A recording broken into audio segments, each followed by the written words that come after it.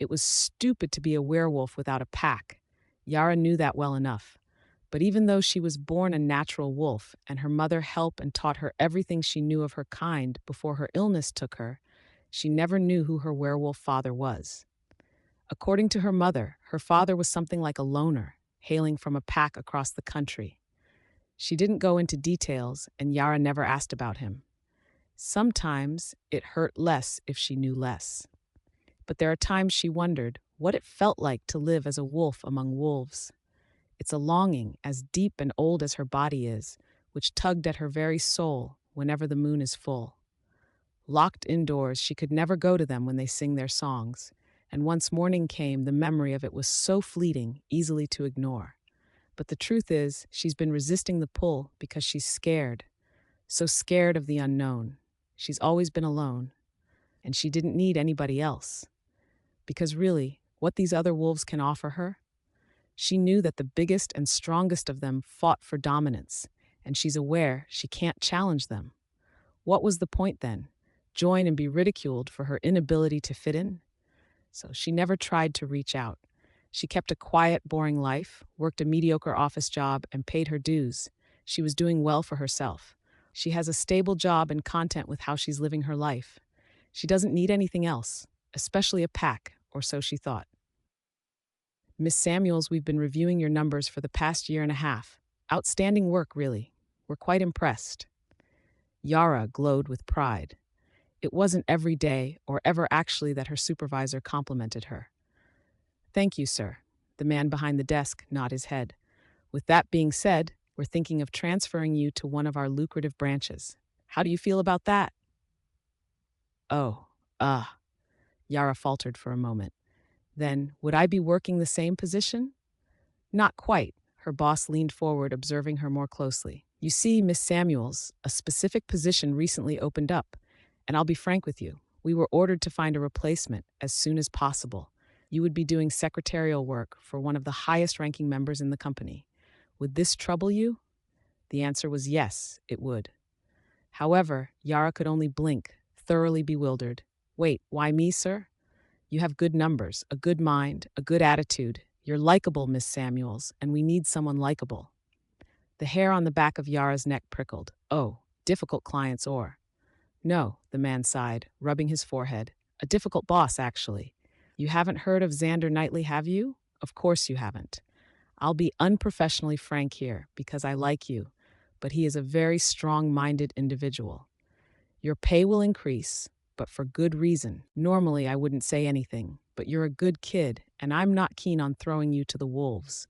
At least not without you understanding what it is that you would be getting yourself into. Can I think about this for a while? Yara asked, unsure of how to go forward with the proposal. Of course, her boss said, but in case you're interested in the details, here is the outline of what your duties would entail, as well as what pay grade you would start with. Additionally, there are pay raises and bonus tiers for you to look over. Thank you, sir. Yara told him, accepting the envelope and excusing herself. She tucked the information away and didn't take it out of her bag until she got home, and her eyes nearly bulged out of their sockets when she finally laid her eyes on it. Her pay wouldn't just double, it would quadruple. Reading the list of duties associated with the position, she began to understand why. She would basically become some corporate supervisor's personal lapdog, responsible for everything from scheduling meetings to coffee runs. The list of appointed tasks was so long it stretched onto the next page. But the money was good. So damn good, in fact, that Yara has a problem turning it down. Yara had bled and sweat to claw her way through college on her own after nearly 10 years of being an orphan. She was content with her life, but she still lost a lot of her income to debt from her time in university. If she took this position, she would be able to pay her loans off in a year. Yet she'd be going from sales to secretarial work. It didn't exactly sit well with her, but what could she do? Apparently, they were scouring for someone to deal with a difficult boss, and she was fairly level-headed when it came to those sorts of people.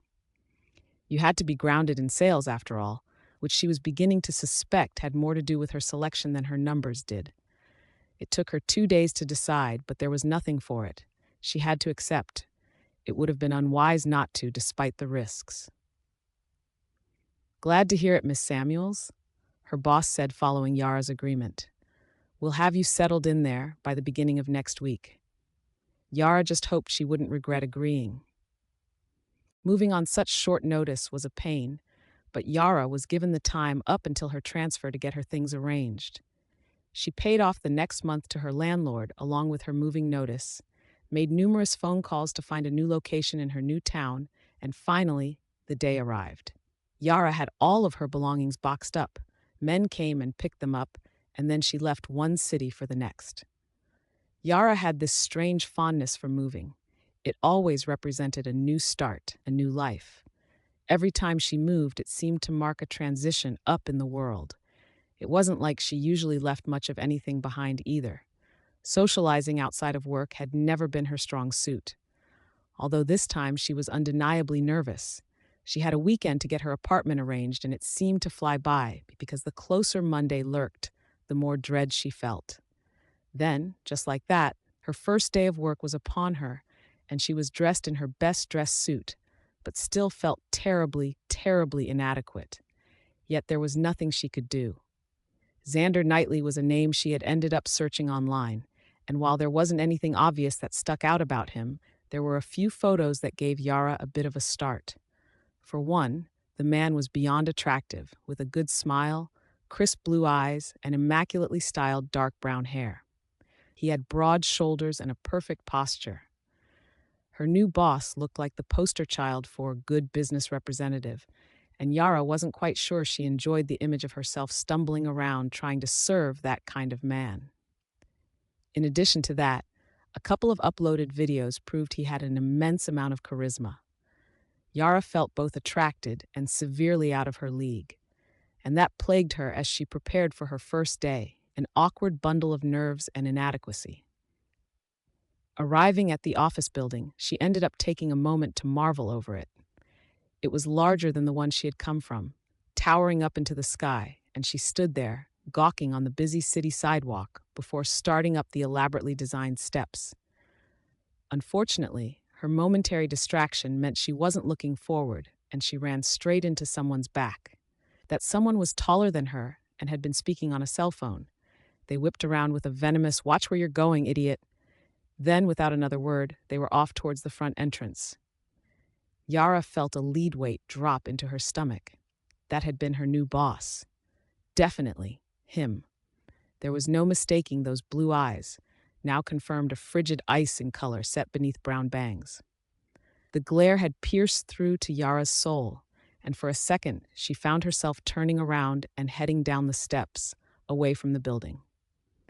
Then she remembered that she was going to work and had to turn around again. She felt shaken, which was so remarkable to Yara that she wondered if it wasn't too late to call her old boss and get a transfer back to her old city. But that would be cowardly, wouldn't it? And it would reflect so badly upon her that Mr. Knightley would probably pull some strings and get her fired just for the hell of it. No man had ever gotten to Yara so quickly before, however, no matter how rude or gruff or disgruntled they seemed. Sure, she'd been nervous, but that was only because she wanted to do a good job. Now she actually felt somewhat scared. It was surreal. She was just a man. And not only that, but Yara was a werewolf. Where that confidence came from.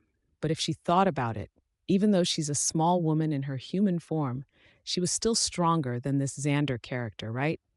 So there was nothing to be worried about. The guy was just a normal, average human, and what wolf was skittish about that? It wasn't like she'd ever actually do something, but if she truly wanted to, she could eat him. The thought sort of cheered Yara up a little, even though it sounded so foolish. So she cobbled together her confidence and strode into the building, back straight and head held up high. So what if she had run, quite literally, into her new boss? She was apparently an imperative cog in the corporate machine, and her boss needed her to do certain errands, however mundane they were. It was important. Well, maybe it wasn't important, but it paid well. And that was really all that mattered at the end of the day. Yara put on her best performance as she went up to meet Mr. Knightley. She even smiled at the women manning the information. tried to turn up her charm with the floor's general secretary, and willed as much importance into herself as she could when she finally rapped on that faded office door. "Come in," a voice called. Some of Yara's confidence withered, but she tried not to let it get to her as she turned the knob and opened the door. "Hello, Mr. Knightley. I'm Yara Samuels. You're new." The man sitting at a posh desk in a beautiful side corner office didn't even look up from his paperwork, instead cutting her off with, "Coffee, 2 cream, go." Yara faltered momentarily before, "Sir?" "Secretary," Xander Knightley said, again not looking up. "Go." Shutting the door, Yara felt a little bit like she'd been slapped in the face. Their meeting had been, if nothing else, anticlimactic. This was her job now, however, so she sought out a nice-looking girl who helped her figure out what it was that Mr. Knightley wanted, showing her the coffee room, but then explaining, quite apologetically, that Yara's new boss wanted his cup from an independent shop across the street. So Yara went and returned 20 minutes later with a hot cup of coffee and the hope that maybe this would win her the honor of her new boss's momentary attention. Knocking again, she entered as she was allowed to and handed off the coffee to Mr. Knightley. The man tasted it, made a face, and then shoved it back towards Yara. "It's wrong." "Oh, how so?" Yara asked. "2 creams, no sugar. Go get a new one." Yara did, feeling a little more agitated this time, especially when she returned to find her boss was sipping at the apparently wrong coffee as though he could tolerate it but just didn't want to. Putting down the new cup, Yara waited for whatever complaint would come next. Mr. Knightley grabbed the cup, took a sip, and then nodded. "Better." Then the man dropped the old cup into a side wastebasket, nearly full. Somehow that bothered Yara more, but she wasn't sure why. Maybe it was just the needlessness of it. Or maybe it was the fact that that cup had cost her $6. Yeah, actually, it was probably the latter. "You're still here," Mr. Knightley commented after a minute, as Yara stood there and the new employee jumped. "Well, I'm your new secretary and yes, I know." Finally, the man looked up from his paperwork, eyes just as icy as before, but this time they lacked the bite. Yara braced herself for when recognition would hit his boss, but none seemed to. It was as though the man didn't even recognize her from their having run into each other less than an hour ago, and Yara wasn't sure if she was relieved or insulted, to be honest. "Well, I figured that we would go over the details of my job and you want me to hold your hand?" Mr. Knightley asked with such disdain that Yara tensed. "No? Okay." And then back to the paperwork. Now Yara was pretty sure she was being outright ignored. When she exited the office and meandered listlessly to the desk outside that was clearly marked for her, she wondered at the wisdom of jumping into this position headfirst. A pay raise like the one she had gotten was suspect at best, and she had known that. Her boss had outright told her that this was going to be a tough job. But what had Yara done? She'd seen the dollar signs and thought with her purse, well, if she could tough it out, then at least there would be money in it for her. And who knew? Maybe this would make her a stronger person. Looking around at what Yara had before her, she tried to get to work, walking into the whole thing blind. Really, the things she would do for money. As it turned out, Yara didn't have to deal with Mr. Knightley much that day, which meant that her job was a little more manageable. Of course, she barely knew what she was doing, but the occasional phone call would come in, and there was a planner set out before her, so it was easy enough to pencil things in. Mr. Knightley's previous secretary had even been kind enough to leave her a few notes here and there about big mistakes, like putting down anything at certain times or on certain dates. In the end, Yara was somewhat assured that she was doing an okay job. Then she went home with the knowledge in her mind that she had been paid 4 times as much as she normally would have been. That was definitely enough to put a spring into her step. A few days passed like that, and everything becomes a routine. It had been easy going. Yara began to relax bit by bit as nothing terrible befell her. In fact, she was starting to get into the groove of everything. Buy coffee for boss on way in, call back all messages, reschedule, enter new appointments into computer, buy boss coffee for after lunch, bring in certain files, and on and on. It was pretty basic stuff. Mr. Knightley didn't yell at her, and all in all, things were pretty great. And then she was called into the man's office that Friday and told, "I need you to work late on the 12th." Yara did some quick math in her head and said, "Oh, I'm sorry, I can't." It was the full moon, after all. She tended to lose her head around 6 or 7 those nights, so being at work was a no. Mr. Knightley looked up at her, brows raised. "What do you mean you can't?" The man's gaze was not unlike being leveled with a knife's blade, and Yara tensed. "Well, I have plans." "You're lying," Mr. Knightley said, unimpressed. Yara blinked. "Well, no. I mean, I really do have plans." "What did they tell you when you took this position?" Mr. Knightley said, knitting her hands on her desk as she leaned forward. "Sir?" Yara asked. "What did they tell you, Miss Samuels?" Yara quickly realized that she wasn't exactly fond of her name being said in that tone. Her whole spine was rigid with tension, her legs just barely not quivering in her work pants. God, she was going to be fired, wasn't she? She tried not to swallow. "Well, they said I would be your secretary, and you would be paid handsomely for it," Mr. Knightley concluded, and added, "You're working the 12th. Then, as though everything was resolved, the man looked down at his paperwork, once again, completely disregarding her. But those bladed eyes shot back up to her, and the man rose from his chair. Resisting the urge to take a step back, Yara braced herself. "What possible plans do you have?" Mr. Knightley said, his voice a purring lull. It felt like a strange tease. "You're single. You don't have any pets, no close friends. Your only redeeming aspect is your appearance, and you even hardly put that to use." Yara stared at him. "So what possible activity will you be preoccupied with, Miss Samuels?" Pleases, enlighten me." I could use the laugh. Mr. Knightley said, leaning against his desk. Feeling herself begin to sweat, Yara's gaze darted away, guilty. She couldn't maintain eye contact with her boss for the life of her. It felt like someone was forcing her muscles rigid and tight.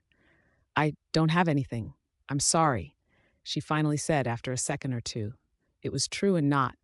Why was she saying it? She never would have compromised herself on a full moon in the past.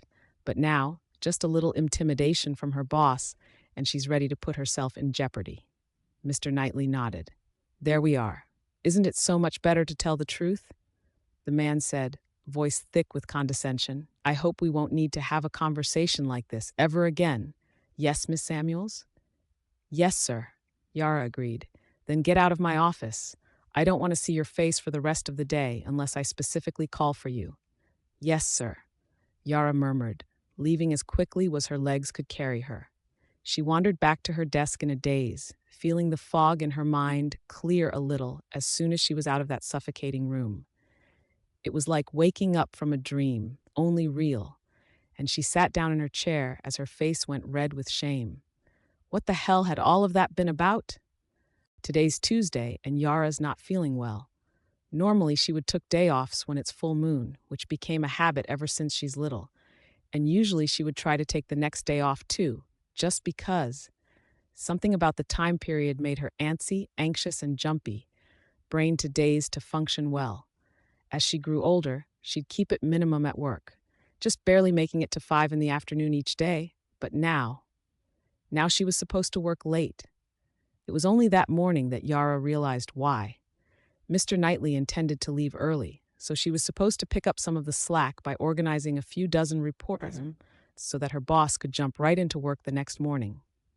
It was tedious stuff, but time-consuming, and that was on top of her other activities, which usually kept Yara busy enough. The stress was starting to get to her, and it was making her condition worse. The wolf in Yara's brain was close to the surface, drawn out by the moon, and she was having a hard time willing it down. She was tired. She hadn't been sleeping well since she moved, and something about her new workplace was making her on edge all the time. She couldn't put a finger on what, but it was like the difference between having a headache and having the flu. Normally, the pull of the moon just bugged her, but now she outright couldn't concentrate. Yara's body felt hot. She's dizzy. Her vision spun at times. She knew she wasn't sick because it was definitely something about her wolf, but she pulled at her collar regardless, the constraints of the fabric making it hard to feel comfortable. No, that wasn't right. Everything made it hard to feel comfortable. At some point, Mr. Knightley buzzed for her to come, but Yara was leaning back in her chair with her eyes closed, and it wasn't until the noise was repeated a few times that she registered what it was. Rising from her chair, she tried to force herself to be as put together as she could before she entered the man's office. It was the first time she had been called that day, save for when she delivered the man's morning coffee. "Miss Samuels, I don't pay for you to take your time when I call. I expect you to." Then silence. Yara blinked, a little surprised to see her boss staring up at her with a completely unreadable expression on his face. With no warning at all, the man stood and stalked towards her, and Yara yelped as her arm was grabbed roughly, another hand yanking her hair back and making her bare her neck. "What?" "Shut up," Mr. Knightley said, and Yara obeyed even as her boss leaned in and sniffed at her jaw. Then the man was shoving her back, and Yara stumbled a little on her own wobbly feet. "You fucking fool," Mr. Knightley spat, voice low and quiet. Yara had the vague feeling the other man didn't want anyone to overhear them. "You're an Omega. What in God's name are you thinking, being out like this?" Yara was baffled. "What? Is this some kind of setup? Were you aiming to tempt me? I should have you slaughtered for trying to play me like this." That alarmed Yara somewhat. "What?" she repeated. "You're fired," Mr. Knightley told her, voice as cold as ice. Yara felt her own blood chill. "Wait, why? What have I done?" "You tried to trick me." "How?" "Get out, get out, get out," Mr. Knightley said, nearly growling at her down, voice still quiet. Yara was beginning to get tired of all of this. She glared at the man, even as her senses screamed for her to look away, bridging the short distance between them. Yara grabbed his arm. "No. What have I done wrong that I deserve to be fired for? You basically dropped me into my position, and I've done everything I could to make you happy. What more could you possibly want from me? Why are you pretending not to know?" Her boss muttered, pulled back away from Yara as though she carried a contagious disease. "Know what? Suddenly, there was a scuffle. Yara wasn't sure what quite happened, but abruptly she was on the floor of the office. Her back hurt, and her boss was half straddling and half pinning her down, face pressed into her throat, a hair-raising snarl on the man's lips. It suddenly clicked in Yara's head that the other man was another werewolf. She felt stupid for not figuring it out sooner. But it was too late to do anything more than let her head fall back in submission as her entire body went crazy with instinct, her muscles going pliant and obedient and her eyes pinched shut with fear. All at once, she was a picture of meek submission. And this was exactly why Yara avoided all of those other wolves, because this was precisely the position she had feared she would be put into. Yet instead of an attack, suddenly her boss was kissing her. And Yara melted. It was weird as hell, but the reaction in her body was undeniable. An intensely strong fluttering of sparks sizzled under her skin, and her mind fell into a happy trance, eager, her entire body singing at the attention to her lips. The kiss was vigorous, and she lost herself in it completely. And quite honestly, she would have been content to lie there forever. Then, just as quickly, Mr. Knightley ripped himself away and released Yara, standing only to pace beside his desk, looking as much of a mess as the werewolf on the floor felt. "Shit, shit, shit," the man mumbled, raking a hand through his hair. He spared Yara a glance, but then looked away again. Yara wasn't sure if she should get up or not, so she simply stayed low, leaning on the backs of her forearms, still completely mystified by everything that had happened thus far. "Did you know?" Mr. Knightley suddenly asked her. "Know what?" "That your heat was coming up. Is that why you accepted the position? What pack sent you?" Finally, a little more assured that it might be okay to stand, Yara carefully pushed herself up off of the carpet. Her head felt fuzzy again, but there was a weird carelessness to it, as though she didn't mind answering any of these questions when normally she would have clammed up. I don't have a pack, and I'm not sure what you mean when you say heat." Mr. Knightley was staring at her straight on, gaze piercing. "What?" Yara wasn't sure how to respond to that. "What do you mean you don't have a pack? You're an Omega. You have to have a pack." "I don't," Yara said with a shrug. "How?" Mr. Knightley sounded half scandalized, although Yara didn't understand his reactions. "What does he mean?" "Well, My dad was a werewolf, and my mom wasn't, and I didn't know my dad. And then my mom died, she explained shortly. I've just never had a pack, and I figured they were more trouble than they were worth. Mr. Knightley was rubbing at his temples with a hand now, the motion covering his eyes, as though the man was experiencing a sudden headache. Jesus fucking Christ. Then her boss took a deep breath, as though to gather himself. So you're telling me that you don't have allegiance to a pack? Yeah, Yara confirmed, happier to have a question she could answer. That explains why you don't smell like any of the nearer ones. No wonder I didn't. Hopeful, Yara looked at him. Does this mean I don't have to work late? Yara's boss scowled at her. Of course you're not working late, you idiot. You shouldn't even be working at all in your condition. And unmated. For God's sake. Can I go home then?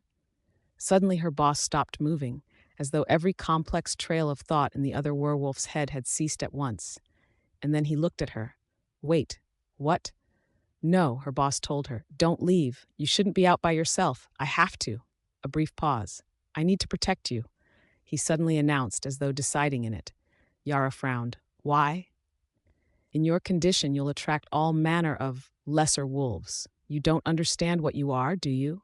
You have absolutely no idea. Mr. Knightley laughed, disbelieving. I want to think you're lying, but it's all over your scent. You're completely clueless. Is there something wrong with me? Yara asked him, alarmed. Your pack should be protecting you, he said, more to himself than to his secretary. Go gather your things. You'll be staying with me tonight. Huh? When did that happen? Before Yara had a chance to come to terms with her unexpected situation, she was already sitting at the back of a very nice car next to Mr. Knightley as a personal driver drove them somewhere. Yara wasn't really worried about where they were going, for whatever reason. With her boss next to her, it just didn't feel like something she should concern herself with. She did notice, however, that the other werewolf seemed particularly stiff, as tense as a you could be without pulling something. Mr. Knightley, Xander, the man corrected. Yara blinked. Oh, well, Mr. Xander. Just Xander, his boss corrected again. Xander, Yara tried, which felt strange on her tongue after a week of slaving for Mr. Knightley. It made the person next to him seem like an entirely different person. Where the hell his jerk of a boss go? Where are we going? My home. Somehow that roused Yara from some of her daze. Wait, shouldn't I go to my home? The full moon is tonight, and She cut herself off as she recalled the man driving, a knot of dread forming in Yara's stomach. Yara looked at Het and then at the man behind the wheel. Oh, Manuel? He knows. He's a beta for my pack. Do you honestly think I would personally employ anyone else? Oh, Yara exhaled, relieved. You really don't know anything, do you? Xander said, thinking out loud to himself again. Can't you tell for yourself? Don't you have a sense of smell? Yes, Yara told him, but how should that help me know these things? Xander sighed, and this is why werewolves should never be raised by humans. You're as useful as a newborn pup. I'm honestly shocked no one has mated you already. I spend every full moon indoors, Yara supplied, in case that helped, although what the whole deal was with this mating thing she wasn't sure. It wasn't like any nice werewolves had wandered around attempting to entice he. The idea seemed patently ridiculous. Still, she cringed when Xander shot her an appalled look. Indoors? You spend it, really? I'm beginning to get a little annoyed at how my whole life seems novel to you. Want to explain what's going on? Yara said, irritation leaking into her voice, and tried to ignore how the driver snorted. Xander didn't seem to notice it, however. Miss Sam, what's your first name? Yara. She told him dryly, feeling a little good about getting to be the unimpressed one this time. Yara, look, Xander began, brushing off her attitude. What do you know about werewolves? They bite people, they're allergic to silver, they change on full moons, they move in packs, they fight for dominance, all sorts of things. And what of alphas? I guess I just assumed that they lead the packs. Yes, sort of. That's not wrong, at least, Xander said, sounding a little disappointed. Yara frowned at him. And how about betas, omegas? No idea. I guess beta is second and omega is last. Really? Xander said, his voice heavy with surprise. That's all you know? Yes, really, Yara huffed. Geez, you have a lot to learn. was all Xander managed, while shaking his head. It took 20 minutes of back roads to get to wherever they were going, but when they finally arrived, Yara felt her palms sweating. They were distinctly outside of the city limits, and the driver was taking them down road after road of elaborate and beautiful houses. Eventually, they turned down a street and went through a gate before following a winding road to a gorgeous home, nestled in the midst of a sprawling, well-maintained yard. It looked exactly like the kind of place someone like Mr. Knightley would live in, so Yara wasn't sure why it surprises her so much. Yet when they stopped and she was expected to get out of the car, she found herself exiting the vehicle with unease. Xander started up the steps, and Yara had no choice but to follow after, carrying her briefcase and wondering distantly if the man would just put her to work here or what. No, she wasn't invited because she was Xander's secretary. She was invited because she was a packless werewolf. Yara had a bad feeling about this, but something kept overriding that very human sense, pushing in back to make room for an instinct much more eager and anticipatory.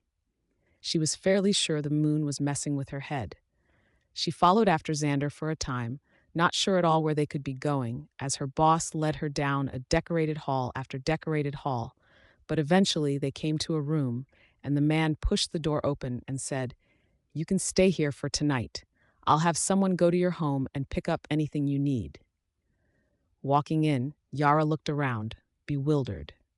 It looked a lot like a normal guest room if a normal guest room had a four-poster bed with red satin sheets, ornate antique furniture, and a window that went from the floor to the ceiling and led out to a small patio. "Can I ask you a weird question?" She finally managed, turning to Xander. The werewolf nodded. "How do you have a place like this? Does your position really pay that much?" Xander cracked a smile at that.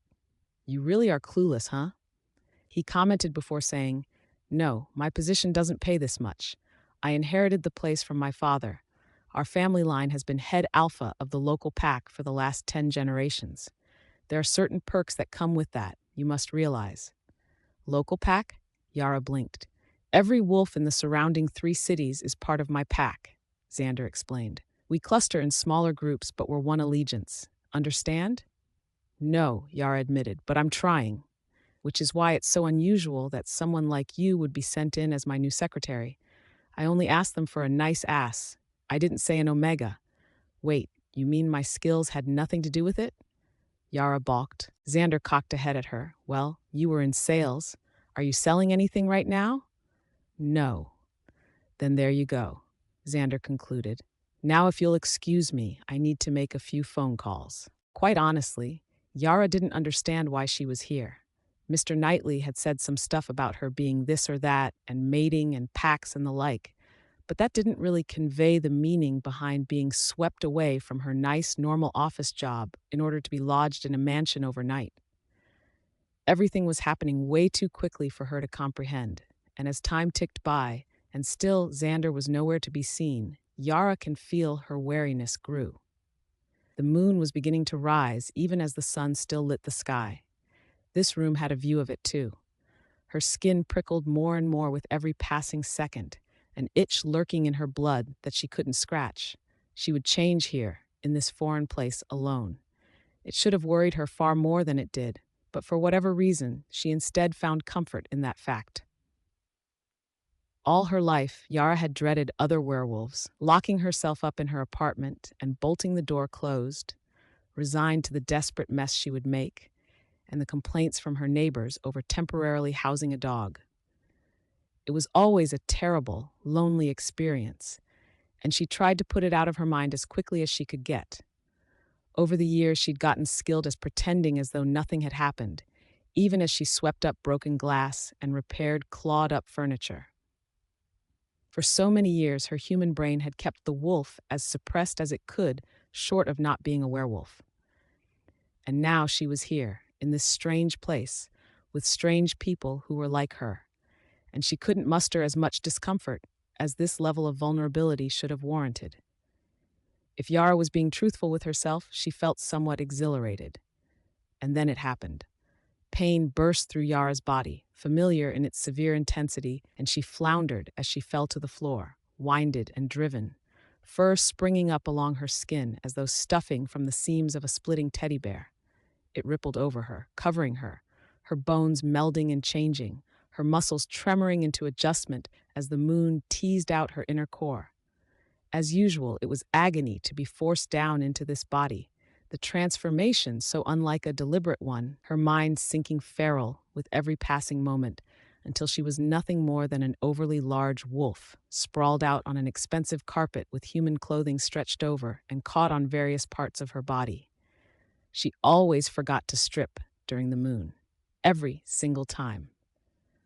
Putting a paw on the shirt, she yanked it down and off of her head, vaguely aware of the way it ripped at the strain as the human undercurrent of her thoughts sighed in exasperation. Then she had to shake off the skirt, which thankfully didn't take a lot of time.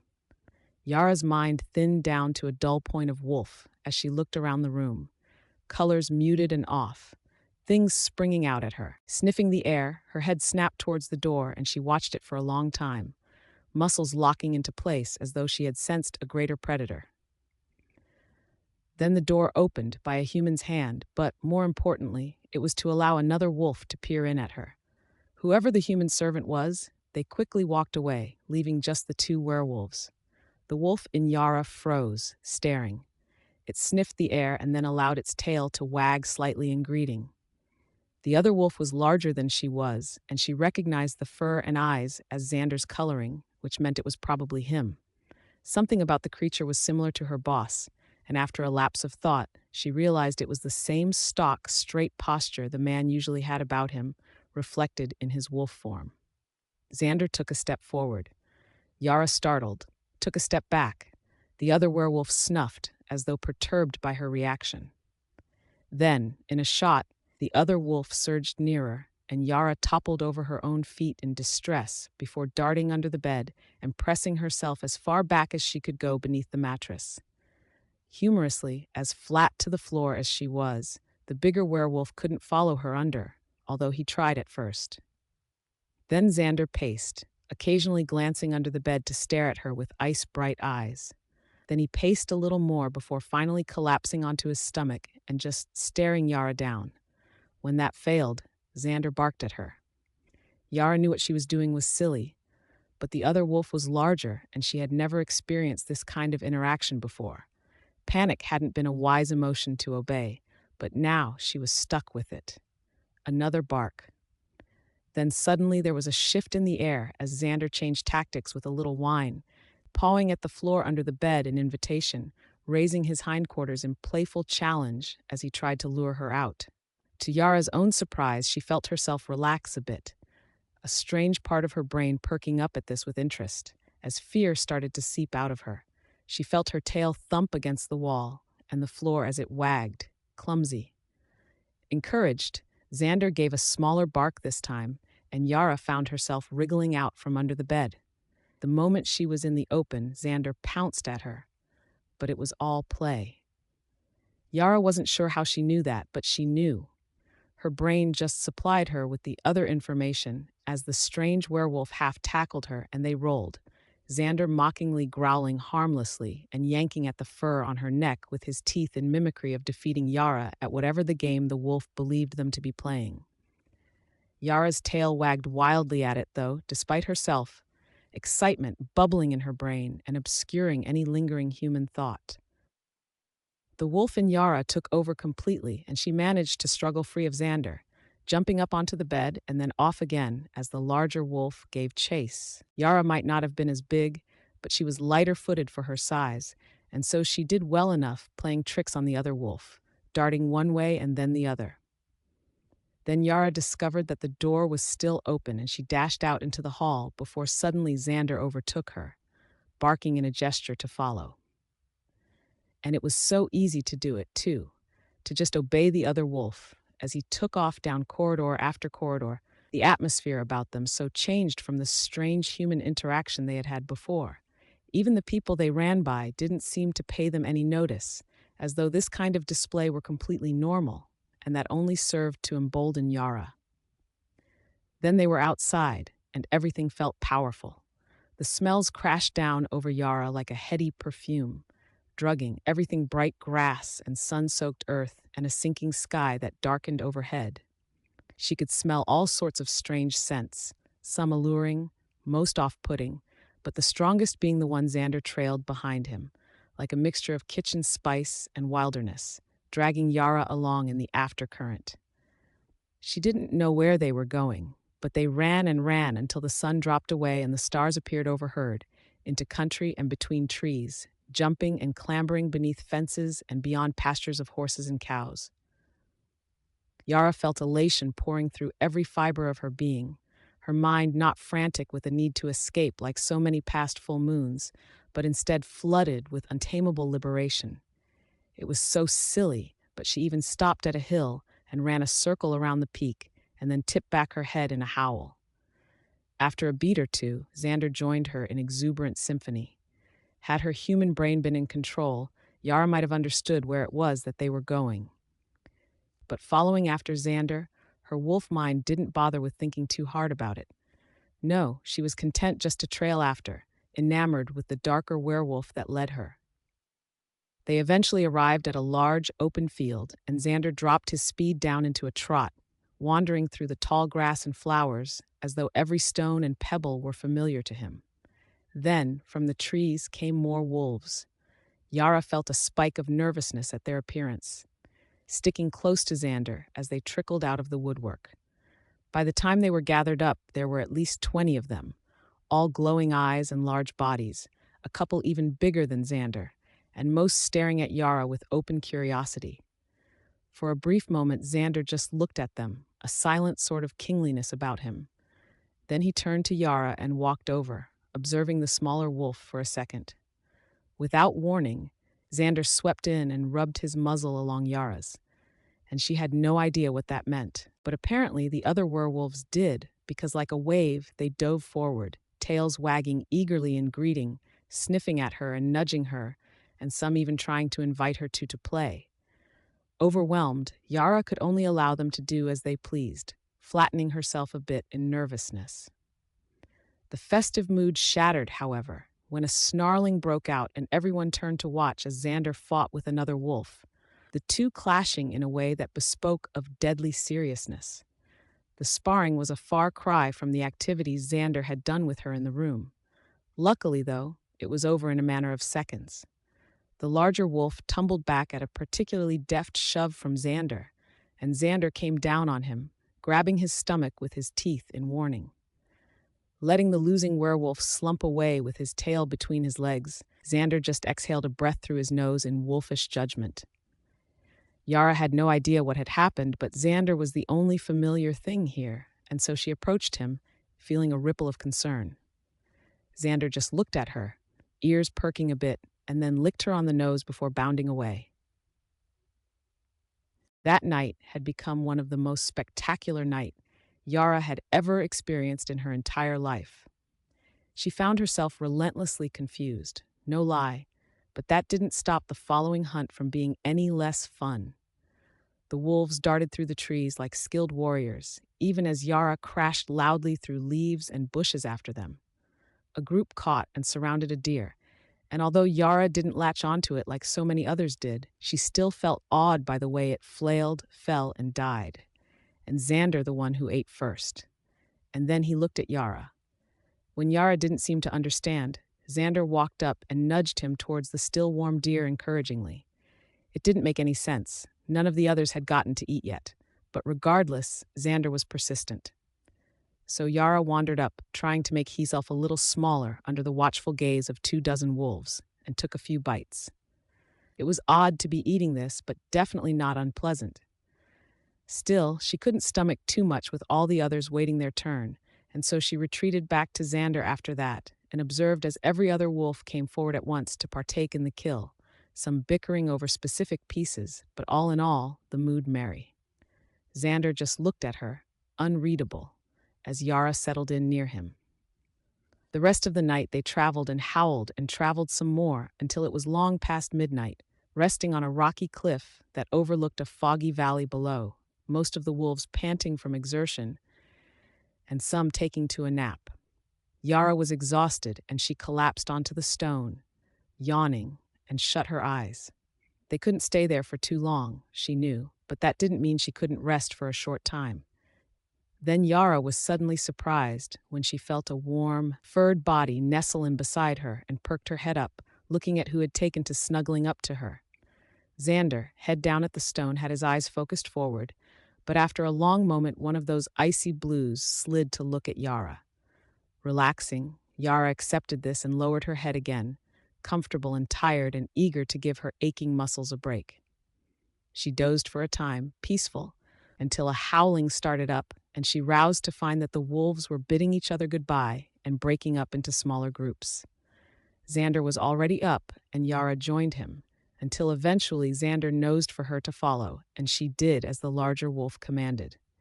It didn't take too long to reach the mansion again, despite how far Yara felt like they'd run. A woman let them in just as the sun was beginning to rise, and she could feel the cogs in her body turning as he-mind regained bits and pieces of her humanity. She only just made it to her afforded bedroom before she transformed back, ripped from wolf form into the naked human that she was, a serenity in her brain overtaking everything. She normally feels so unsettled after a full moon, but for once she felt an indescribable peace. It took Yara longer than she was proud to realize that Xander had actually followed her to her room, in his very naked human form. Yara looked him over before sighing, "This doesn't bother me as much as I'm fairly sure it should." Xander laughed, appearing far less tired than Yara felt. It was unfair. "Well, I should hope not." Ignoring the man in order to collapse onto the bed, Yara said, "Why's that?" "You're in heat." "You keep saying that." "Yes, and you followed me all night long, always underfoot, always chasing after my tail. The whole pack could see how terribly shameless you were." Yara rolled over onto her back. "You were the only wolf there that I knew." "You're going to be my mate, Yara." "Okay." Apparently, she had no idea what it truly meant. There was a brief pause from Yara, then a perplexed, "Really? Just like that?" "I don't know why you would want me. Hell, I don't even know how I feel about dating a complete stranger. But you're right. My brain is all messed up right now. When you said that, it didn't sound so bad. Actually, it sounds so right." Xander just smiled mysteriously. "I'm thankful that you're taking this rather well," Xander commented while he approached and slid onto the bed next to her. "Maybe it's that heat thing you were talking about." Yara joked, but truth be told, she did feel completely out of sorts. Her brain was overheating, and her skin buzzed with feeling so much so that as Xander reached out and brushed his fingers up Yara's arm, she felt a trembling flicker or something fierce stir in her chest, hot and tight. "Oh, of course. That must be it," Xander murmured, actually sounding suddenly convinced of that fact. "Are we going to have sex?" Yara asked, thoughts starting to narrow down onto that one point. She don't know why, but she liked the idea, actually. Being with someone she barely knew was new, and she was tired, but not a single muscle in her body felt tense at the prospect of it. It seemed far too appealing for that. "Do you want to have sex?" Xander asked softly, a foreign gentleness to his voice. Yara did realize she wasn't just okay with it, she actively wanted it. There was a burn in her brain and a burn between her legs, and she found herself squirming lightly on the bed covers. Then she exhaled a breathless, "I think I do." And then Yara laughed. "You've been nothing but a complete ass to me since I started working for you, but still." And Yara knew, deep down, that part of the reason she had tolerated it was because every time she was called into the man's office, she was always taken aback by how strangely Yara's attracted to him. And it was extremely difficult to be upset with a person that made your chest tighten in that way. "I would have been kinder had I known," Xander murmured, a little sour. "But no matter, you are too precious to let slip through my fingers now. I should have seen it sooner." Yara was about to ask why that was, but the other werewolf nested his fingers into Yara's hair, and the feeling was nothing short of divine as Xander ran them through, over and over again, soothing a deeply restless part of his soul. Then Xander was kissing him. It started soft and sweet, just a hesitant press of lips. Yara trembled with the feeling of it all. But then it turned more heated as the other man ran his tongue along his lip, teasing him. A month ago, he would have hardly been able to fathom making out with another man, but now Yara was arching into it. the both of them naked, a fierce need frothing her blood and spilling out into her body. She wanted to do this more than anything. Tonight had been a blur, but she felt love drunk with life, infatuated with her wolfish senses, and every nerve in her body urged her to let this happen, and no part of her wanted to fight that. Xander was perfect, beautiful, powerful, and majestic. He was everything that Yara wanted, and if she could just have that man focused on her, and only her for 1 hour, she would give anything for it. Xander kissed her face and jaw before nibbling at her ear, and then at a spot on her neck that made Yara's toes curl in a way she didn't know was possible. She writhed, breathless, and heard Xander laugh at her. "I can smell it," the other wolf commented, voice low and husky. "You're producing slick already. You were born for this, weren't you? Born to be my mate." Yara nodded, dazed and painfully aroused. "Kay, keep going." "We shouldn't be doing this while you're in heat," Xander commented, kissing down Yara's neck. "But God, you smell so good. I had to fight to keep others away from you tonight, you know? I did it for you, Yara, all for you." Exhaling a shuddered breath, Yara bared his neck as the other werewolf nipped at it affectionately, unable to keep hitched gasps from her lips. "You don't understand." Xander exhaled, feathering, kissing down her collarbone and then suckling on one of Yara's nipples, forcing a moan of a whine out of her. When Xander released it, he added, "You're lovely, too. How are you unmated? I want you to bear my children. They'll be so beautiful." It was silly, but the words made a hot electric rush go up Yara's spine. Suddenly she wanted that too, with almost a feverish intensity. "You'll be all round with my offspring, my pups."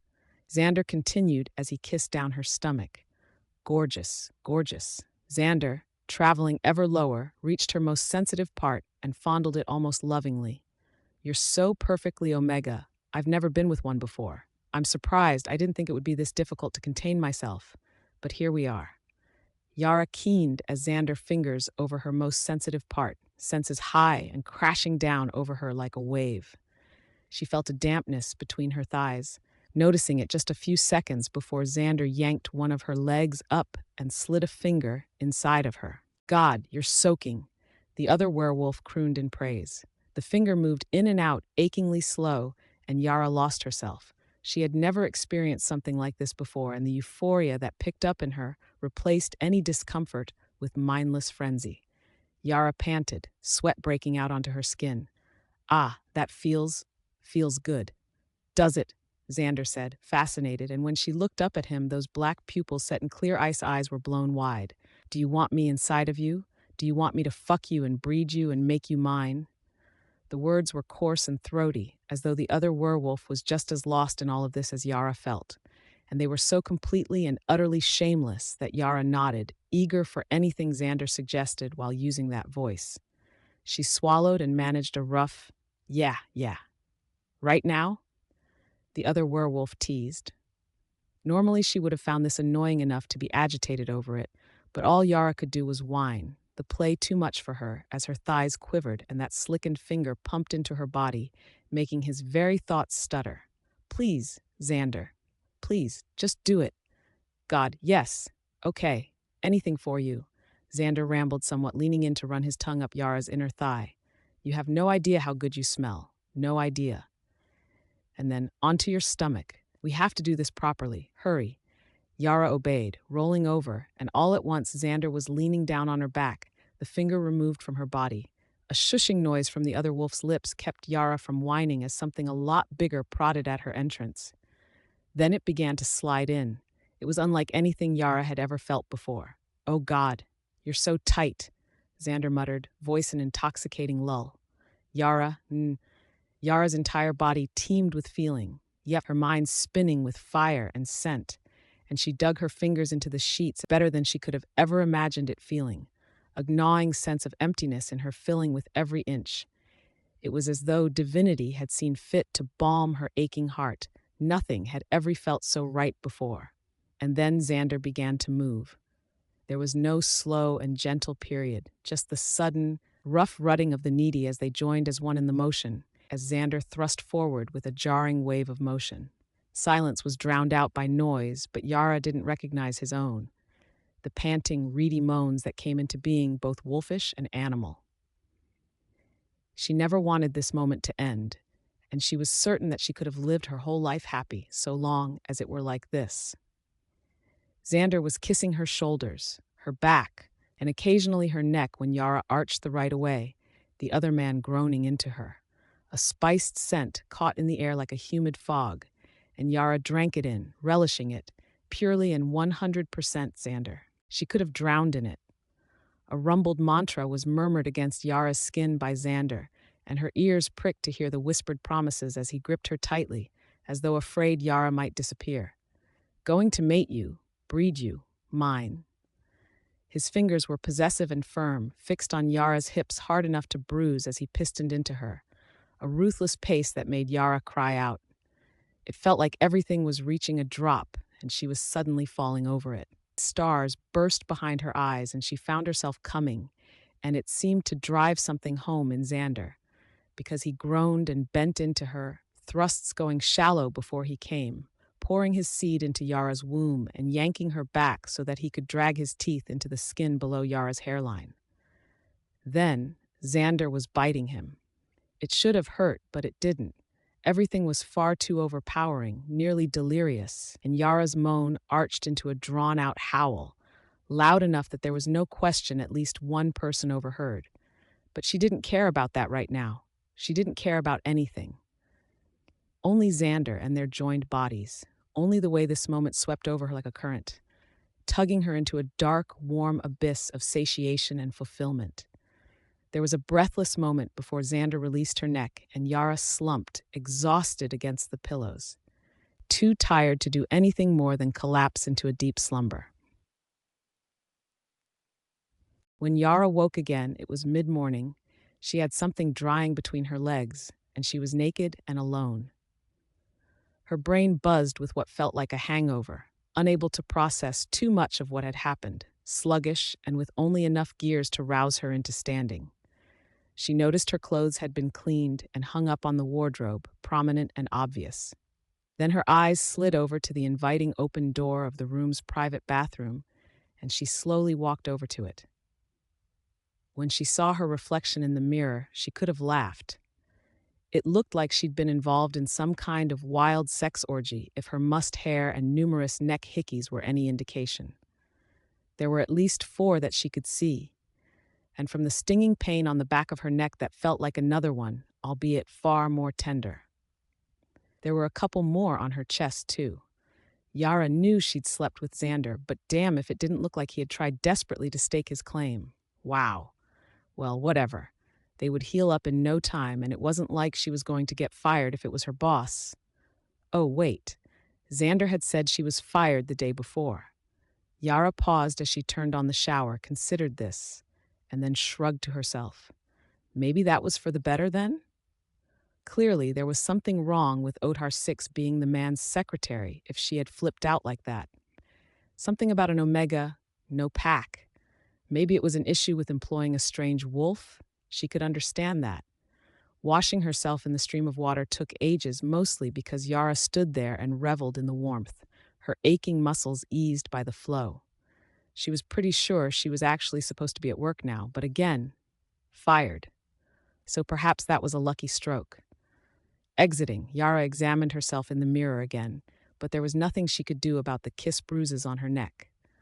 Well, what did she care anyway? So she dressed and put on her socks and shoes and found her briefcase. Venturing out of the room, she wandered the mansion for a few minutes until she found a maid who looked at her a little meekly and ducked her head. Miss Samuels," she said, keeping her gaze low. "May I help you?"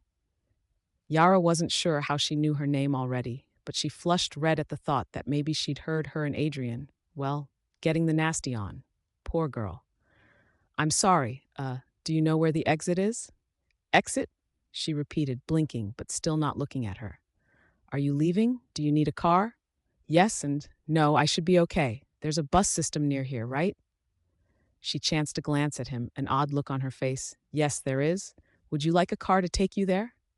Yara frowned. "No, I should be okay to walk." Her answer seemed to unsettle her, but she nodded all the same. "Okay, ma'am. I will lead you to the exit then." It took a few minutes and a few turns that Yara wouldn't have guessed at, but eventually she let her out of the mansion, and she thanked her before walking down the steps.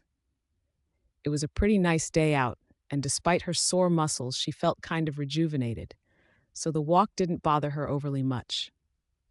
The driveway took an impressively long time to trek along, but once she hit the gate, she turned right and followed the maid's instruction. Eventually finding a bus stop, she sat on the bench and waited. It gave her some time to think. "Where are you?" Yara had been home for nearly an hour when her cell phone clamored to life. Hearing that first thing when she answered startled her somewhat. "Huh?"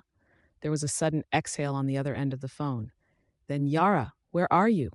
"At home." A brief silence. "Why?" Yara considered this. "Well, you fired me, or were you not serious? Should I come to the office?"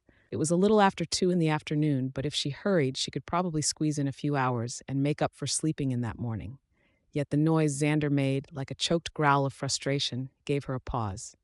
"No, no, you shouldn't be. You're an Omega, Yara. Omegas do not work." "What?" Yara balked. "Why not? I can't just starve." You wouldn't starve. What are you talking about?" "Well, I have bills and I'll pay those naturally." Yara pulled the phone away from her ear to stare at it for a moment before putting it back. "Wait, you don't have to do that. I know we fucked, but you're my mate, Yara." There was conviction in that voice. "It's my duty to provide for you. I'm going to retrieve you now, so don't go anywhere." "Wait, what?" Too late. The line went dead. Yara set her phone down and sighed, rubbing at her face as she tried to process all of this. Well, it seemed like she would be having company soon. When Xander arrived, it was with his driver, Manuel, who had the closed-off air of a servant, his very presence innocuous enough that Yara quickly forgot he was there. It was hard not to focus on Xander himself, after all, because the man seemed to fill a whole room with his very personality. "This is where you live." Yara frowned at him. "What's wrong with it?" Xander was moving from room to room in judgment, as though taking stock of everything. "It's so small, and there are no spare rooms either. Just a bedroom and living room. Where would you have put children?"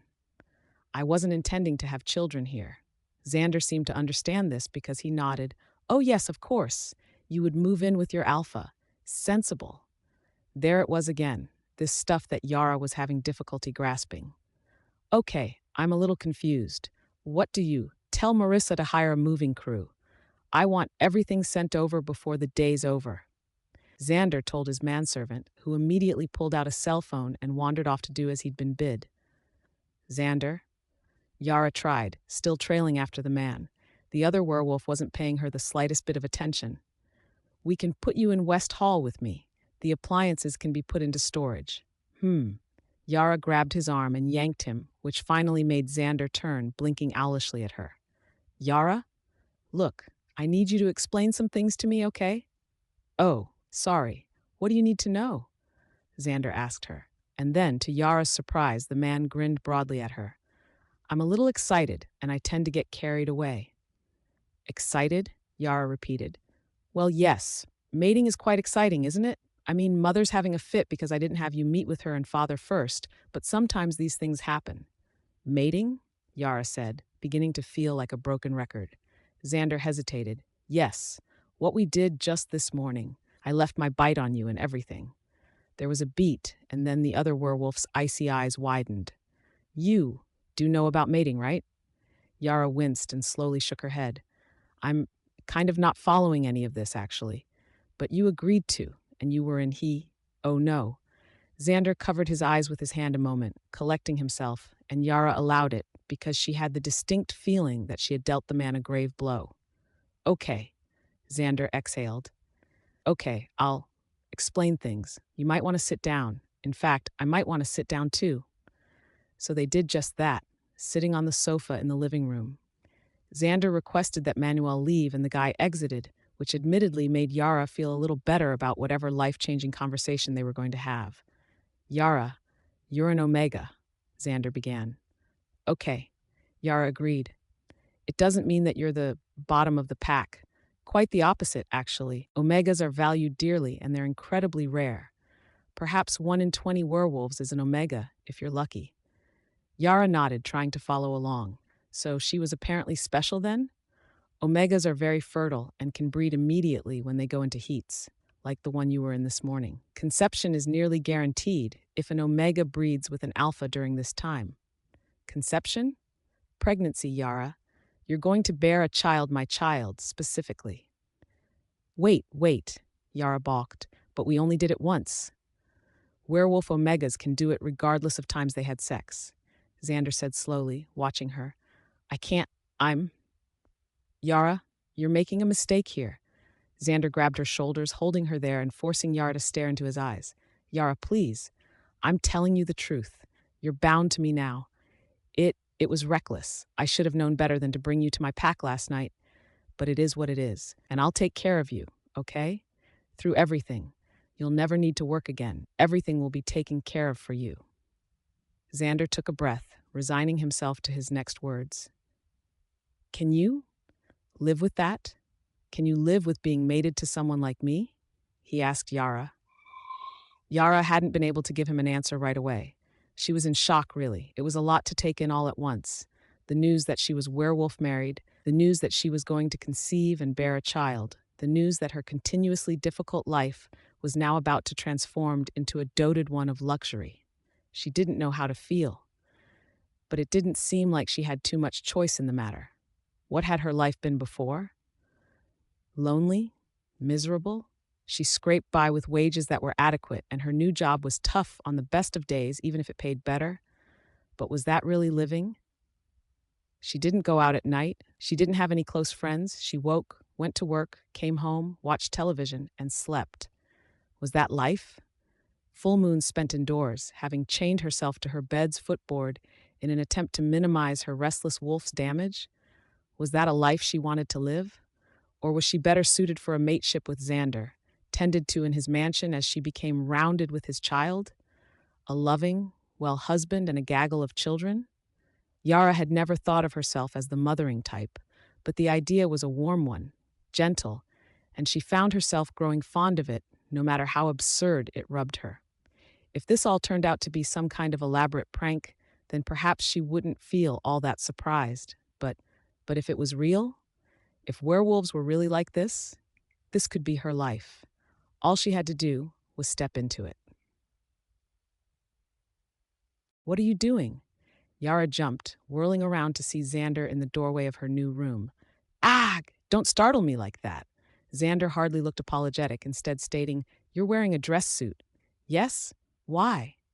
I'm going to work, the same as you, Yara told him, frowning. For someone so handsome and high up in the world, Xander was awfully obtuse about far too many things. No, you're not. I thought we went over this. So I am fired? No. Then I'm going to work. Xander bridged the short gap between them, a sigh of frustration on his lips as he grabbed Yara's shoulders and drew in her attention.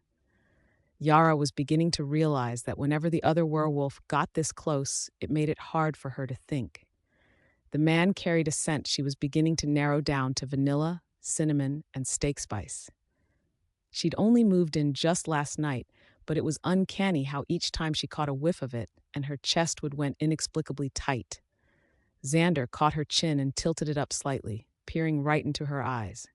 Yara, please understand me. You are my mate now. If you work, it will put unnecessary strain on your body. You're not fired. You're retired. I don't want to be retired, she protested. Xander's brow furrowed. Why not?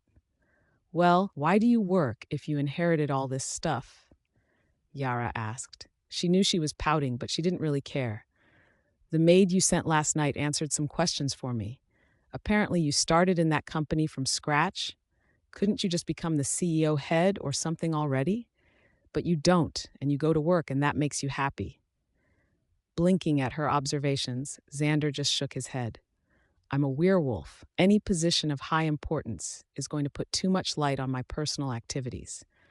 But I'm an alpha, Yara. It's different. And I'm an omega, apparently. And I want to go to work. No. Xander, fetching your coffee is honestly not as difficult as you make it out to be. Did you know that this last Monday, when I took the cup you rejected away with me, that I just left the room for 20 minutes and came back in with it? You said it was fine and didn't even notice it was the same one, just microwaved.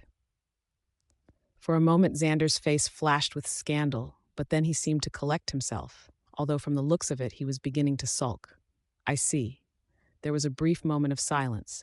Then Xander nodded. Okay, fine. You can continue working for me. Yara perked up. Really? Yes. Yara grinned like a kid for this big victory. However, she wasn't aware of what's waiting for her, something she would not like. Exactly. This wasn't what I had in mind at all. Yara complained to herself, resting her head on her arms on the desk. She had gone and gotten Xander's coffee, as usual, and the man had just smiled at her and thanked her, and that was somewhat creepy after the last week or so. It unnerved Yara. And then after that, nothing. There were no phone calls from clients, no angry buzzes into her boss office, just silence and the desk and computer solitaire. She was beginning to suspect something was afoot, but she couldn't prove it yet. What if it was just a slow Thursday? Still, 8 hours with nothing to do bordered on hellish, and when Xander emerged from his office at 5 on the dot, he looked at Yara and nodded towards the exit. Having been prepared to leave for the last half hour, Yara got up and followed after him. It was once they were in the car that the trouble started. How was your day? Xander asked. Yara peered at him, calm. Oh, that sounds nice. Yara stared Xander down, who wasn't looking at her almost deliberately. No, it wasn't. The other werewolf blinked and finally glanced her way. What? It was boring. Then, what did you do? Do, Xander replied, to which Yara was now convinced that he was lying, and badly. What do you mean? You did do something, she balked. No, I didn't. What was it? Fess up. Xander sighed. Yara, look. Yara heard those words a lot lately. I already had a replacement lined up for you, so I may have had the line redirect to her instead. The position is a stressful, and I'm glad I did it. Mr. Morrison called in today about a botched transaction and chewed her out for at least 40 minutes before she was able to placate him. You, on the other hand, can't be placed under that kind of stress. Surely you agree? Yara stared ahead, furious. Stop the car. What? Xander said. Stop the car. I'm getting out. Yara, Yara told him, taking a deep breath, need to go for a walk, okay? I'll come home. Just stop the car. I don't want to talk to you right now. Resigned, Xander looked at his driver. Manuel? The car slid to a practice stop by the curb, and Yara exited, leaving her useless briefcase in the vehicle. It wasn't like she even really needed it. What paperwork did she have? She watched the car as it lingered there a moment, before finally pulling away and disappearing down the street. Yara sighed. She had been half convinced Xander would get out right then and there and follow her, but she was grateful the man didn't. Sighing once again, she began to walk. It wasn't that she didn't appreciate Xander's gestures. She did. They were kind, in their own self-absorbed sort of way. But she had lived a difficult life up until this point, and change was scary. Being cared for made her feel a little claustrophobic, like a child without toys for fear it might hurt itself on the blunt edges. There was doting, and then there was overprotectiveness, and Xander's behavior was bordering on the latter. It was like the man had never dated before. Yara stopped. She ducked into a coffee shop with that thought still swirling around in her head, ordered a white chocolate mocha, and then settled down into a seat with it. Had Xander never dated before? Sex was one thing. The man was plenty rich and more than attractive enough to have had that. But now he was settling down, and they were wolf married or whatever, and was this completely new territory for him? The idea was kind of cute, although Yara was certain Xander wouldn't like being called that. Still, her mind wandered back to how excited the other werewolf had been at her home, before Yara had broken it to him that she had no idea what was going on. Ever since then, Xander had been carefully subdued, although last night, after Yara agreed to stay with him, he had swept her up and kissed her. The burn of his lips was something she could feel even now, his taste like bitter cocoa. Xander had invited her to sleep in his bed with him, but Yara had declined. What was the point in moving into her own room if she didn't use it? And in addition to that, sleeping next to another person would be a whole new experience for her, and she wasn't really sure how to feel about it.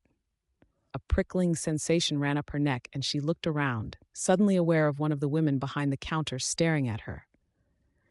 She stopped abruptly, pretending to be distracted by wiping down some machine, but as Yara watched her, she glanced up again and then away. There was something off about it, beyond just harmless people watching. Her suspicions were confirmed when she wandered away into the back only to come out again, walking right up to her table and then hesitating. "Hello," she said. "Hi," Yara said back, a little surprised. She sat down across from her, which made her a little uncomfortable. "I wondered if it was you," she continued. "I'm sorry, have we met?" The girl smiled and laughed. "We did, a couple nights ago, remember?" Yara didn't. Although she dropped her voice low, weren't exactly human at the time. Yara's mouth opened in an O shape and she suddenly pulled back a little surprised. Yes, but be quiet about it."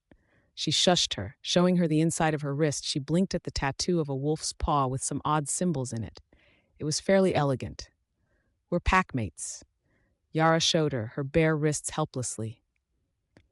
"You don't get one right away. Maybe in a few years," she explained, laughing. "My name's Bella, by the way." "Well, it's, nice to meet you, Bella." Yara managed. "I don't meet many. "Yeah," Bella nodded. "We've been wondering about you. The message board blew up after that night. You should have seen it." "Message board?" "Yeah, for communications. Pretty standard stuff. Of course, it's really only for gossip. Actually, important things never get posted there, so don't get any funny ideas." "I'm sorry, I'm having trouble following," Yara said. "You have a message board?" Bella frowned at her. "Didn't yours? I've never had a..." "Really?" "Yeah. What about your parents?" "Never met my father," Yara explained. "Mother wasn't one of, us." Bella just stared at her, expression sinking into horror. "Oh, I'm so sorry." "No, it's fine." She fidgeted for a moment and glanced at her watch. "My break is going to end soon, but can I ask you a strange question? It's kind of prying, but we're also curious. You don't need to answer it if you don't want to." Uneasy, Yara nodded. "Okay. How did you and Xander meet?" "Well, I was transferred to work for him," Yara explained with a shrug. "I guess it just happened." "You work?" Bella repeated, squinting at her. Yara glowered. "Why is that so shocking to everyone?" "Well, it's tradition. Omegas never work. They're more fragile, I suppose. Like, don't you get sick and cold easier? I've heard that ones that strain themselves have trouble sleeping and sometimes even conceiving. But they're valuable because, well, you know what they say about the ABO distribution." "No," Yara encouraged, soaking the information up. "What do they say?" "Alpha and omega combinations breed well, more alphas and omegas," Bella said with a shrug. "Those are more valuable than betas, although they get some of those too, I've heard. I don't really know much about omegas. Our pack hasn't had one in nearly 10 years. 10 years? Yara echoed. "Yeah," Bella told her. She glanced down at her watch again and jumped. "Oh, break's over. Thanks for the chat, Yara," she informed her, quickly embarrassed that she'd forgotten to say that earlier. Bella smiled. "Yara. And then, stop by any time, by the way. Can't imagine what it's like being with the packhead. He's such a grump." Bella gave her a short wave before darting off to the back room. For a moment, Yara just sat there, a little stunned by everything that had happened. She took a sip of her mocha and winced. It was beginning to go cold. All in all, her walk didn't end up being as productive as she would have liked. Eventually, she caught a bus back to the stop near Xander's home and made her way there on foot. It felt too awkward to call now, after her little fit, and ask for a ride. The first thing she heard when Xander found her was, "The maid said you walked here. Why didn't you call for a car?" Yara sighed. "I'm not used to that kind of service. I grew up in the country." Then, before her so-called mate could say anything else, she added, "We need to talk." It was funny in a not-so-funny way how the color drained out of Xander's face from that simple sentence. "Oh." Yara made the man follow her to her bedroom, which was really the only room that she felt comfortable with. Xander looked around as though stepping inside was like tainting some kind of sacred place, but he entered all the same, shutting the door behind himself. "Yara." Yara put up a hand to silence him, trying to go over her own thoughts. Finally, she managed to collect herself. "Why did you want to mate me?" Xander hesitated openly, just staring at her. "Why?" he repeated. "Yeah, It's only natural. The other werewolf admitted, a little ashamed. You're mine to begin with. You see, I didn't choose you myself. This, between us, is our fate. And you just smelled so good I couldn't help myself. And after that night, you were just so, well, it was a bit of a rush. I guess the best way to put it was that I felt like if I didn't have you, then you would slip away forever. We're practically strangers, Yara said. Still couldn't understand what he wanted to say. I know, Xander conceded. I didn't mean for it to be this way, but with a child on the way, I think it's best that we. What? Xander stopped. What? A child? Well, yes, naturally. The other werewolf crossed his arms uncomfortably. Whose? Ours. I'm still young, and I'm not ready. Xander exhaled. You're an omega. I explained this before, didn't I? While breeding with an alpha in your heat, it's nearly impossible that you didn't conceive. I imagine being around me brought it out in you in the first place, considering how mild it was. We're just lucky it was quelled before it got any stronger, I suppose. I'm pregnant? Yara repeated. Very likely so, Xander told her. But that's impossible. We just did it once. Xander didn't have to say it. And Omega, I know. I know. I just. She dragged a hand through her hair, suddenly a little flighty. I kind of assumed that was at least one thing I had going for me. As a werewolf, you know? But this, I don't know how to, I still have this gut feeling you're messing with me somehow. I just can't believe it. You're in a delicate state right now, Xander said gently, approaching her. You shouldn't be straining yourself. This is why I suggested you stop working. Yara stopped moving because she realized she was pacing, which gave the alpha a chance to get closer to her. Before she knew it, the taller man had wrapped his arms around her and was guiding Yara to lean against his chest. And damn it all, she indulged because that scent swept over her like a soothing balm, instantly easing her mind. So Xander held her close. You're going to be okay, Yara, the man said. I won't let anything happen to you. She wished those words didn't comfort her as much as they did. Unable to stop herself, Yara closed her eyes and relaxed as Xander began to drift his fingers through her hair. You know, redirecting phone calls to another secretary kind of makes it feel like you're cheating on me, Yara suddenly said at breakfast. She was rewarded for that with Xander choking on his toast. He had seen Yara come out in her usual dress suit and had made a face like he wanted to object, but since the Omega hadn't yet brought up anything particularly objectionable, the Alpha hadn't said anything. Now, however, that was going to change. What? Xander managed after taking a drink of water. Let me be your secretary, Yara said, picking at her breakfast with a fork. It was a much larger spread than the other man's was. Pancakes, eggs, and sausage as compared to buttered toast and black coffee. She suspected it had something to do with the whole mating thing, but she wasn't about to disagree with an immaculate breakfast on those grounds alone. Yara, Xander, please. If I get too stressed out, you know what? I'll come running right to you. Xander rubbed at his forehead. You're really not going to let this go without a fight, are you? We had sex like 3 days ago. Whether or not this whole breeding thing is a thing, well, I should be fine for now, right? We can talk about it again in 3 months when it's an issue. Xander leveled her with a look, but Yara could sense the concession a mile away. Finally, he sighed. Okay, but you're making a mistake. We'll see about that, Yara retorted, feeling triumphant for once. Honestly, Yara's job was stressful. That much wasn't actually a lie, but she was extremely resistant to the idea that one person could waltz into her life and declare her a delicate little flower. Reality didn't work that way. So what if she was an Omega wolf? Didn't that just mean she had to work harder to prove them wrong? Of course, the idea appealed to her on a baser level. It explained a lot of her childhood, for one. She had never gotten along with other kids, always an odd child out. The longing sensations she had felt every moonrise were explained by the need to be surrounded and protected with a pack. Yara imagined that an alpha likely didn't have those exact problems. They were like the jocks of the wolf world, right? The leaders and the charismatic, enthusiastic charmers. Omegas weren't any of that. And she fit the Omega picture well enough, Yara realized. It just clicked with her. But it was all too much to take in at once. Being an Omega, heats, early pregnancy, mating, a pack, Office work were things she knew. They were familiar and formulaic. Desks and paperwork, that was her territory.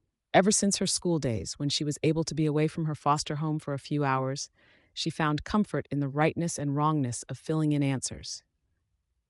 In sales, she had done well because she knew the ins and outs of the business, and she cared about people, about helping them in any way she could. It got across well, even if they were angry. She could tolerate upset customers. So even as irate clients called in about schedule changes, Yara didn't sweat it. Compared to everything else, this was suddenly very, very manageable. And it remained that way for a couple of weeks. A party? Yara said, looking over the sheet of paper. Xander nodded. It's the annual office party. This one is for our floor as well as the ones above and below us. Yara winced. That largely meant all of the top-tier people short of the head of the company himself. Oh, am I expected to go to this? Well, yes. You are my secretary, Xander explained. They were standing in the man's office as he packed up for the end of the day, having called Yara in specifically to talk about this. And Yara wasn't sure how to feel about that. Moving in together felt like it should have made them closer, but for whatever reason, Xander had always been busy the last week and a half, and Yara hadn't seen him much outside of the office. It was okay that way, actually, she thought, since that gave her a bit of breathing room to adjust to everything.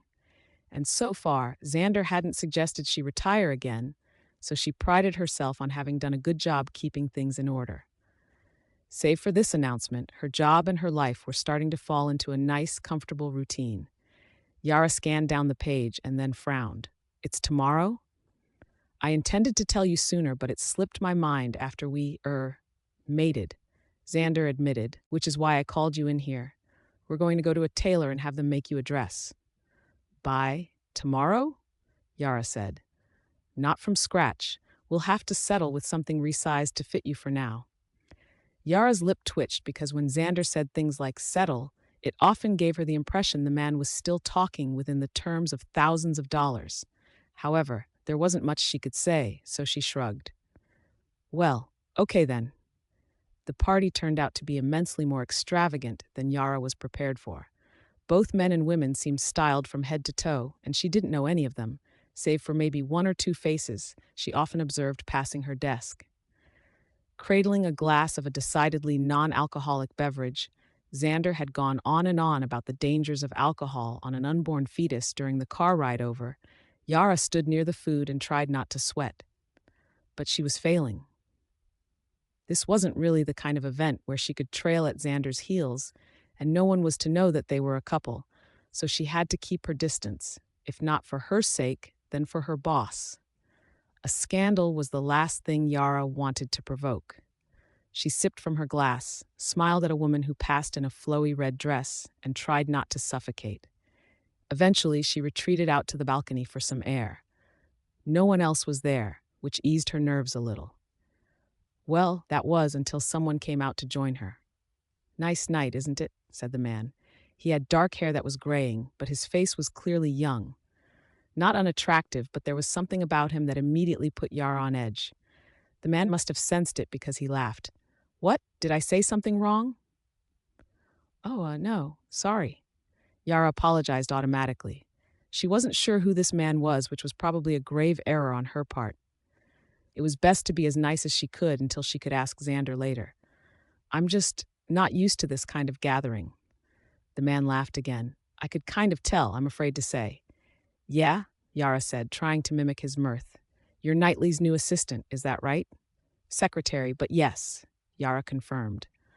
The man rolled his shoulders and then held out his hand, which Yara awkwardly shook. Name's Jackson. I work the floor above. Nice to meet you, Yara said, now definitely sweating. Jackson leaned against the railing and drank from a glass that probably contained wine if the acrid smell Yara's nose picked up was any indication. So did you fuck him? Yara blinked. I beg your pardon? Did you sleep with Knightley? Jackson asked, raising a brow.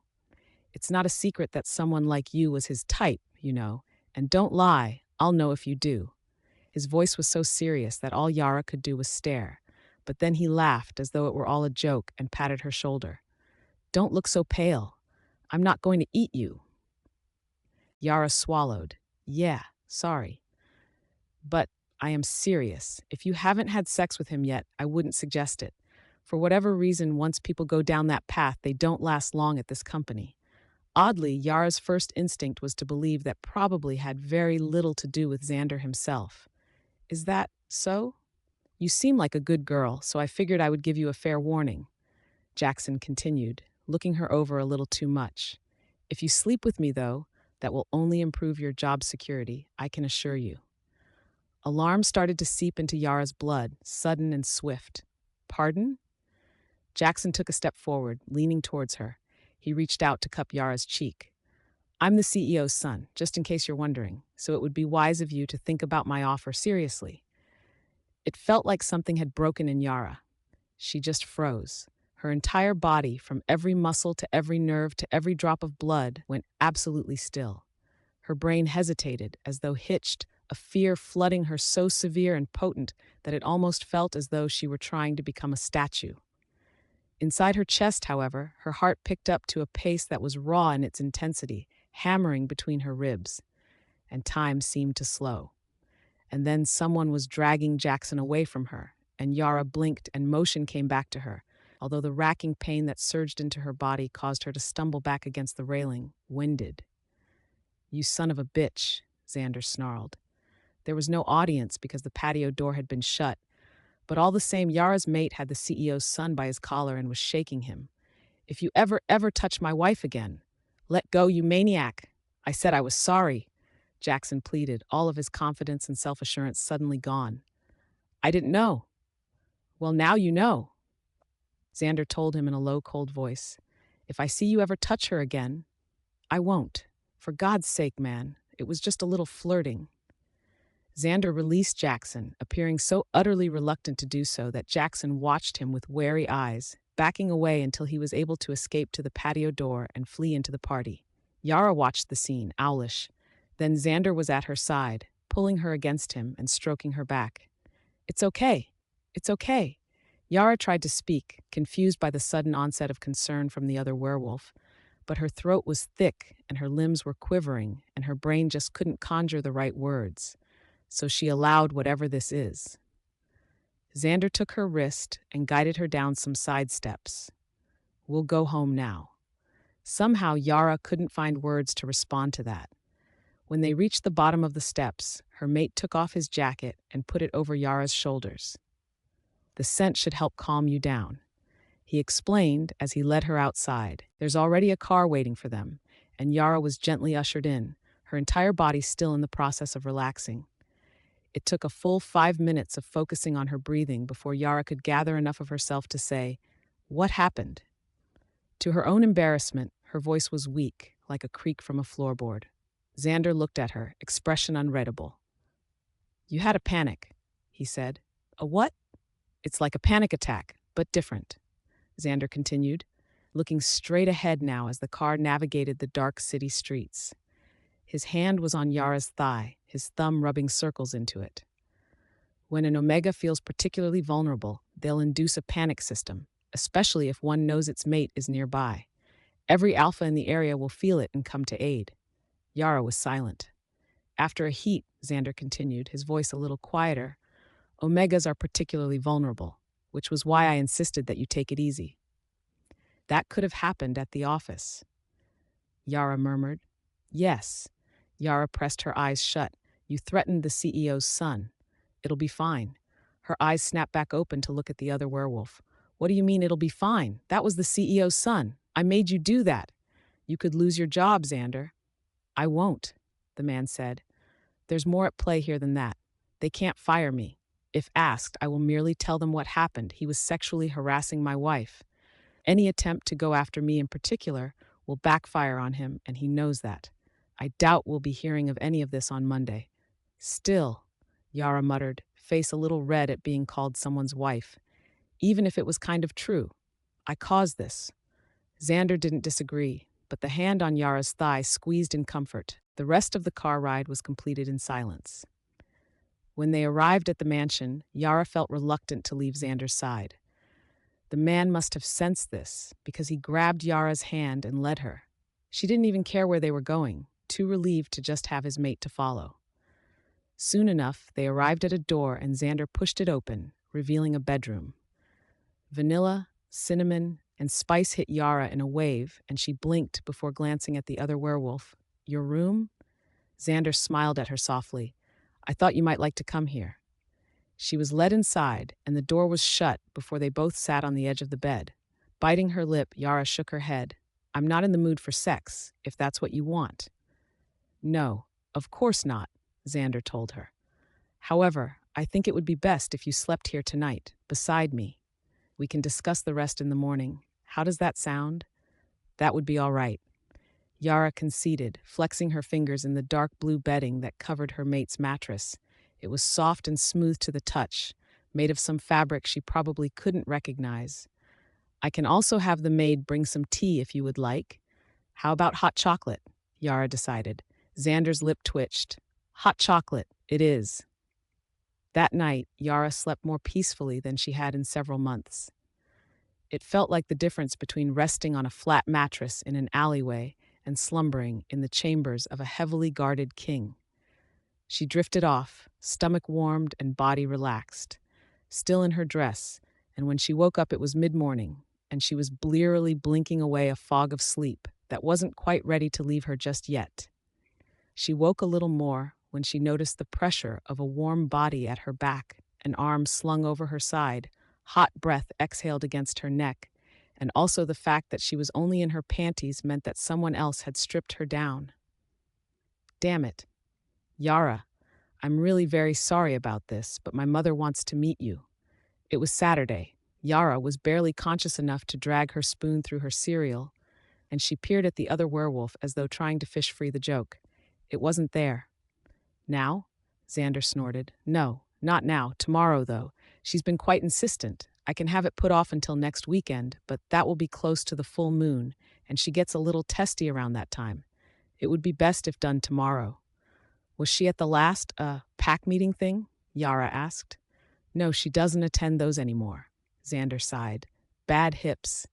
"Oh," she stared down at flakes of corn grain floating in her milk. "I don't have a choice, do I?" "I'm afraid not," Xander told her.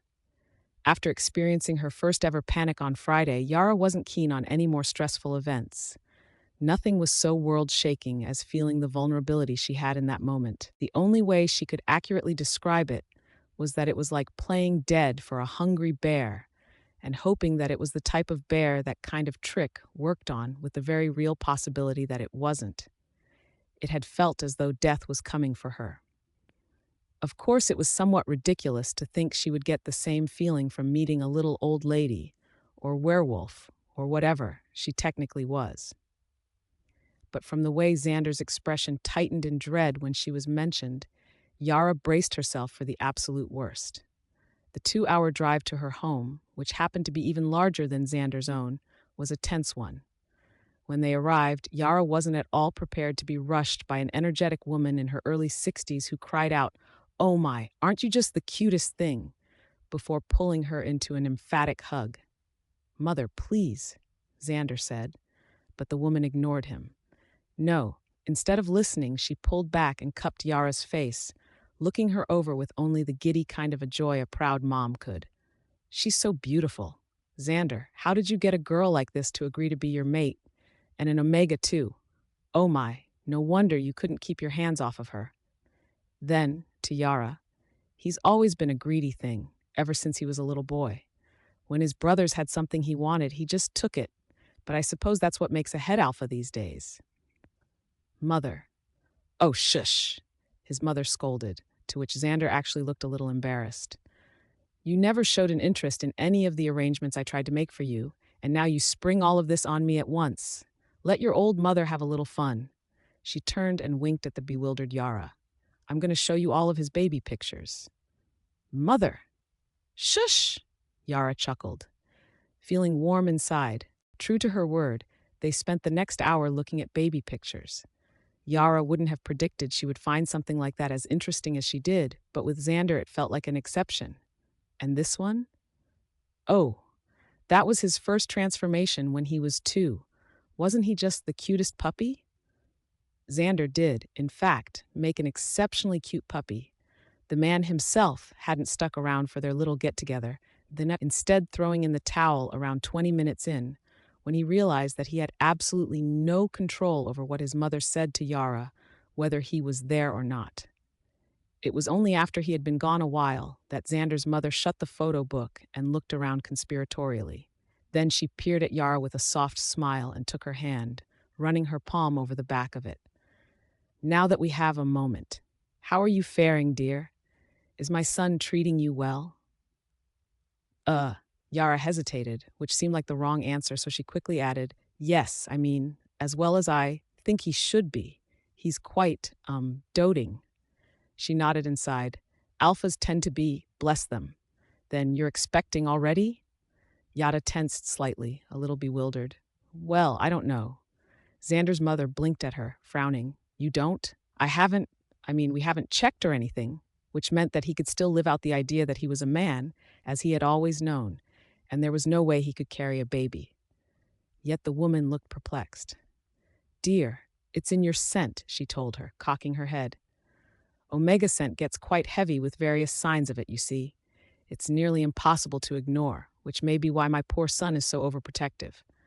If I hadn't prearranged a distraction for him, I'm sure he would still be here, pacing." Yara stared at the woman as though she had never seen her before, overcome by the thought that she was a lot cleverer than she looked. She had clearly misjudged her.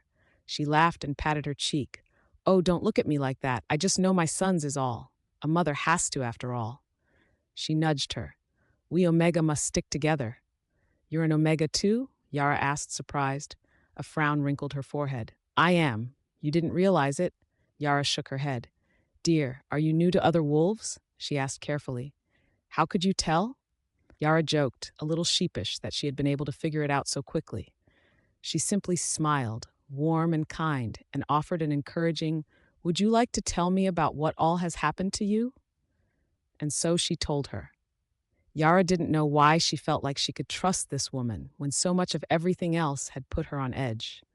Her entire life had been a roller coaster of misfortune and grief. Her mother died, her foster parents housed her and others mostly for money. She was never popular or overly social in school. If things weren't outright bad, they were at the least mediocre. Never good. And then she met Xander. It was just so easy to slip into telling her everything, how new all of this was to her, how Xander had accused her of conspiracy to seduce him at first, how she'd off to the man's mansion, dragged along to meet a real wolf pack, and then she might have skimmed over that one with a simple euphemism.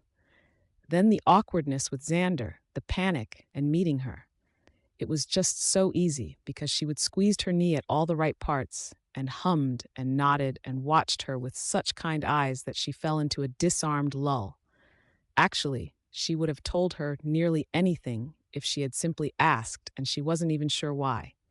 In fact, it made her feel a little emotional to think that maybe this was what a mother's love felt like. But she swallowed that down before it could make itself visible on the surface. When she wound down to the tail of her story, she patted her leg. "You've been through so much, haven't you?" "Sorry." Yara laughed softly. "I didn't mean to get so carried away." "No, no.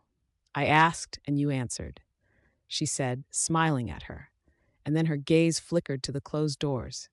"And if Xander wasn't such a scoundrel, he wouldn't have eavesdropped the entire time. I apologize for not warning you." The door opened slowly as Xander let himself in, a guilty expression on his face for having been caught. Yara froze up. Had he really heard everything? Mother and son exchanged a long look before the woman turned back to Yara. "It's been a tiring weekend for you, hasn't it? Why don't you go home and rest for a while? We can visit again after the full moon is over." Yara and Xander didn't speak as they walked out to the car, nor when they entered it, nor when it began to drive. But eventually, after 10 minutes of silence, the alpha broke it. "Why didn't you tell me any of those things?" It was a soft query, gentle and careful as though prodding Yara too hard might break her. Yara shrugged. "You didn't ask." Xander didn't say anything, and Yara was a little relieved at it, but then the man slipped his arm around her and tugged her close, until it was the most comfortable for Yara to lean her head against the alpha's shoulder. The position was nice, and she relaxed into it, and for the first time she felt safe and at peace. When they finally returned home, the fragility between them remained tangible, and it was as though others around them could sense it too, because they kept their voices quiet and soft. Yara didn't know how to feel, but as she went to her room, she wasn't too terribly upset by the fact that Xander was following her. Once the door shut behind them, privacy finally afforded to the couple. Xander stepped forward and bridged the gap between them. He didn't say anything at all, to Yara's relief. No, instead, he brushed their cheeks together before kissing the line of Yara's jaw, hands coming to rest on the Omega's shoulders. And despite how the last time they had been intimate was nearly 3 weeks ago, and a blur, Yara found she didn't mind this at all. Xander's hands trailed down her sides before wrapping around her torso, and the alpha pulled her in close, inviting Yara into the comfort of his scent. Kissing her ear and the spot below that on her neck, it was an easy position to melt into, and the Omega exhaled a soft breath at the motion. "Do you want to?" Xander murmured low into her ear. The hot feeling of his breath made a shudder crawl up Yara's spine. She swallowed. "Now? We don't have to. If." "Okay," Yara interrupted, steeling herself a little. This would be the first time they had sex since they mated, which had been a feverish memory, as hazy as it was embarrassing to recall. Only the 2 nights prior had they even slept in the same bed, and although Yara woke from both of them with Xander curled at her back, it wasn't uncomfortable in the slightest. Having sex again, though, as mates, or as an alpha and omega rather, it was still too new to her, too foreign. But she wanted to. She wasn't sure why, but Yara craved the closeness suddenly. It felt like she had been unwound today, her most vulnerable parts spread out across a floor, and now Xander was offering a gesture that made her feel, if nothing else, wanted. Yara couldn't have resisted it even if she'd had the mind to. Xander kissed her, and it was slow, like a caress, the man dominant but not overwhelmingly so, just coaxing Yara to warm up to his tongue and his taste, to explore him in return, to partake in the other werewolf's bitter flavor. It was dark chocolate. Definitely. Yara was almost sure she would taste like that even after eating a meal. It wasn't a remnant of any food, but just something ingrained into her. And with all her exploring, she won a groan for her efforts as Xander pulled back, breathless. "I can't resist you." Yara felt her face redden further at the alpha's words. "Well, if it helps, I can't resist you either." Xander blinked and then huffed a laugh. "Good." The Omega was led over to the bed, mostly because she allowed herself to be, and Xander gently sprawled her over the covers before straddling her, kissing her, the act gaining heat as Yara's head started to fog over with arousal, skin prickling with sensitivity. When the alpha pulled away, Yara felt a whine bubble up in her own throat. Xander chuckled and brushed his fingers through the Omega's hair. "We'll need to do this properly this time." "Properly?" Yara echoed. "You're not in heat, and I don't want to hurt you." Yara nodded. "Oh, I know you've never been with a man before like this, so I'll take it slow." Yara smiled a bit. "Thanks." Xander offered a small smile back, of course. The alpha sensually undid the buttons of Yara's shirt, one at a time, easing free the objects like he was unraveling a work of art. If nothing else, the care put into it made Yara's face warm. And then, once her chest was free, Xander dipped down and brushed his lips along oversensitive, overly warm skin. Yara watched, engrossed in the display. The Omega jolted. Xander smiled against her skin. "That feel good?" Yara had to bite her lip to keep from saying something sarcastic, which was apparently all the confirmation Xander needed. The alpha swirled his tongue around the firm nub before sucking on it, causing electric fire to rake down Yara's spine as she arched. God. Having found a weakness, Xander kept teasing the bit of flesh as he tugged Yara's skirt, dragging the fabric down her knees and leaving her half in his shirt, half in his skirt, silky panty exposed. Then the Omega moaned loud enough that even she felt embarrassed. "You're so sensitive," Xander commented, sounding awed. "I don't think I was this way before," Yara murmured. "It's because you're with your mate." The alpha purred low, gravelly, as he shifted off of Yara to pull her skirt completely down of her legs. Yara had the inclination to believe that being in nothing but panty and an open white dress shirt should have made her feel uncomfortable, but it didn't.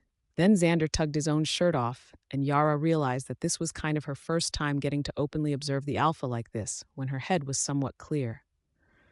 The man was surprisingly muscular and lean, which made sense given he was the pack head, but seeing it on a human was something else entirely. Yara swallowed. "God, you're lovely," Xander muttered, raking his eyes over Yara, unashamed. The alpha leaned in to kiss her stomach, nuzzling it momentarily. "The mother of my children." That shouldn't have been arousing, but fuck, it was. Yara squirmed. "Do you know how good you smell? Like an apple orchard and sweet grass and summer days."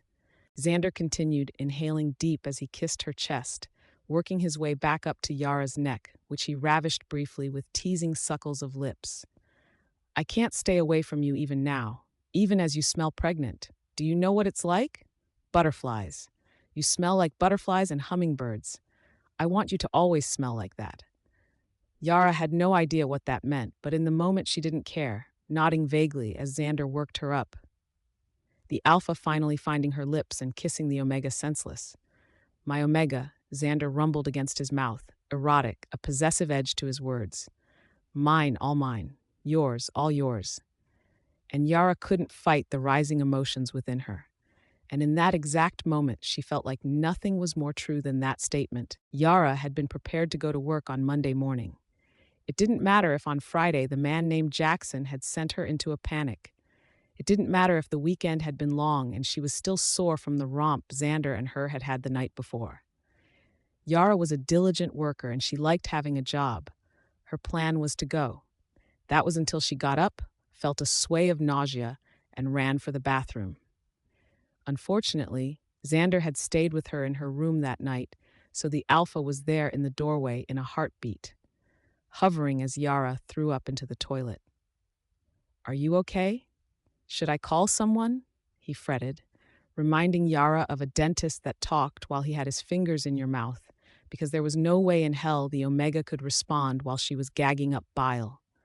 The fit was over in a minute, although admittedly she felt unsteady for it, head spinning as though she had the flu and stomach rolling. "I'm fine." "You're not fine," the alpha stated bluntly. "You just threw up." Yara opened her mouth to say something, then closed it. He looked at his mate. "Do you have any pregnancy tests here?" The answer was that they didn't, but Xander was quick to send someone out for some. Yara wasn't sure what the man told the servant, but she returned with a bag that carried at least a dozen different tests. And her face was red, although she was clearly trying to will it not to be. Yara blinked, then realized, "Oh no, he made you buy all these?" She nodded, lips attempting not to break out into a bashful smile. "I am so sorry." No, it's fine." She laughed, shaking her head. "It let me have an interesting conversation with the cashier at least." Then she took her leave. Yara felt for her, but she was grateful. Taking out a test at random, she went into her private bathroom and locked the door. Xander had gone off somewhere, and the omega was sure she only had a minimal amount of alone time before the man returned. Awkward, she took the stick out and did her best with the task before her. 4 pregnancy tests later, and Yara stared down at them as they lined the counter. They all said the same thing. She was pregnant. Of course, everyone had kept telling her that she was, over and over again. She was given healthy meals, and Xander had made a point to try to get her to stop working. Even the alpha's own mother had told her that she clearly smelled pregnant, although she still had no idea what that meant.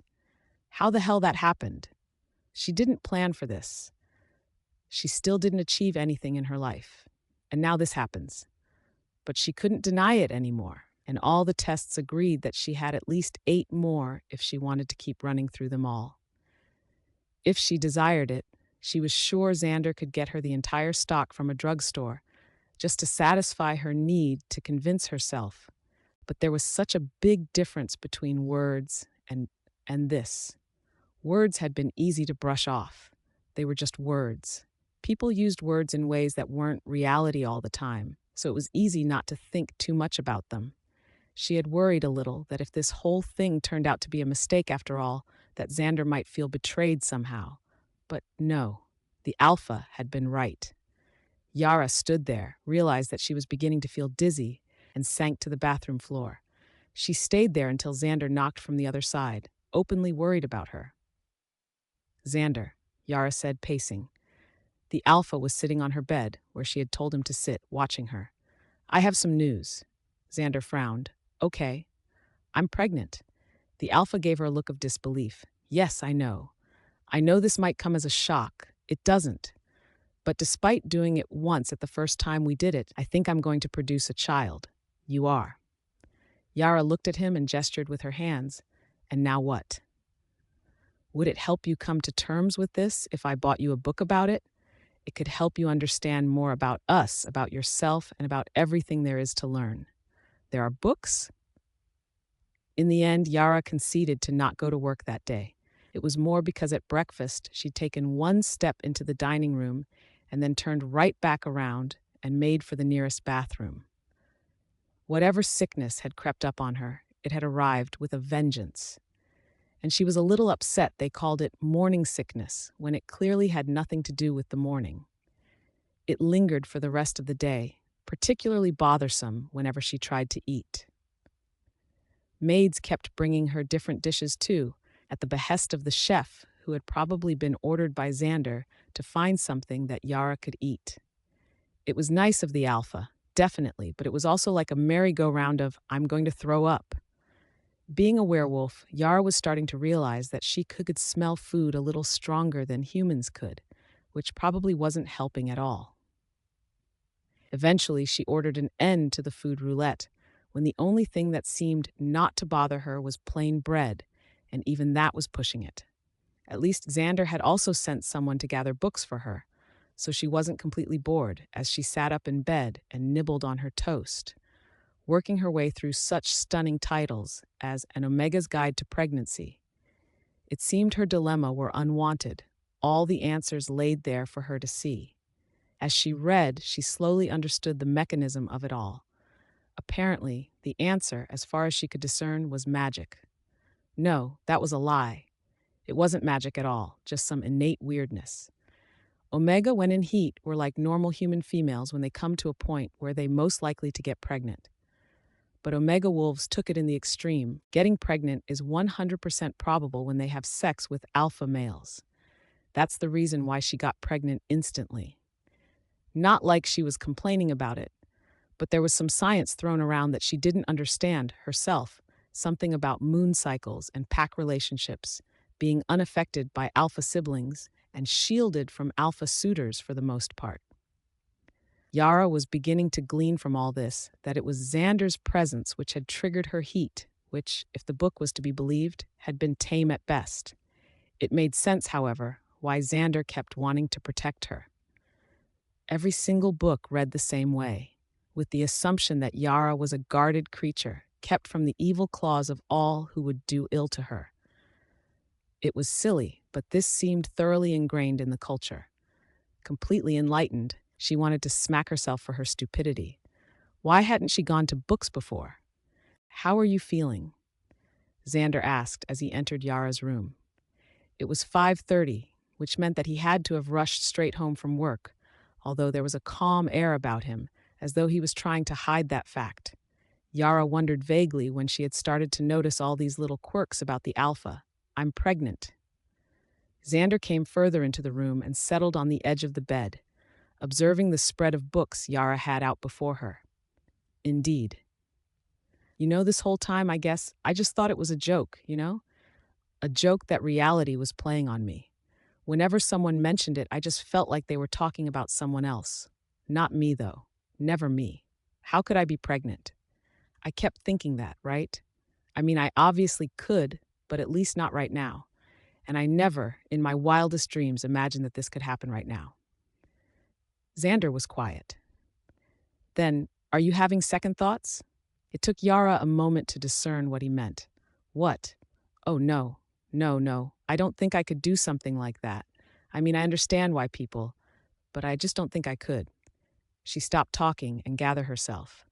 No, even if this is weird and maybe will hurt a lot at the end, no. I'll go through with it. The relief in the alpha was visible, his shoulders easing and his eyes softening. Okay. Yara suddenly realized that the man had probably wondered about it all day, considering how he had acted that morning.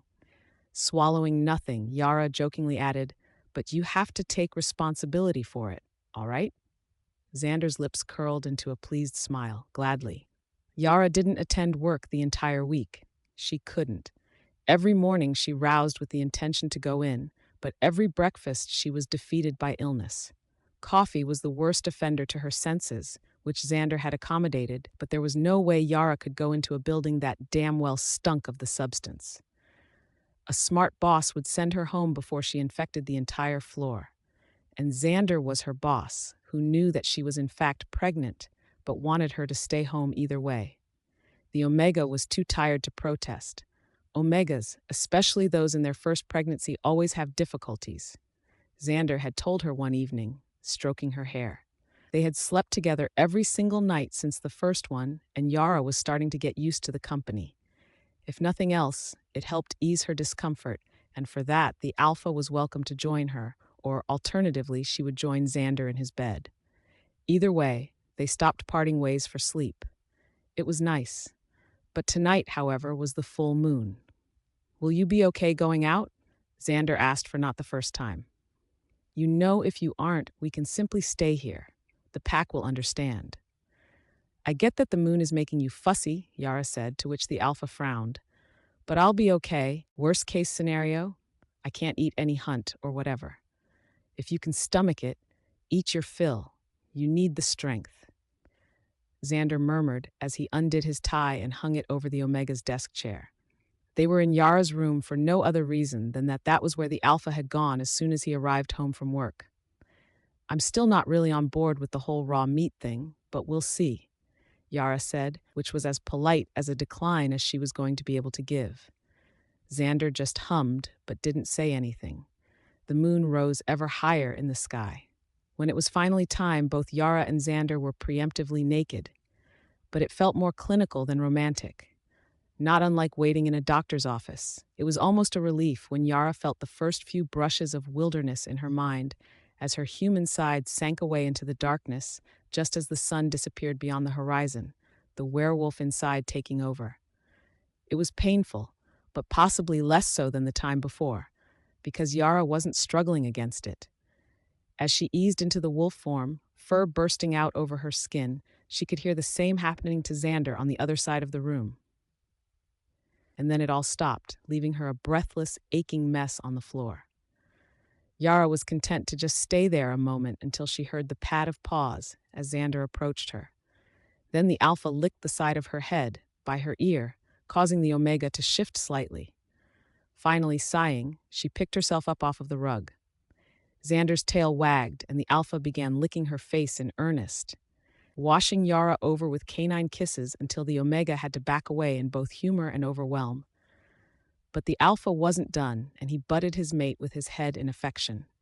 It was adorable. Thoroughly.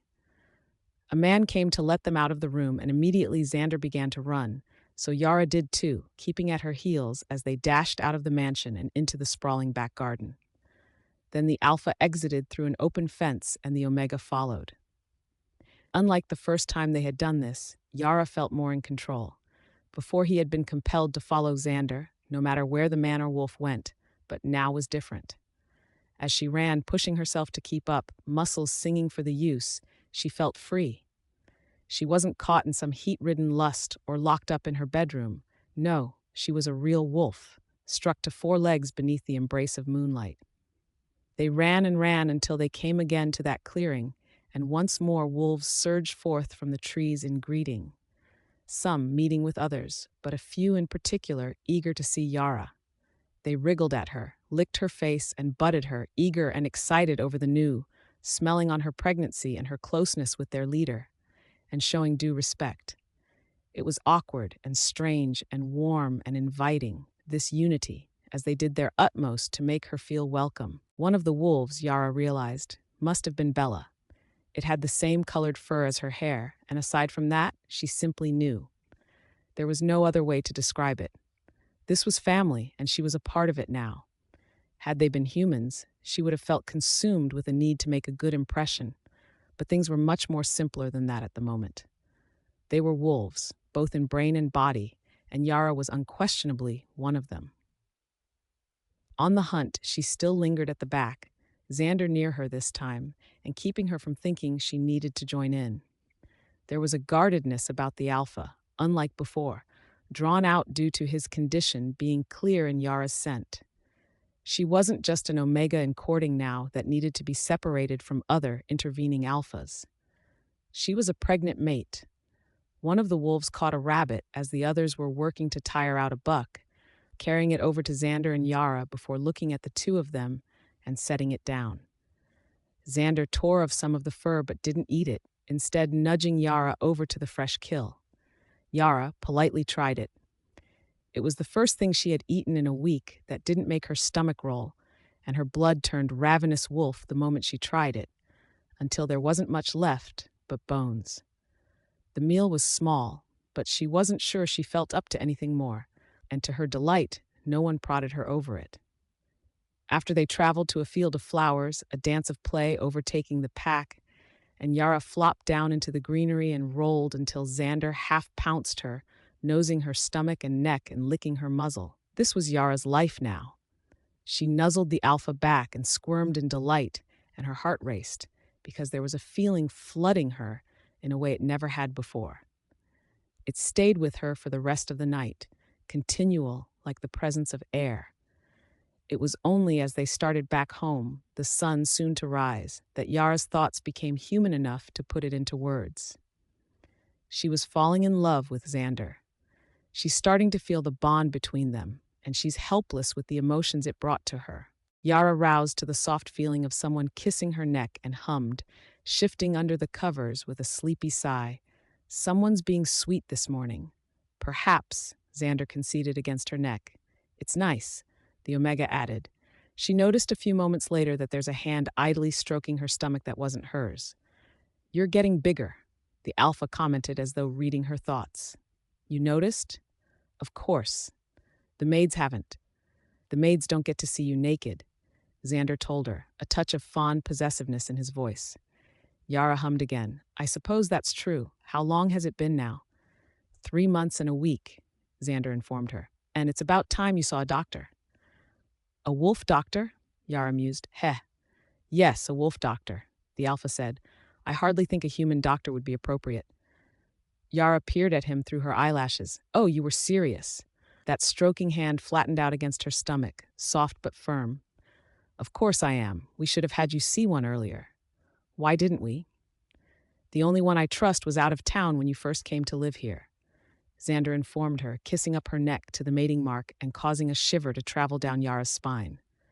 After that, it slipped my mind. That's what you get for being busy with work. Sorry. No, it's all right, Yara murmured, turning to curl into his embrace.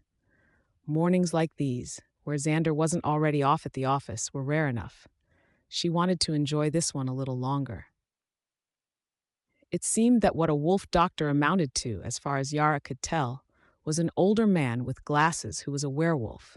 A beta, Yara guessed from his easygoing, neutral scent, with a specialty in medicine. She wasn't quite sure where he went to learn about how to treat other werewolves, but the whole thing seemed like a strange meld between the modern and archaic. The vial of tea leaves the Omega had been given for any remaining nausea seemed to support this. Still, the examination, while a little invasive, hadn't been quite as bad as she had thought it would be, and now she was simply sitting there on the bed and waiting for the man to finish writing something down.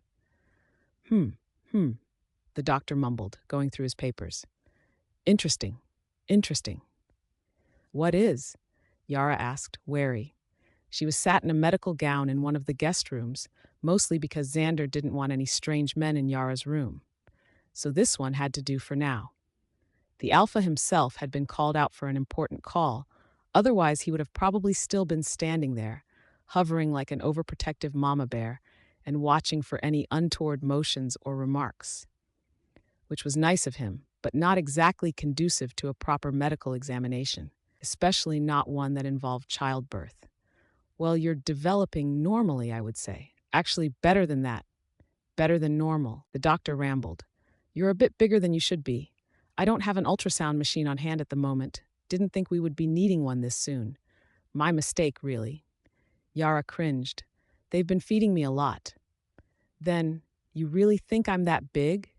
Her stomach didn't seem so large to her or the staff, but this man was an expert. Twins, I'm guessing, the man announced. For a moment, the Omega didn't register the words, but then it clicked and she sat up a little straighter. Wait, what? Twins? Are you sure? Extremely common in Alpha Omega relationships, really. Counting on my fingers, maybe 1 in 5 these days. It's all the food. We didn't have so much abundance when I was a pup. Nothing like today. Excuse me, sir? Wait, did you say twins? Yara asked because the man was older and his attention drifted in and out at times. As in, I'm going to have them? Yes, the doctor confirmed, blinking at her owlishly. Your size is about right. Bit of a tilt back to your uterus. Terrible for the spine, but it'll reduce how much you're showing and you're still bigger than the norm. In the later months, you're going to need to be on strict bed rest, of course, so that's something to keep in mind. Yara's mind immediately snapped to one possible conclusion. She couldn't tell Xander. If the Alpha even heard the words bed rest, he would demand Yara follow the order effective immediately. And it was far, far too early to deal with something that overbearing. Yara would get sick from boredom and inactivity. Can I request something a little unusual? Yara asked, dropping her voice to a hush. The doctor encouraged. Can you not tell Xander about the whole twins thing? Yara swallowed and scrounged for his reason.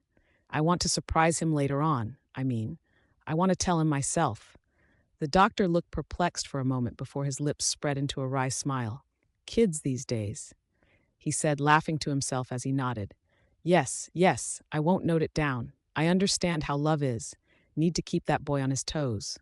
Yara wasn't sure she trusted the doctor to not forget. However, when Xander returned and the examination concluded, she was relieved to see the Alpha scan the notes the doctor left before simply smiling at her. That wasn't so bad now, was it? The Omega merely smiled back nervously.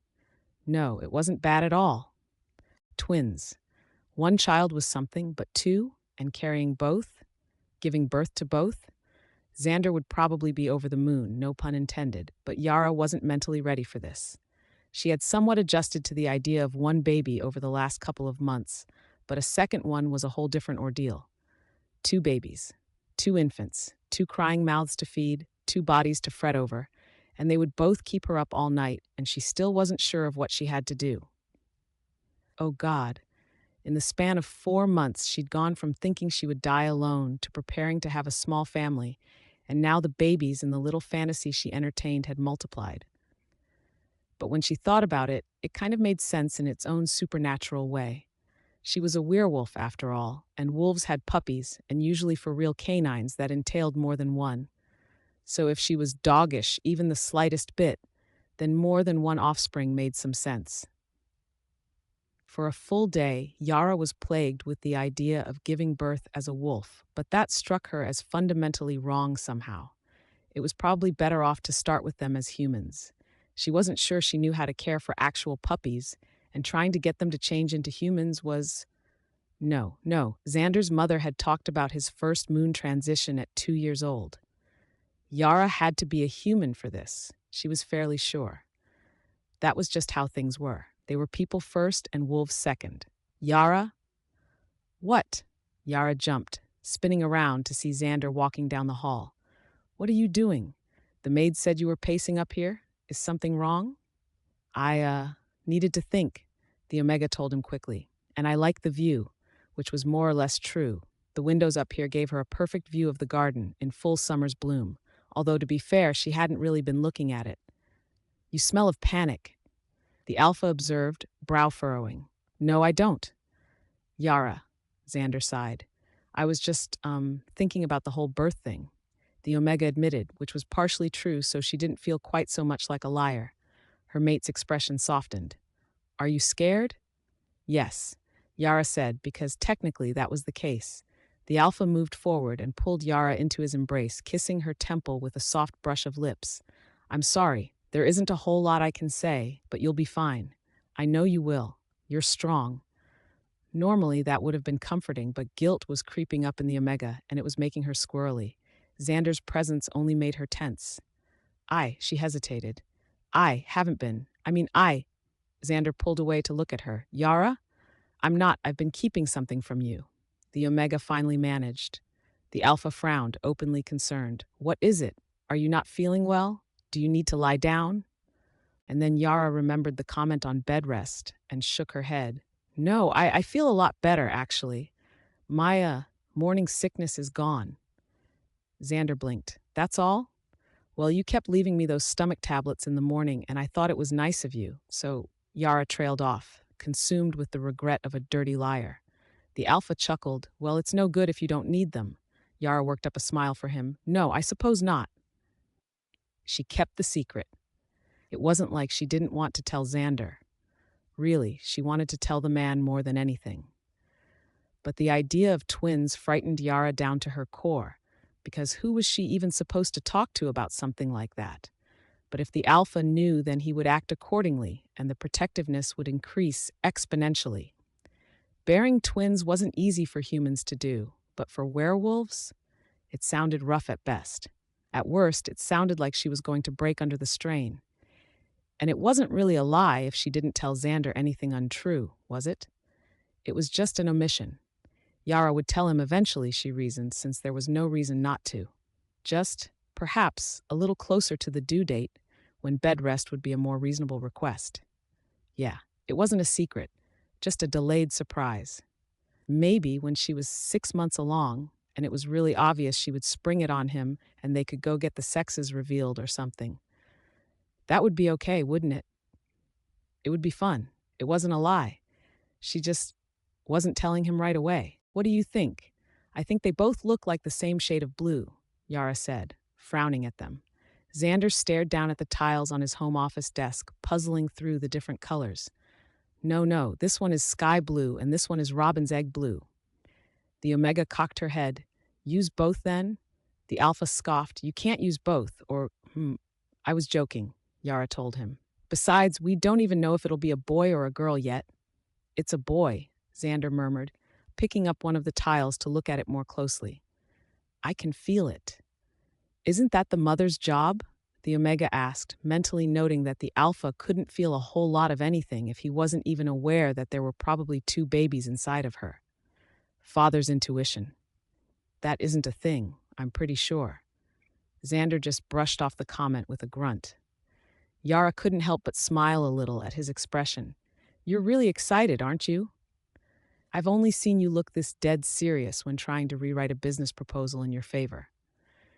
The Alpha blinked, absorbing her words before looking up. There was a very faint redness to his features which Yara interpreted as an embarrassment. Well, yes, of course I am, he sputtered. Aren't you? Well, yeah, but it's a funny look on you, being so eager to be a father. And you're going to be a mother, don't forget, Xander pointed out. When I get huge, will I have to stay indoors most of the time? Yara asked her mate. Probably, but not most of the time. You can go out, you know. You're mated to me. You're not a prisoner, Xander answered. Why? Well, if I want something like ice cream in the middle of the night, then can I still go out? You? What? Xander looked up at her, perplexed by the non sequitur. Yara shrugged. If I wanted ice cream in the middle of the night, I was just thinking about how once I'm bigger, I won't be able to go out by myself. You'll have to go get it. A maid will get it. Regardless, I like going out myself. Gives me a chance to stretch my legs. It's freedom. You always take the bus, and you shouldn't be going out by yourself anyway in your condition. Yara felt victory in her chest at properly baiting her wolf husband. Oh, come on. It's not like the doctor said I needed to be on bed rest or anything. I can walk around all right. I would need to strap you down if that happened, Xander joked mildly, smirking up at her. Then he held up 2 cards, seafoam green or moss green. Yara felt her chest tighten as she responded back with an unengaged, They both look green to me. It wasn't fair to Xander, but she might have started to avoid him. Just a little bit. Truthfully, she loved being around the Alpha, enjoyed going to bed with him, and nothing felt better than waking up in his arms. But lying to him? It felt like every second the Omega didn't tell him what she'd learned was another second in which she was going to burst. So she just started trying not to be around him quite so much, which, considering how Xander often brought work home, wasn't terribly difficult. At times, she even took to her wolf form, later citing that it was comforting to be in when she was human again. Although Xander didn't understand, he accepted the reasoning. But more or less, Yara just felt like a guilty dog. As a wolf, her hearing was better, so it wasn't too strange that as she patted the halls, she overheard a maid talking to Xander, murmuring, "She looks so upset. She just sits at the windows and stares out them for hours at a time." "I'll talk to her," the alpha assured her. Yara had scampered off then. She didn't want Xander to talk to her. "Yara," the Omega in question looked up from her book, meekly. "Yes?" Xander stepped into her room and shut the door behind him. "I thought you were using my bedroom now. Well, I figured I could read here and sleep there. I didn't want to disturb you in case you, wanted a nap or something." She lied, poorly. The alpha never napped.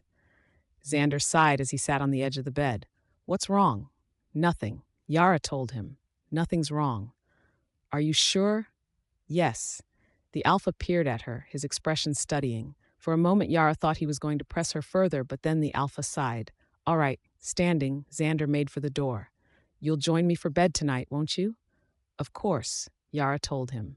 "Good," her mate said, and then he left. Yara stared down at her book, knotted by her own guilt. She would tell him soon, she vowed. Just not yet. Living in a mansion was really quite weird, when you got down to it. As Yara fell into something of an uneasy routine, she found herself wandering the building frequently. It was such a large place, decorated so extravagantly, that she had trouble believing it was real even now. The idea of attempting to keep a place like this clean boggled the mind. And moreover, it was filled with maids and manservants who were undeniably human, but privy to the whole werewolf thing. It made her feel a little out of place when they already knew so much more than her, and yet they weren't even subject to the same circumstances. She was a pretty dumb wolf, that much she had gathered on her own, and the pity they showed her she was grateful for, even if it raised her hackles a little. She didn't want pity, but she was as educated on her nature as a puppy. Yara ran a hand down her stomach and sighed as she looked up at a painting. The man's appearance was similar to Xander's, but aged 30 or so years. Maybe more. He had the same dark hair, albeit he kept his long and braided, and his expression was similar to Xander's neutral one. But more than that, his eyes were as fierce and powerful as the Arctic, a blue sheen to them that Yara was impressed someone had been able to put into the paint. It had been nearly 4 months now since she'd arrived here, which also meant she was 4 months pregnant, possibly with twins, and that much was beginning to show. She wasn't so terribly large that a jacket couldn't hide it, at least. And it had started to become a habit to run her hand down over the strange, taut line of her stomach. A maid had caught her doing that once and smiled at her so brightly, however, that Yara tried to keep the nervous motion to herself. She wasn't sure she could live down the attention it won her. Xander and her hadn't moved forward all that much in their relationship since she'd started lying to him. Yara had conceded to sleeping next to the alpha werewolf at night, more for her own security than anything else, but aside from that and their romps out during the full moon, it still felt like they were two vague strangers, orbiting each other like the sun and the moon. They had sex more now, definitely, yet way too much felt left unsaid. The affection was nice, but it was beginning to bother Yara. Xander knew her entire life story after overhearing her telling it to his mother, as concise as she had tried to make it at the time, but the Omega knew barely anything about the Alpha in return. Of course, to be fair, she hadn't asked either. Wandering further through the mansion in her continual game to attempt to memorize the place, Yara stopped when she heard voices. So then we went to the restaurant, and you know what he did? He ordered a bottle of their most expensive wine. He didn't realize that wine went into the thousands. If only you could have seen his face when he got the bill. He almost died. What did you do? I helped pay for it because, well, I drank some too, right? The poor guy was so upset, though. Then he proposed. Apparently, that had been his plan the whole time. I felt so bad, but I laughed before I said yes. I mean, the wine thing. What a story. That's adorable, though. Have you two settled on a date for the wedding? Not yet. Either we rush and have it now, while it's still summer, or we wait until next spring, I think. We're leaning towards the latter. There's just far too much to arrange. Oh, that's so exciting. I'm so happy for you. Thanks. A laugh. I'm happy for us, too. Yara leaned against the wall as the maids started to chatter on about something else, the two humans unaware of her eavesdropping from where they were working about in the room. She could smell them and recognize their scents but didn't know their names. They were nice to her, but she was fairly certain they wouldn't have been talking about any of that if they knew she was around. That was what humans did, though, wasn't it? They went out to nice dinners and got to know each other and proposed and made bumbling mistakes and fell into love. Xander and she hadn't done any of that. They'd had sex and the alpha had bitten her. Those teeth marks were still there too, just below the base of her hairline on the back of her neck. He'd said they were fated to be with each other, and the mark is the proof of it. Her heart squeezed slightly at the thought of her mate, away at the office, and she wrung her small hands a little before starting to wander again. She wanted to know more about Xander. She wanted to know what his likes and dislikes were beyond that he didn't enjoy sugar in his coffee. She wanted to know what his childhood had been like from his perspective, not his mother's, who had only gushed on about photos but left in the dark all the intimate details of growing up. Yara frowned. She really wanted to know her mate, the father of their children, the mate chosen to be with her for eternity. What is this? Xander asked, blinking. A picnic basket, Yara explained as the maid set it down on the table. You're familiar with the concept, right? Xander peered at her, puzzled. You're going on a picnic? We're going on a picnic, the Omega corrected. The Alpha frowned. When did you decide this? Yesterday. Yara? What? It's a Saturday and you could use a little rest. You don't need to work so hard all the time. Xander sighed. No, that's not it. And then, Yara, you're not supposed to. It's the Alpha's job to. He finally gathered himself together. If you wanted to go out, you should have asked me. I could have arranged things. What's wrong with surprising you? There's nothing wrong with it. Not really. But the Alpha gestured for a moment, loosely attempting to convey his meaning with his hands. I need to be the one who initiates these things, both as your mate and your Alpha. Do you understand? Yara frowned. So you're rejecting it? After all the work the maids put into making it? No, well, yes, I am, Xander sighed. I'm sorry, Yara.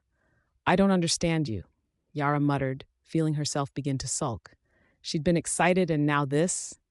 This wasn't what she had hoped for at all. She wasn't sure if she was angry or not. Mostly she was disappointed. A date seemed like the perfect way to broach all sorts of personal subjects, some of which were admittedly Yara's own. I know you were raised differently, Yara, but you are a werewolf. We have pack rules. I'm not against your arranging things on your own so much as... Yara looked at him, waiting. So much as, I just can't allow it to be done like this. I'm the one who is supposed to offer courtship, not you. If you make the first move, then that puts me in a lesser position. You're as much a human as you are a wolf, Yara protested. You could have just accepted it. I'm the pack head, Yara. I can't. I need to be a role model. So is it model behavior to jump an unsuspecting Omega and claim it just because you want one in your pack? Yara shot back. The silence that followed could have heard a pin drop. Yara wasn't even sure where that had come from. It had just happened. It wasn't a thought she'd ever dared to put into words in her own mind. It had passed through absolutely no filters whatsoever. Xander was staring at her, bewildered. The maids had long fled. You really think that's how I feel about you? The Alpha said after a long moment. Well, what should I think? Yara continued, the strange, jittery rage still lingering in her. It was irrational at heart. She had wanted to date Xander, not fight with him. You were a complete jerk-off when we first met. A hot one, but a jerk-off nonetheless. You did a 180 when you learned I was an Omega, and as much as I like how you are now, I can't help but think that it's not me you like. It's what I am. Yara, calm down. Xander said, a sharpness to his voice that could only be a command. No, Yara told him, beside herself. She didn't even want to be mad. Why was she mad? Yara, I am your alpha. Stand down. No, it was childish and idiotic, and the wolf in her disagreed with Yara's behavior, but she couldn't stop herself at this point. She couldn't calm herself. Then there was a shift in the air, and Xander was undoing the buttons of his casual shirt. Fine, what are you? The change was immediate. One moment there was a human, the next there was a wolf. Xander slipped free of his clothing, as though it was nothing at all, staring her down. Yara's instincts screamed to just respond in kind, and she couldn't ignore that, so she changed too, at will, tangling in her own clothes awkwardly, head catching in her dress. Xander waited patiently as she flailed free of the bondage of the fabric. Changing into a wolf deliberately was a lot different from being forced into one by the moon. While the Omega in her was in control, her human mind lingered beneath the surface, a reflection of how she normally was as a person. And although Yara's mind had been angry, the Omega didn't feel the same. Its ears flattened back in nervous shame, tail low. Her guilt and secrecy gnawed at her. Her disobedience made her tense.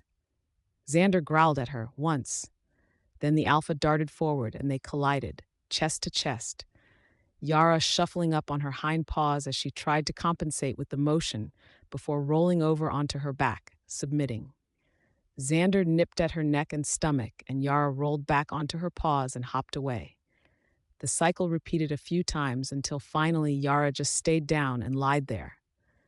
Xander circled around her before nudging her, muzzle to muzzle, licking at her affectionately. Yara didn't get up. She understood. They didn't need to be wolves for her to get it. Xander was dominant. She knew that. This whole little show had been unnecessary, but she felt calmer now. Being angry hadn't sat well with her, but now her mind was a little more at peace. Yara wasn't sure why it was like this. It just felt right. Then Xander changed back, half lying on her, a naked human. Yara wasn't sure what to do. Should she change as well?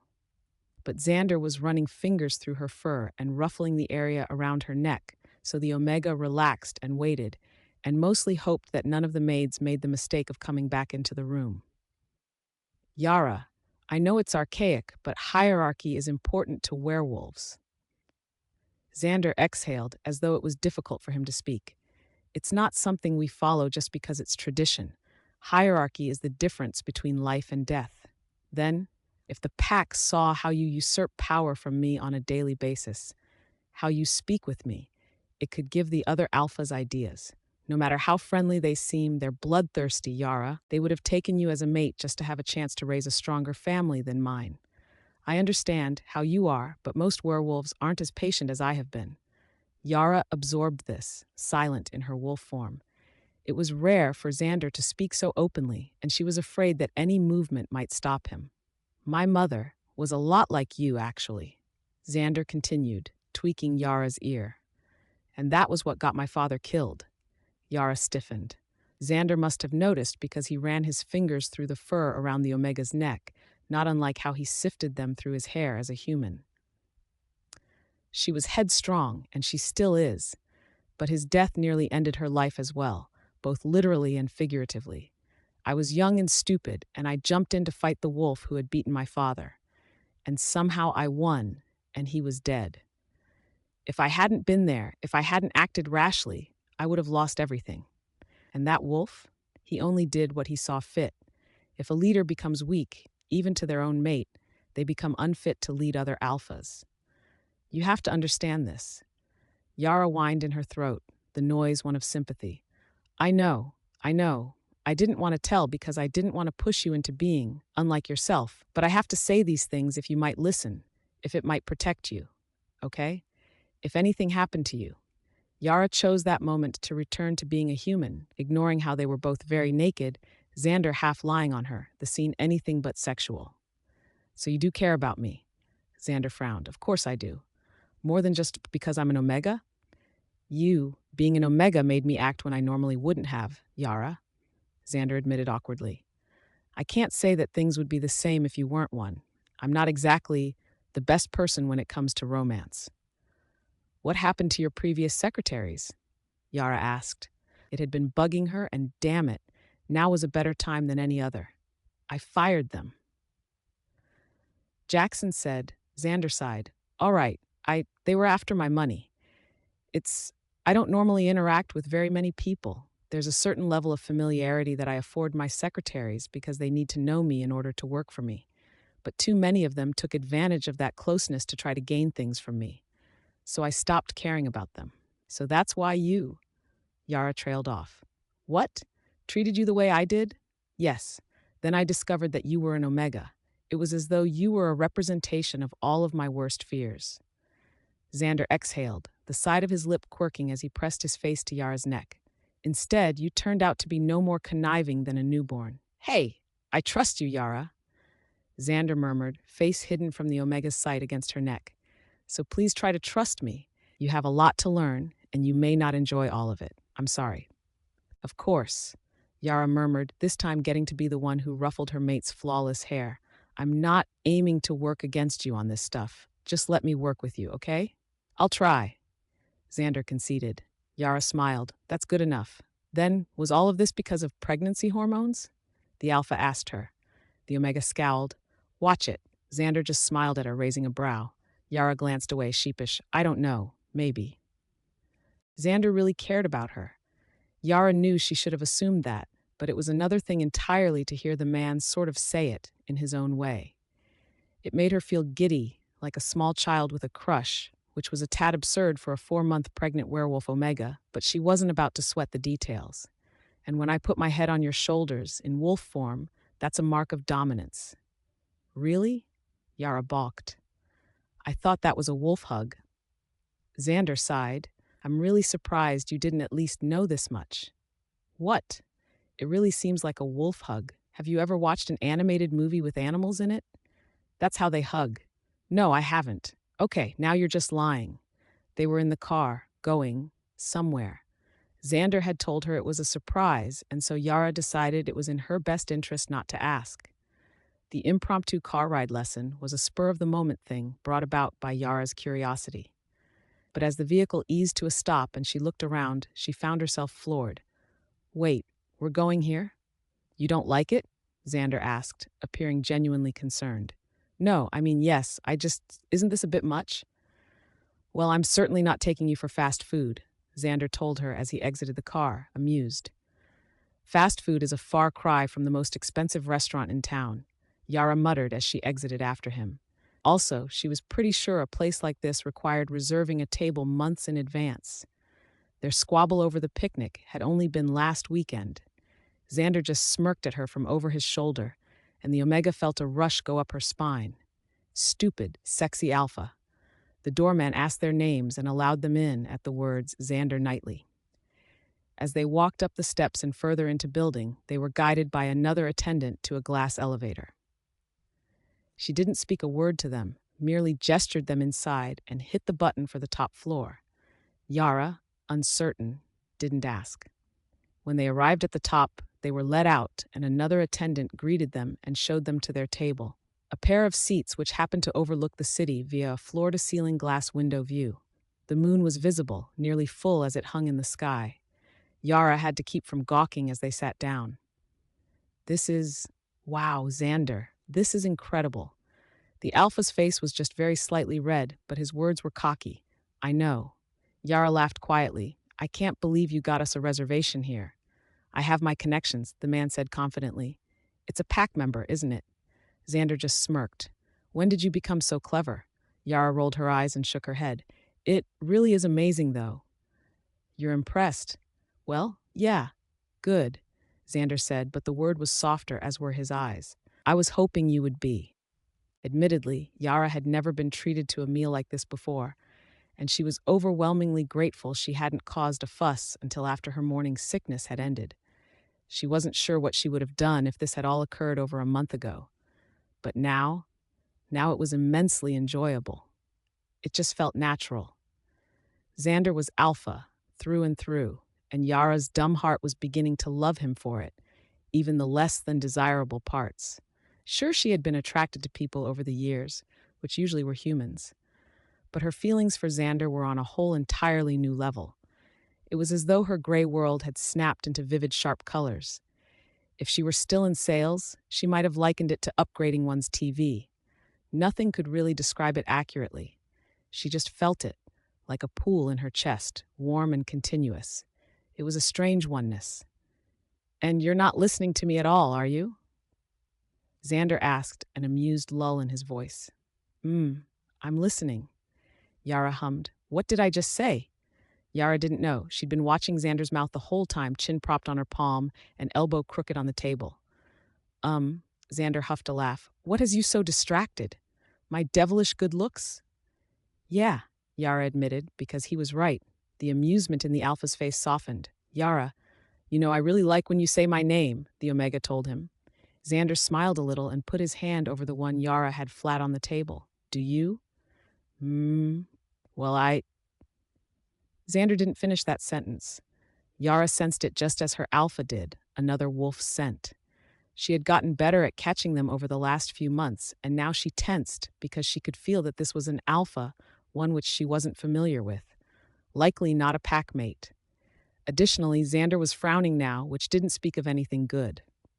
Yara turned to look where her mate was and noticed a man who had just exited the elevator was walking towards them.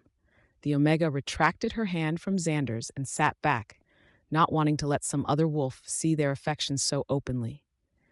And that other wolf was headed straight for them. Hair shock red and a crooked smile on his lips, he waltzed right up to the table as though he wasn't interrupting a thing. "Hey," the strange wolf said. "Archer," Xander greeted shortly. "Fancy meeting you here," the wolf said, looking them over and spending a bit too long on Yara. The Omega crossed her arms over her stomach instinctively, self-conscious. "Yes, quite the coincidence," Xander muttered sourly. "Oh, don't be like that. I heard you were coming out for once and I wanted to see how things were going." "They're fine, thank you," Xander told him. "I can see that," Archer said, grinning as he nodded towards Yara. "So how much did you pay the Omega to pretend to like you? Huh? I mean, it's not like your sorry ass could woo someone." "Excuse me," Yara began, but she was cut off by Xander grabbing her arm roughly. "Mouthy," Archer commented. "I get it now. You picked up a broken one. Cute." "Archer, why are you really here?" Xander asked, bristling. "Let me join you for dinner, and I'll get around to it," the man said. Yara had been absolutely certain her mate would refuse, prepared for it even, but instead Xander exhaled a tense, "Fine." "Waiter," Archer called, snapping his fingers. "Extra table and chair, please." "Why are you?" Yara whispered over the table. "Hush," Xander told her sharply. Yara obeyed, although she was reluctant to. And just like that, the table was extended for their new guest. Archer made himself at home sitting on the free side and looking over the menu with interest. Yara just glared at the man who was intruding upon their date until Xander pat her thigh gently and gave her a look. Sighing, the Omega sipped at her drink and looked out the window, irritated by the new alpha smell, something like mint and aftershave. It was cloying. As soon as Archer had added his order to theirs and the three were left free to talk, the new alpha grinned at them. "So, quite the happy couple, huh? I'm surprised you're going for kids so soon, Xand. I thought you didn't like them." Yara blinked. "Xand? I enjoy well-behaved children, as mine surely will be," Xander corrected. "You say that now, but wait until you have a 2-year-old. Archer drawled in a laugh. Yara wanted to interject. She wanted to ask. She had so many questions. She even opened her mouth, but then she stopped herself. Xander had told her multiple times since the incident a week ago that hierarchy was politics. Whoever this man was, he was important.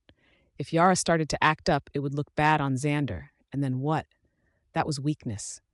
Like a politician, his opponents would smell blood in the water and go for the kill. So Yara shut her mouth and drank her fruit-flavored drink and felt, for the first time, as the Omega in her settled in agreement with her decision. Her wolf finally felt reassured. "How is Maria anyway?" Xander asked casually, although Yara could feel the bite in his voice. It was like a shark skimming beneath the surface. "She's all right. You know how Omegas are." "Yes," Xander agreed. "Although she's getting a little fat, I was thinking of taking up a second mate. What do you think?"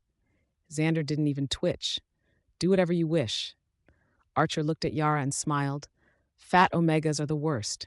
If you're trying to bait her, it won't work," Xander told Archer. What? But she's pregnant. I thought every Omega worried about stuff like that. Yara isn't your typical Omega, but I would prefer if you would stop trying to bother her. I was just kidding. Maria's not fat. I know. You know I wouldn't mate someone else. What would Mom think? I know. Oh, come on, don't be like that. Yara peered at the two men, absolutely baffled. She wanted to say something, anything, but she bit her tongue. Xander inhaled deeply. Then he exhaled and looked at Yara. Would you like to give him your opinion? He seems desperate for it. The Omega felt like a dam had burst. You sound like a complete asshole, Yara said, scowling openly at Archer. And I feel really sorry for whatever girl or Omega or whatever mated you. How dare you even joke about something like that? Do you not have any shame? And you have children together? What would they think if they could hear you speak right now? Is that the kind of example you want to set for them? Really? Yara finished, chest heaving from the effort of expelling her suppressed offense. Archer blinked, taken aback. Wow. Xander hid a smirk behind his hand. But the expression was poorly concealed because Archer looked at the other alpha and just repeated, wow. And you tamed that? Chose to remain silent. Xander cleared his throat. I have done nothing other than lead. It is my Omega whom has chosen to fall in line behind me. Yeah, whatever. Cut the modesty bullshit. You know, if your pack finds out you're beating your Omega, they'll cut your throat, right? I have never beat Yara, Xander said, looking as appalled as Yara felt. Whatever, Archer muttered, toying with the table's kitchenware. Where's the food already? I'm starving. Archer stayed with them until the end of dinner, which Yara lamented greatly. However, the meal was delicious, and there was something in the air that told her that Xander would make it up to her for allowing this uninvited guest to stay. So, all in all, she couldn't call the evening a loss. When they finally bid the man goodbye, Xander and Yara got into the relative privacy of the car. The Omega looked at him. Who was that? Xander sighed as he buckled his seatbelt and gave Manuel the command to take them home, before finally answering, My brother. Yara blinked. Oh, that's why he said. Oh, the Omega bit her lips. Yikes. Indeed, Xander agreed. Then, you should also be aware that he is only my half-brother. We have different mothers, as you may have guessed based on his appearance. His mother passed away in labor, I'm afraid. I'm sorry, Yara said. Well, if it weren't for that, my father wouldn't have taken a second mate, Xander pointed out, and I wouldn't have been born. I have never been sure how to feel about the matter. Yara had no idea either, so she simply nodded, sobered. You should also know that he runs his own pack a few towns away, which seeks to rival mine. The Omega froze. Yes, but I would prefer not to speak too much about that right now, if that's okay with you. Oh, sure. Yeah, of course. Yara stumbled. Xander fished around in his suit jacket for a moment before coming out with a box.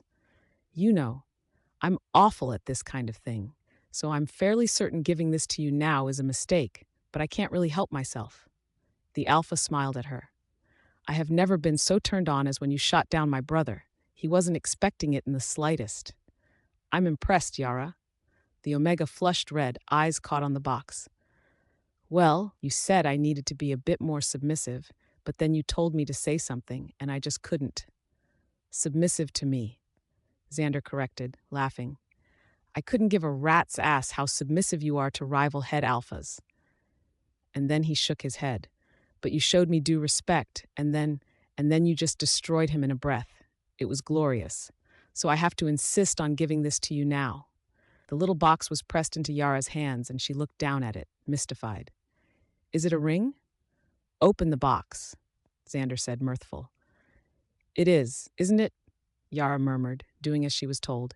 It was a ring, yet it looked older. It was polished, a pearly white-colored stone in the middle, the same shade and shape as the full moon, with two wolves intricately crafted around it. Yara stared at it. It's beautiful. It was my grandmother's, Xander said. My mother wanted to meet you to see if she approved of my selection. Needless to say she did, so she gave me this to pass on to you. Although, this was some time ago, I wasn't sure when would be appropriate. Yara picked it up out of the box. The ring was silvery, but not silver. Still, the band's design was as detailed as the wolves had been. She turned it over her fingers and then smiled. Xander, I'm not sure if this will fit on my finger. I intend to have it fitted, Xander admitted knowingly. Or you could wear it on a chain around your neck. The Alpha's hand guided Yara to place the ring back in the box, and the Omega allowed it, a little perplexed until Xander leaned in and started to nibble at the bit of her neck below her ear. Hey! I must remind you that you have aroused me thoroughly, Yara. I feel the need to make you pregnant a second time. The Alpha purred against her throat. Yara bent back as Xander came on to her, until the Omega was pressed against the seat. Xander, we can't. Manuel will see. Manuel sees nothing. He is paid handsomely not to, Xander told her. Isn't that right, Manuel? Yes, sir, Manuel answered from the front of the car. Yara shoved Xander off, laughing. No, it can wait until we're home. Xander gave her a very real wolfish whine, which sent Yara into another laughing fit as the Alpha reconnected with her neck and went back to leaving marks along it. Hey! The assault of affection only grew worse once they were indoors and Xander had Yara to himself, kissing the Omega even as they stumbled through the halls, despite Yara's protests of, "Someone will see us." Xander didn't seem to care because he didn't bother to listen. It took the Omega far too long to realize that the man tasted of alcohol, and if her memory was serving her correctly, she had ordered several glasses of wine at dinner. Yara hadn't kept track of just how many, but it'd been enough to get the Alpha through Archer's rambling through dinner, and then, despite Archer being the only one who wanted it, dessert. Which likely meant that Xander was at least a little bit tipsy. You were drinking, Yara managed, giddy as they stumbled into the Alpha's room. Xander shut the door behind them with his foot. Maybe, he admitted, grinning against Yara's neck, or maybe you're just intoxicating. Oh, stop it, Yara scolded. Nope, can't. I need you out of these clothes. The Alpha growled, yanking off Yara's cardigan and tossing it. Then he tore open the Omega's dress. You tore it. It was necessary, Xander told her before kissing her straight on, occupying the Omega's lips to silence her. Yara sighed, and within a few seconds every thoughts of complaints were gone. She's mind was occupied by the man ravishing her lips, and from the ecstasy he's giving, Yara melted a little at the fierceness of the kiss, latching onto the Alpha for balance as the man fiddled with her underwear and dove his hand in to touch Yara's most intimate part. The Omega whined, needy, God, you're jumping right to it, aren't you? Want you, Xander mumbled against her lips. Yara hummed as they resumed kissing again, breathless. Heat was starting to skitter through the Omega, warming her blood into an anticipatory simmer. As her Alpha stroked her gently, making her horny, it ached. Being pregnant, Yara hadn't drunk anything alcoholic, but that didn't mean Xander's scent wasn't affecting her. It was overwhelming her senses and muddling her thought processes. Oh God, you're not going to go easy on me at all, are you? Yara whined as the Alpha bit at her half-bare shoulder. Nope, Xander told her confidently. Need to shower first if you're going to. You don't have to, the Alpha growled into her shoulder. I like you like this. But the Alpha silenced her protest with another hot, searing kiss. Then his scent beat down on Yara like a fog. She feels dizzy with sex and love, eager to have so much of her mate consuming the space around her as the Omega was pressed up against a wall. She felt small and vulnerable and protected and needed and loved. She was irrevocably wanted. It was amazingly perfect, this moment. So what if dinner had been ruined? So what if they didn't spend nearly enough time together? None of that seemed to matter anymore. It melted away. Everything was just her and her mate, the father of her children, this other wolf who was gruff and serious and handsome and kind. Xander ground his suit pants-covered crotch up against Yara's bare skin and growled in her ear warmly. Can you feel me? Can you feel how much I want to be inside of you? Yara's head lolled back against the wallpaper. Yes, she gasped, rocking back against the friction. I'm gonna fuck you right here, Xander crooned into her ear, rubbing against her. He bit Yara's neck near the mating mark, and the Omega shuddered. Going to lift you up and fuck you until you can't walk. Yara whined and her thighs quivered. She was certain she would have stumbled were she not already propped up against something. A wetness was crawling down her thigh. Xander sniffed the air. You're wet. Huh? Yara murmured, but the words were half giggled, her mind consumed with Xander and need, and God, she was going to get it in a moment, wasn't she? You're wet, so eager, Xander murmured, amazed, struggling to free his erection. Its scent, so heavy. Fuck. Xander surged back in to rut against her. You're so turned on. You wanted me too, the alpha whispered, gripping Yara and hoisting her up so that her legs were no longer touching the ground. I wasn't sure if, but you can sew. The Omega squirmed as she was adjusted against the wall, gripping her mate as she leaned in against him. Around Xander's neck, the scent was so strong it made her head spin as saliva collected in her mouth. She swallowed it down. Even lifting her like this, bending Yara's legs so that the alpha had an angle to penetrate her, the Omega instead felt a prodding finger, exploratory. Xander purred. You're so fucking wet for me. Yara keened as the finger slid inside of her experimentally, going to put it in. The alpha warned her before lining himself up with Yara's entrance before adjusting the Omega's legs again and jerking up and in. Yara moaned and tensed, the bite of the insertion undeniable. As much as she was getting used to sex, the first push inwards was always the most uncomfortable, albeit now, not so much. Instead, her body buzzed with jolts of electric pleasure that reminded her vaguely of their first time together, however distant that experience was now. She was glad, really. She was turned on enough that teasing would have felt like hell. And fuck, did Xander love to tease. The pace the alpha set was relentless, and somewhere in the back of her mind, Yara was astounded by how strong the man was, lifting her and dropping her onto his shaft as though it were nothing, aiding the piston of his hips with groans and muffled gasps. Each yank down felt like a pleasure bomb, and Yara muffled her cries against her mate's suit jacket, both of them reduced to thoughtless incoherence. The Omega's entire body pricked, oversensitive, but that didn't stop Xander. Then the alpha rammed her sweet spot, and Yara's head knocked the wall as she arched back in a small howl. Jostled as Xander took to thrusting into her with a vengeance, the noise they made could have woken the dead. I need, Yara whined, barely managing words as she settled on the cusp of orgasm. But she couldn't reach herself, and Xander's hands were busy, and the Omega whined, tears welling in her eyes as she clung to her mate. Xander must have understood, because he growled low and bit Yara's neck, hard. The Omega came. Her entire body shook with orgasm as Xander continued to pound into her, merciless, grunting. The euphoria left the Omega breathless and limp, as her mate continued into her for at least a minute longer, rocking bursts of dazzling stars behind Yara's eyes. Xander's hands tightened around her as he ejaculated into his mate, thrusts turning telltale shallow as he grunted, breathing hard and face red from exertion. After several long seconds of standing there, the alpha adjusted Yara in his grasp and walked them over to the bed before dropping the pregnant wolf onto the sheets, which was great because Yara was entirely convinced that she wouldn't be able to walk right now. We should clean up, the Omega mumbled. No, Xander said, drawing back the blankets and shifting Yara until she was beneath him. I like you, like this, smelling like me. You're an animal, Yara mumbled, sleep already drawing in her mind. No, Xander told her as he wrapped his arms around the Omega and pulled her close. I'm a wolf. Yara? Oh, hi. Yara jumped, but then smiled vaguely, on edge. Hello.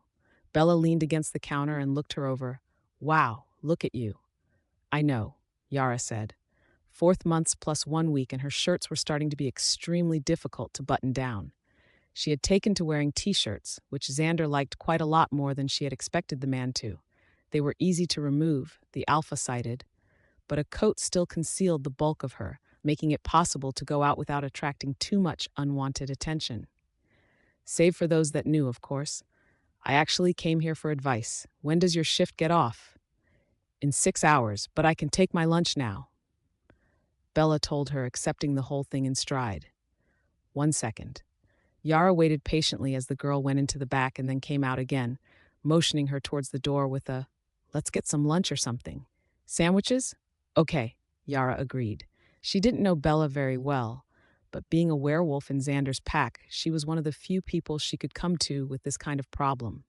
And while maybe she didn't have to trust her that fast, she still wanted to try, especially if there was even the smallest chance that she could help her. Bella chewed her sandwich in thought.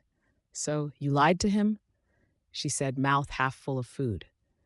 No, Yes, Yara admitted, ashamed. What should I do? I don't want him to be angry, but I don't want to be on permanent bed rest either. If he knew, I wouldn't even be out here right now. I was actually going to ask about why he let you come see me, she said, having swallowed down her food. Then she took another bite. Xander's sort of on a business trip at the moment, Yara admitted, wringing her hands. Oh, wow. Scandal, Bella murmured. She put her sandwich down. Sounds like he's not exactly being the best mate, is he? Yara blinked at her. What? Alphas are supposed to protect what's theirs, even if that means sort of, well, I'm sorry to say, being firm. So the fact that you're doing all this stuff reflects pretty badly on him. She paused. Oh, but I won't tell the message board. I promise, I'm not looking to start, like, a mutiny. Yara began to sweat. What should I do? Listen to him when he tells you stuff. Be honest with him. Tell him all of your needs and worries, and if he can't be a good leader and provider, then you leave him, she said with a shrug. No, I mean about the twins thing. Oh, Sally blinked. Well, you come clean about that. I mean, he might be mad, but if he says you rest in bed, then you rest in bed. Ordering you around is how an alpha shows he cares. The more he loves you, the more he's going to fret, you know? And with you being an omega, I bet the instinct is way worse. Some alphas even go nuts over their beta mates when they're pregnant. I'm not sure I'm following, Yara said. Are you trying to tell me the problem is with him? No, it's the both of you, Bella said bluntly. Then she turned a little red. Sorry, too harsh? My dad was an alpha. I think I learned too much from him. Yara stared down at her uneaten food. No, you're fine. Anyway, my point is just, we're not humans. We don't work that way. So if you're feeling all out of sorts, then it's because you guys aren't playing your parts correctly. It's tough, but you have to just swallow and own up to it. Otherwise, you're not going to learn, and your children and the pack will suffer for it. She didn't feel hungry anymore, but looking up, she smiled at the other werewolf. Thanks, Bella. I guess I have an apology to go make now. Seems like you do, she said encouragingly, smiling at her. Good luck, newbie. Bella glanced down at her watch and cringed. Sorry, dear, but it seems I need to get back to work. Yara thought about buying the alpha flowers, then thought better of it. Tokens of affection would probably be poorly received from an omega, and besides, she was pretty sure Xander wouldn't even like them. She just didn't seem like the flowers kind of guy. So instead, the omega tried a different route. Xander? She greeted her mate when the man was settling in after just getting home from his trip. Will you come take a bath with me? The nice thing about being in a mansion was that the master bath was almost as large as a hot tub. Yara watched as the alpha drew in the water, a wrinkle in his brow as he continually adjusted the temperature. Warm, but not too warm, and something about not wanting to boil Yara. Outside, the leaves were just beginning to change from green, the air about to chill, and there was a quiet stillness to everything in the wake of summer. Yara watched, absorbed in the motions of her alpha, as the man fiddled with the knobs and steam rose up around him. There, that should be all right, Xander decided, standing up straight. Then he looked at Yara. Need help getting undressed? The omega hesitated before nodding. She didn't need help, but they both knew that. And instead, she allowed Xander to pull off her house dress and slide it up over her head, hands skirting over her stomach the entire way as though it were a marvel to be in awe of. You're gorgeous, you know that, Xander told her. You're not so bad yourself, Yara responded. I'm being serious. I know. The alpha sighed and kissed her collarbone, then he stepped back and drank in the sight of her. You really are amazing like this. Yara rubbed at her arm and managed a small smile. Thank you. Of course. Xander stripped and helped ease her into the water, where they settled together, the heat lapping at their skin and the sides of the tub. For a few long minutes neither said anything, both consumed in thought, and Yara relaxed as her mate's scent surrounded her as it infused into the steam. She could do this.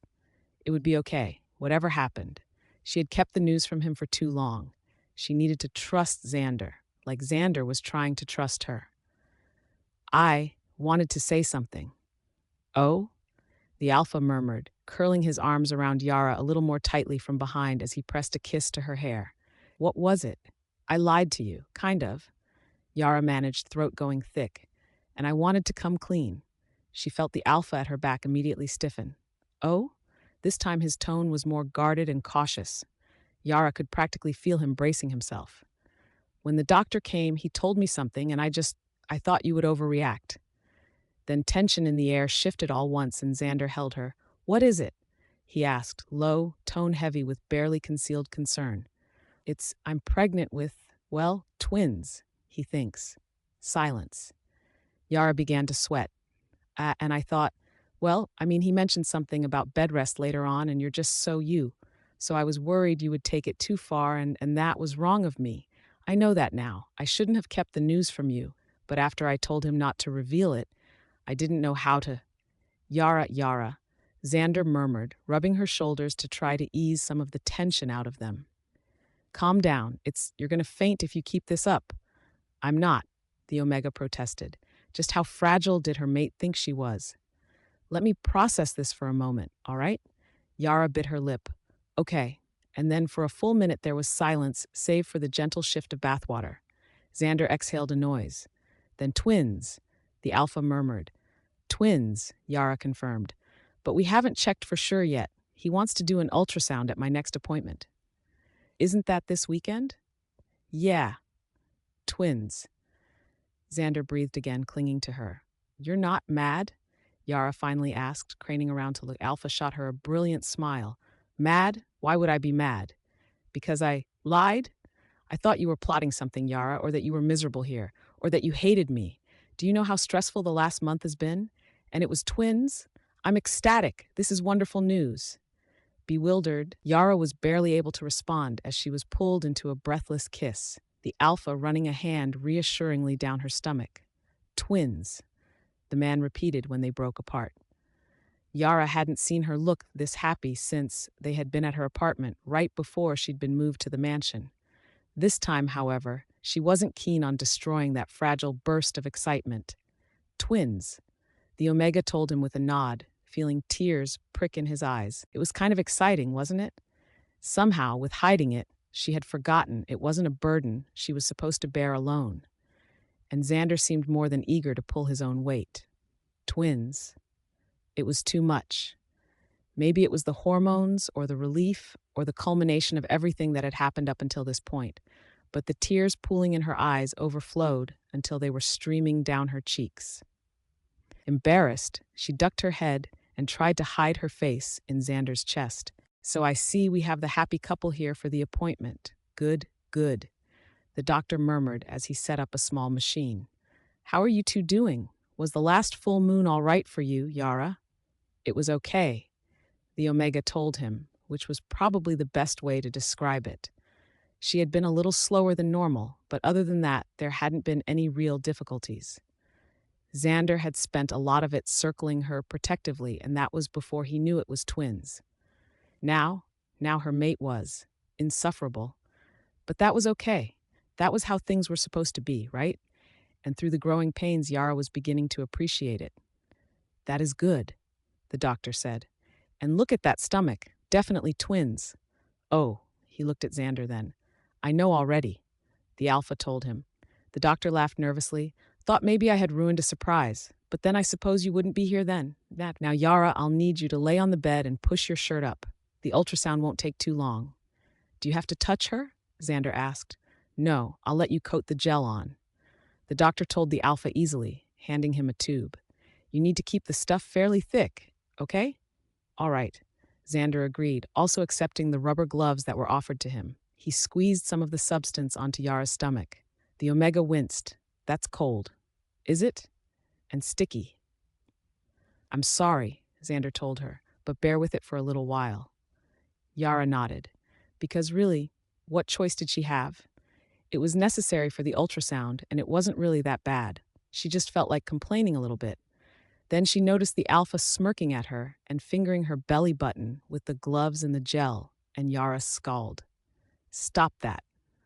I don't know what you're talking about, the alpha feigned. About ready? The doctor asked, setting up a machine that looked more like a strange laptop than anything else. Yara looked at its screen with interest. Will we see the babies on there? Yes, you will. The doctor confirmed, pulling a pad away from the machine. And we'll be able to confirm if it's twins, although I'm convinced. What says the father? Twins. I can feel it. Xander nodded. You cannot. Yara shot him, an incredulous look. Fatherhood was making her mate childish. All right, let me through, and I'll just... The beta pressed the pad to Yara's stomach, adjusting some of his settings on the laptop. The screen flickered to life in grainy gray. Yara and Xander stared at it with interest. Let's see. If we were a pair of pups, where would we be hiding? The doctor mused quietly as he roamed the pad over Yara's stomach. The Omega blinked as she felt someone grab her hand and chanced to look at Xander, who had his fingers gripped around Yara's tightly. They were strong and unwavering, wholly alpha, but her mate had a look on his face that conveyed the notion that he might not be breathing. Yara squeezed her fingers back, just as tight. Oh, there were R. The Omega jumped. Peering at the screen, she wasn't sure what she was seeing. The doctor reached forward to trace his fingers over a circle. Here's baby 1, he said before pointing to another. And here's baby 2. Isn't that something? Snugged together in one nice shot. It's like they're eager to meet you. The doctor said, apparently fairly practiced at dealing with gushing parents. Can you save the image? Xander asked. Oh yes, I can send them to you later. I'm afraid this machine doesn't have a printer. Yes, that's fine. Perfect. For now, I'll leave a still frame of it up for you to look at, yes? I imagine you'll want a moment. The doctor told them, removing the pad from Yara's stomach even as the picture of their children remained on the screen. The beta left the room, quickly making himself scarce. Twins, Xander exhaled. How many children do you want? Yara asked him wryly. What, in total? Yes. Oh, the alpha mulled this over. 5. Yara gaped. 5? Too few? The alpha asked. For a moment, Yara genuinely believed him until the man's face split into a grin. The Omega laughed. Don't frighten me like that. Sorry, Xander murmured, squeezing the hand he still had captive in apology. Although I wouldn't mind 5. That's how many children my father had. Yara stared at him. No way. Yes, my brother Archer, whom you met, and then with my mother he had my elder brother, my elder sisters, twins, and myself. You're the youngest? Yara asked, slightly bewildered. I am, Xander told her. And you beat the eldest and became the pack head? How? That's not really a story I want to go over right now. Oh, of course, sorry. No, it's fine. Truth is, my father was a busy man if, you know what I mean. Archer and I were the only alphas, so technically I had limited competition. The other 3 are omegas, but they all left for different packs ages ago. That's a lot of omegas, Yara murmured. Christmas is a nightmare. I can imagine. You're invited, by the way, so prepare yourself for that, Xander told her, offering Yara an entirely unapologetic smile. That's in about 4 months? Oh, I'm going to look like a stuffed turkey when I meet them, Yara realized, rubbing at her face. At least you won't have the babies just yet. Traveling with them would be worse. Possibly. Well, how wouldn't it be? Traveling with a pregnant woman's bladder sounds fairly bad to me. I suppose, Xander conceded, and you'll have 2 of them sitting on it. Yara groaned. Then Xander took her hand and rubbed it, shifting a little closer on the bed. Glancing at the ultrasound machine, he smiled faintly. This isn't the most romantic time to say this, but... Yara quirked a brow at him. You're becoming a master at this, aren't you? Xander just leaned in and pressed a chaste kiss to her lips, and then he pulled back with, I love you, Yara. The Omega blinked up at him, stunned, then answered, I love you too. Xander smiled and brushed some of her hair out of her face, appearing overjoyed by her different facial expression as response. Thinking about you, us, and this family we're creating. I'm glad I met you. I'm glad you became my secretary. Yara tried not to go misty-eyed, ducking her head. I'm glad you didn't quit after the first day. The Omega laughed. Has that happened to you? Oh, like you wouldn't believe, the Alpha confirmed. Yara laughed harder. God, she exhaled, and then again. God, I do believe it, knowing you. Cream, no sugar. Xander groused in an imitation of herself. Stop, Yara whined, shaking as she tried hard not to giggle. Go get it again, minion. The Alpha continued. Please, no more. You were so bad. I was the worst. The Alpha confirmed. You know my current secretary hates me. I didn't want him to get any wrong ideas. Yara tried to say between gasps, I thought it was a woman now. Fired her, sacked 2 others. I'm on my 4th now. The Omega punched him in the shoulder lightly. You're such a tyrant. You love it. God help me. Yara shook her head. I think I really do. Fuck! Yara jumped. She'd been on her way to ask Xander a question, but just as she had reached out to touch the doorknob, she heard her mate curse. The sound of heavy footsteps soon filled the silence, and the Omega jumped back just in time to avoid being hit by the Alpha opening the door. Xander blinked at her, surprised. Yara? Oh, hello. The Omega responded meekly. Everything okay? The Alpha's expression darkened. No, he grumbled, fury brewing. My newest secretary quit on me. This is getting ridiculous. I was supposed to have this weekend off, but now, Xander sighed, I'm going to have to do it myself until I can find a replacement. Normally that's not a problem, but the hiring company I was employing refuses to work with me now. Apparently my turnover rate is making them look bad. Yara peered at him, cocking her head. Have you tried not being mean to your secretaries? I can't. Xander said with a melancholy that led Yara to believe that he had genuinely tried. It's too deeply ingrained. Things start out okay, but once I stop paying attention, I'm back to snapping at them. And it seems like they take it even worse if before I was being nice. How did you keep one before you hired me? Xander just shrugged, nonchalant. The person you replaced just stayed. I don't know why. Now it seems like I can't manage to keep anyone longer than a week. The Alpha looked at his mate, then down the hall. Then he simply turned and started back into the office he had stormed out of, this time with Yara on his heels. The 6-month pregnant Omega followed after him, stomach overly large with twins, already consumed with the feeling that she should have burst by now with how large she was. When she reached the desk, she leaned on it using a hand. I could help until you find someone else, Yara volunteered. I already know your system and everything. The Alpha sank down into his desk chair as a scowl flickered over his features. He waved the idea away with his hand.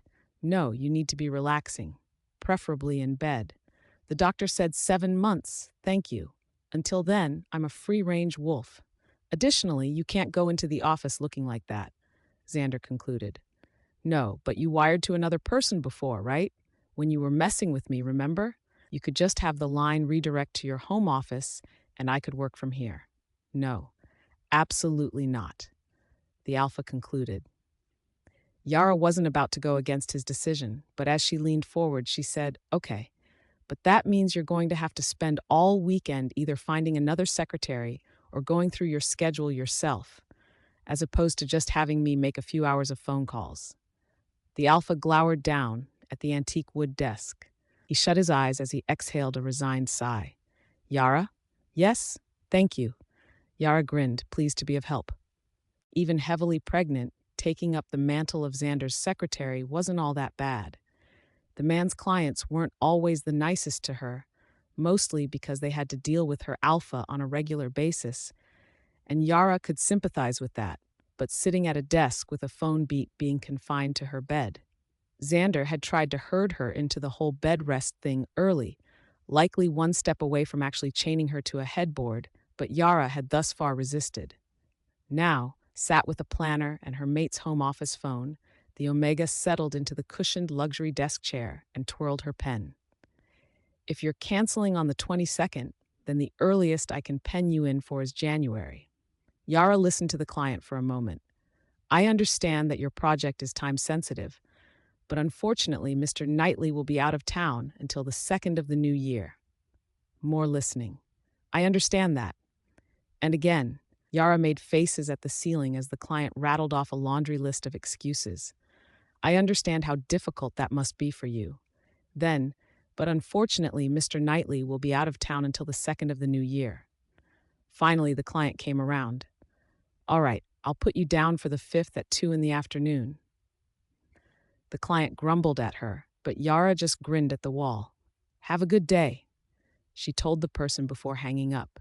Leaning back in her chair, Yara drank the decaffeinated coffee and fiddled with the schedule for a moment before rubbing at her face. She had been at this for at least 2 straight hours now. The human part of her brain was elated, stimulated by the engagement of her mental faculties. The Omega side, on the other hand, it was definitely draining, somehow. Xander was right, of course. She should have been avoiding stress. Rubbing a hand over her stomach, she felt like a stranger in her own body. This wasn't the same man who had worked in sales up until last spring anymore. Her ankles and feet felt swollen half the time, her spine ached something awful, and she had the most bizarre cravings at the worst times. Moreover, she had to use the bathroom up to 10 or 15 times a day, whereas normally she'd had quite the iron bladder. And the weird flash heats didn't help either. Yara was fairly sure it was something scandalous to have sex while pregnant, but she was also aware that this was not a rare thing to do. The doctor had explained why it was okay. Shaking her head, Yara erased some of her irrational thoughts and focused on something else, like her work as Xander's somewhat retired but not stand-in secretary. Dialing the next number, she braced herself. Hello? Good afternoon. I'm calling on behalf of Xander Knightley's office. May I speak to Mr. Jackson? Oh, I recognize your voice, said the man on the line. Knightley's wife, huh? Yara blinked, mind whirring to recall what the man was talking about. Then it all clicked. This was the CEO's son, the same man who had hit on her at the office party before she began staying home due to the pregnancy, and the same man Xander had threatened for it. Oh, yeah. Yara managed, internally kicking herself for not recognizing the name sooner. She could have had Xander call this one.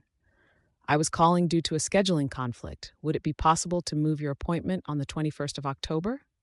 Sure thing, cutie, but only if you can tell me one thing. Yara cringed.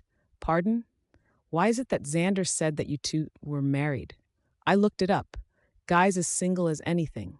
I'm sorry, that's fairly personal, sir, Yara said, trying to still her anxiety. It didn't feel right for someone to prod into their personal lives like this, especially a human. No, but really, if you're not married, then what? And I haven't seen you at the office in ages. I thought you didn't work here anymore, so why are you making phone calls? Wouldn't that make sense if I were his wife? Jackson scoffed. Legally, you're not. Yara bit her tongue and resisted the urge to say something she would definitely regret.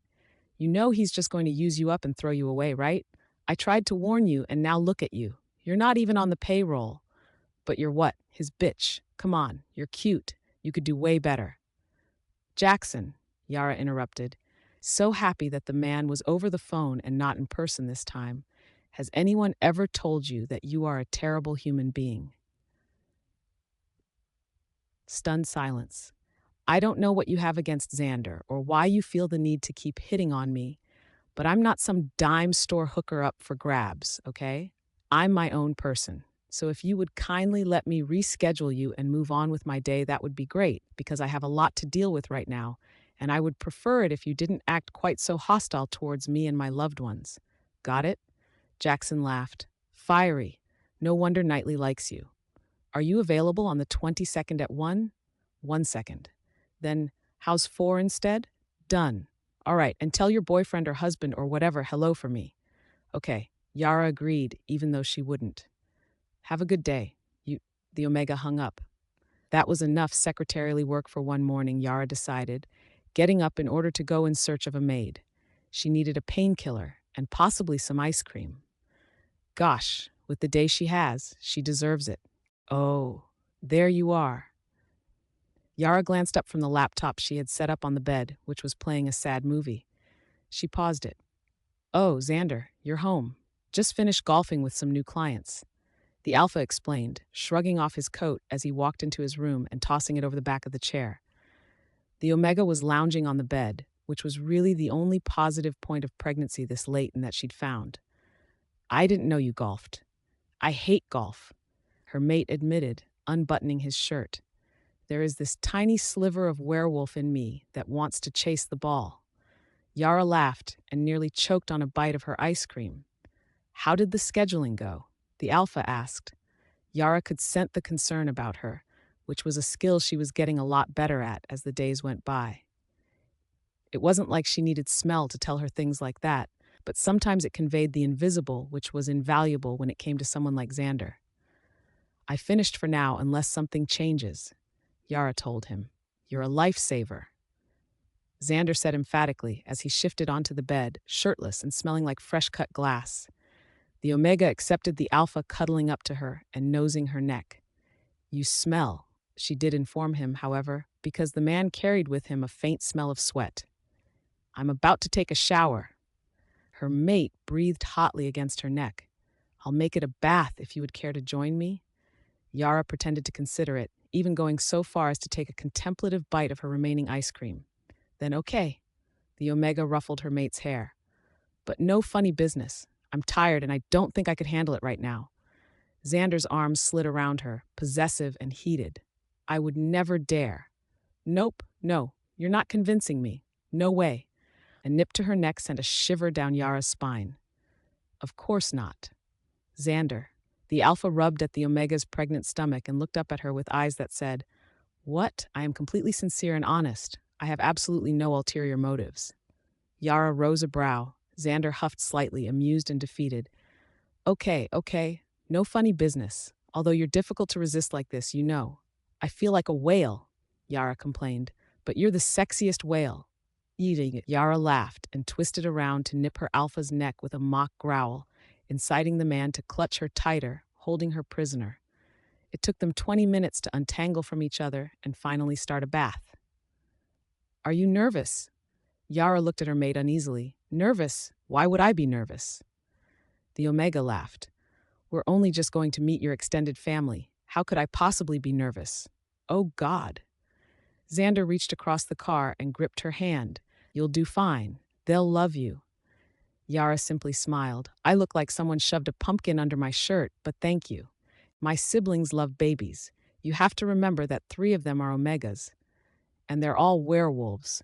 I mean, meeting your pack on the full moon is one thing. Somehow it's so much easier when we're wolves instead of humans." Xander laughed. "I doubt Mother would appreciate a Christmas party full of wolves." The image made Yara smile a bit even as she squeezed her mate's hand. She was 8 months pregnant, and the Alpha had succeeded in getting her to stay off of her feet as much as possible, largely because the Omega had begun to suffer shooting pains down her back if she stood for too long.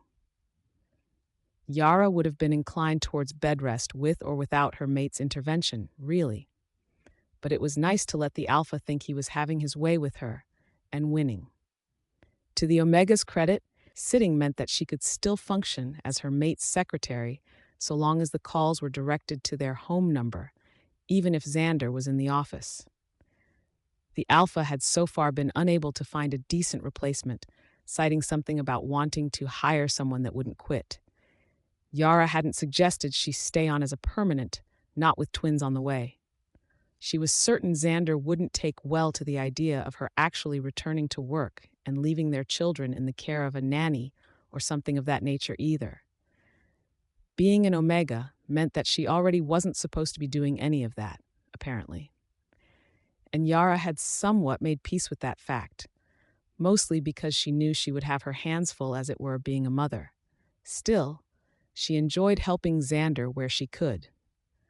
As the car rolled through the streets, Yara stared out the window at the elaborate decorations that covered some of the mansions. Not every house took the holiday season seriously, but those that did looked freshly designed for Christmas cards. It was nothing short of impressive. Then they arrived, and Xander's mother's home blew many of the others out of the water. If you could capture the essence of tasteful seasonal cheer, she had most definitely employed the right people to do it. Everything was royal greens and reds and silvers, lights twinkling, and a huge tree erected in the front yard. As they pulled up the driveway, Yara saw children playing in the yard's thin layer of snow. The Omega swallowed, a rush of nervousness skimming through her. Xander leaned over to nuzzle the side of her face. "You'll be fine. My family will like you, I promise." "You say that," Yara murmured, uncertain. "I mean that," the Alpha insisted. "They may be quirky, but they'll like you." "Quirky," the Omega tensed. "Quirky good or quirky bad?" Xander just shook his head, amused. "You'll see," he told her before stepping out of the car. Yara followed by exiting on her side, feeling far meeker than she was used to, as the 4 children in the yard all looked at them, looked at each other, and burst forward in an eager rush. "Uncle Xandy! Uncle Xandy!" They chanted, eager to hug the alpha and shooting curious looks at Yara. Then they burst into brash commentary. You mated. About time. Oh, she's pregnant with a baby. I'm going to tell Mom. No, I am. The children shoved and laughed and ran for the mansion's door, two in particular bounding into their wolf forms when they reached the threshold, not caring if they looked silly dragging their shirts, pants, and scarves along with them. Wide-eyed, Yara didn't move until Xander nudged her forward. Come along. The children are really quite sweet once you get to know them. They like you, the Omega observed. Xander wrinkled his nose. Of course they like me. Why wouldn't they? Yara looked at her mate. I don't know. I don't treat them like I treat my secretaries. The alpha sulked. I should hope not. Pack and family are different. Xander sighed, raking a hand through his hair. I've always liked most of the little ones. Maybe not the infants, but the younger kids I enjoy spending time with. Yara hooked her arm around her mate's and patted it with her opposite hand. Well, you'll have 2 infants soon. The alpha nodded. I'm looking forward to it. Which part? Yara laughed, nervous. The not getting to sleep at night bit or the constantly being plagued by vague parental anxiety bit? Xander just looked at her and smiled. The having a loving mate and family bit. Oh, Yara exhaled, warmed by the sentiment. Good answer. Walking into the mansion was like walking into a battlefield, in Yara's mind. There were a lot more people than she had imagined there would be. Xander had explained to her that while there were pack heads and family unit heads, there was also a family head, and his father had been it. Now, however, without his father, their family had fractured, but the tradition of gathering at the man's home for the holidays continued regardless, given how much he had emphasized blood unity. Yara was nervous. Growing up in foster homes hadn't been terrible, but truthfully, her foster parents had never really given her the vibe that they enjoyed having her around. Being a werewolf, as much as she tried to hide it, came as a nasty shock to a few of them, who denied what she was or hid it to the best of their ability.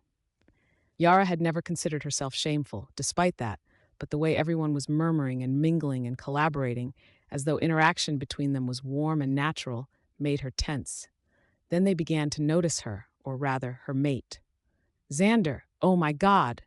An older woman squealed, running up to hug the alpha, but stopping short at the sight of Yara. She flailed her arms slightly, making incoherent noises. Mom told me you, but I didn't think you'd. Oh, wow! Xander just laughed and turned to Yara. This is my sister, Ella. She's one of the Omega twins I was telling you about. It's so nice to meet you. The woman gushed, looking eager to make physical contact with Yara but holding herself back. It was overwhelming. And you're so pregnant? Yara supplied, smiling and awkward. Yes, she exclaimed, and cute and, oh, how did my brother get someone like you? Then she actually did grab her hand, dragging her along with a, you need to meet our sister. She'll just die. Yara looked back at Xander, but the alpha just gave her an amused wave, leaving her to whatever fate Ella had in store for her. She found herself dragged into the kitchen, where 2 women were bickering over pie filling. Emma, Tina, look, she called. 2 more sets of eyes turned to Yara, owlish. One of them sniffed the air and froze, bewildered. Wait, Xander's mate?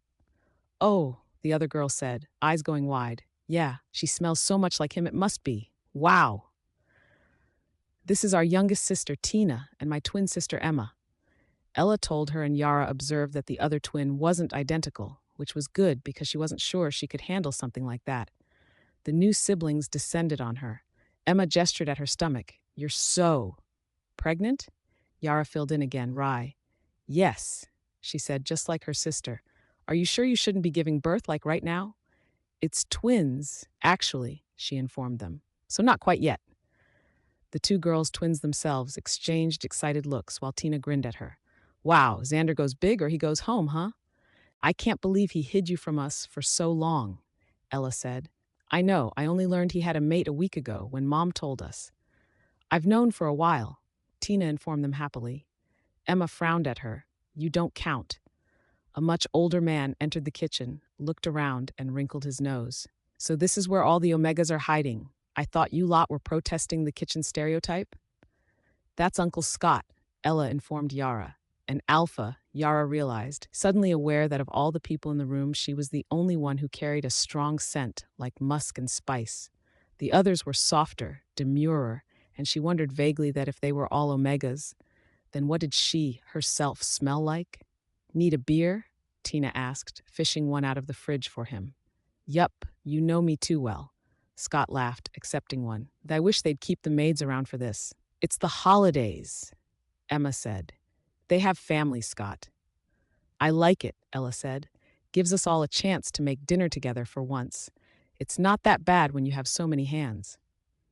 Barbaric, Scott joked, leaving the room with a wave. Yara just stood there, in awe of how such a simple interaction felt so warm and natural and lively, and very aware of the fact that she didn't fit here at all. She jumped when she felt someone put their hand on her lower back and looked at Ella, who was smiling at her. You all right? Oh, you don't need to help, Emma quickly added. You shouldn't even be standing, should you? Do you want to go sit in the living room with the others? Yara struggled for words, composed herself, and then finally managed, Can someone just show me where the bathroom is? Alone, Yara was able to get her bearings, and also relieve herself.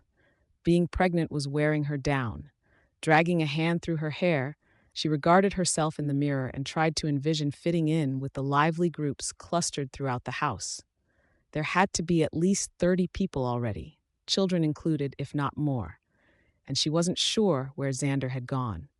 When she exited, Yara was a little surprised to see Tina standing there waiting for her. Oh, did you need to use the... No. Just figured you would want somewhere quiet to rest, right? Yara wanted to resist the idea, but after a moment she nodded. Yes, I would. The other Omega laughed gently and said, Follow me. And she did, trailing behind Tina as she led her down a hall and then down another hall, stopping at a door and cracking it open to peer inside. Deeming it safe to enter, she stepped away to let Yara through. This is a guest room you can use until Xander decides where to put you. I'm assuming you're sleeping overnight and staying for Christmas, right? We are, Yara confirmed. It was a 2-hour drive after all. Perhaps not a lot, but Xander had made it fairly clear that he wasn't up for 4 hours of being chauffeured there and back each day. He had called it a waste, and Yara could only agree. That sounds good.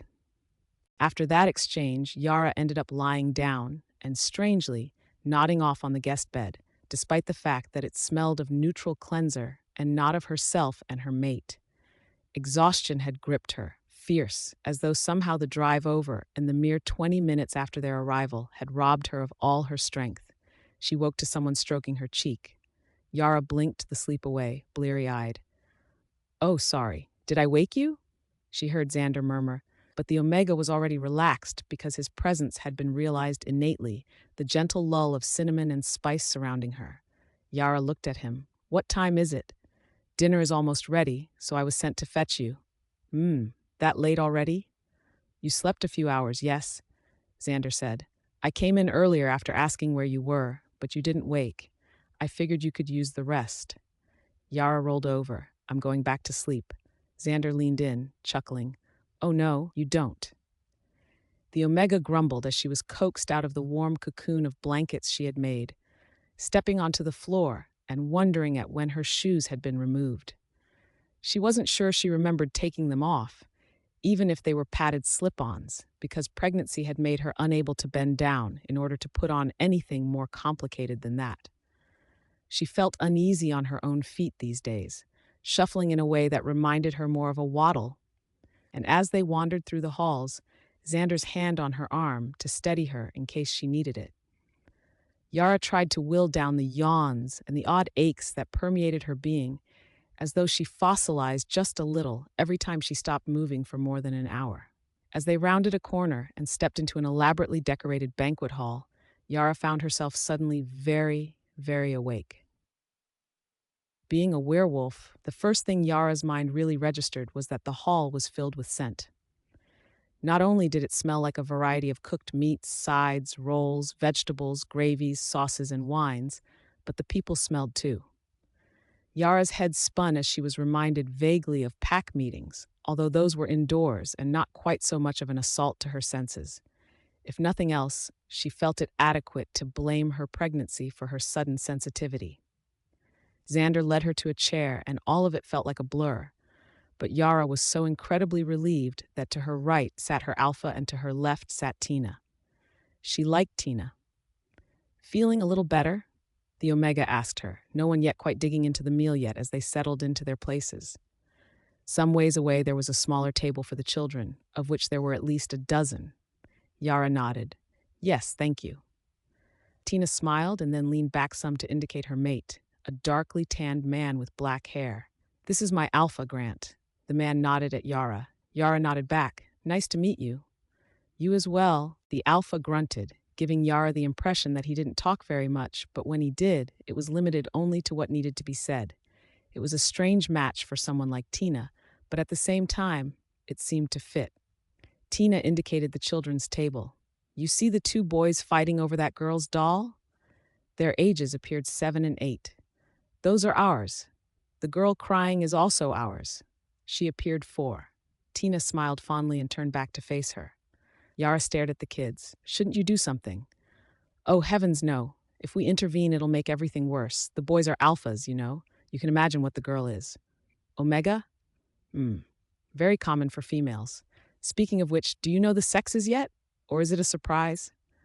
"Oh, we decided to wait," Xander interrupted. "Yes," Yara confirmed, smiling distantly. It hadn't been a decision she had made on purpose, but Xander kept harassing her about nursery room colors, and she'd had a headache at one point when the sex question was posed, and just told him then and there she didn't want to know until they were born. She would tell him someday, but right now she was too embarrassed. They had decided that the nursery would be a pastel blue. Dinner began amazingly. There were so many people in attendance that, although most didn't know Yara and introduced themselves accordingly after things quieted down and Xander's mother gave a brief speech, their focus didn't remain on her for overly long. Everyone seemed to be consumed by their own little modules and cliques, which she found acceptable, given that she wasn't sure what to say to the vast majority of them. This was foreign territory for her. How was one supposed to act with this kind of family? True, she felt a sliver of envy at how the Knightley children had grown up clearly loved by their parents, but it was fleeting and foolish. Xander loved her, and that was all she needed. The alpha made a point to say it often these days. Yara wondered where she would be now if she hadn't accepted Xander's offer to live with him, however insistent the alpha had been. She was certain that if she had given the man an outright no, Xander would have eventually let her be. Yara had been miserable, truthfully. It was all too likely her easygoing slump was simply melancholy and depression, but how could she have known that? Giving the reins of her life over to an alpha so easily. But she was happy now. Even heavily pregnant, surrounded by all these wonderful people, werewolves who accepted her easily and without any question, loved by a man with a kinder heart than he chose to let on. Yara felt her eyes mist up, a surge of emotional sentimentality flooding her. She knew it was a mixture of hormones and overwhelm, but she couldn't help it when the first tear slid down her face just as everyone, as scooping food onto their plates, those in the immediate area around her looked over in alarm. Xander was leaning towards her in an instant, touching her arm. "Yara, are you okay?"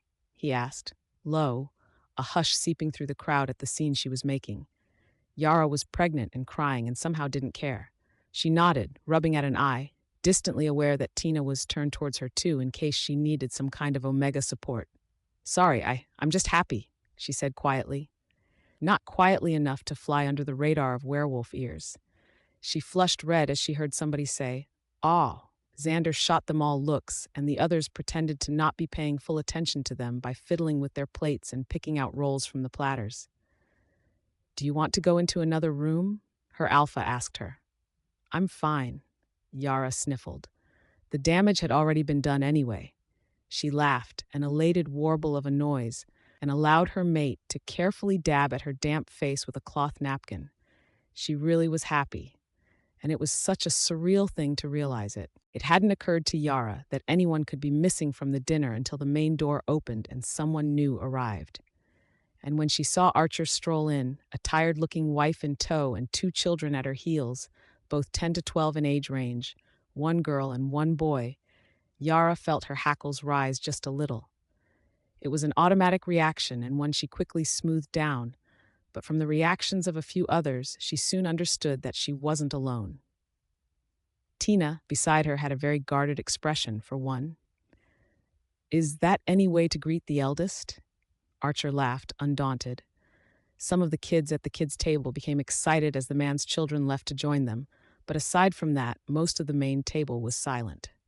"Archer," Xander's mother crooned, her voice kind, "I thought you said you wouldn't be able to make it?"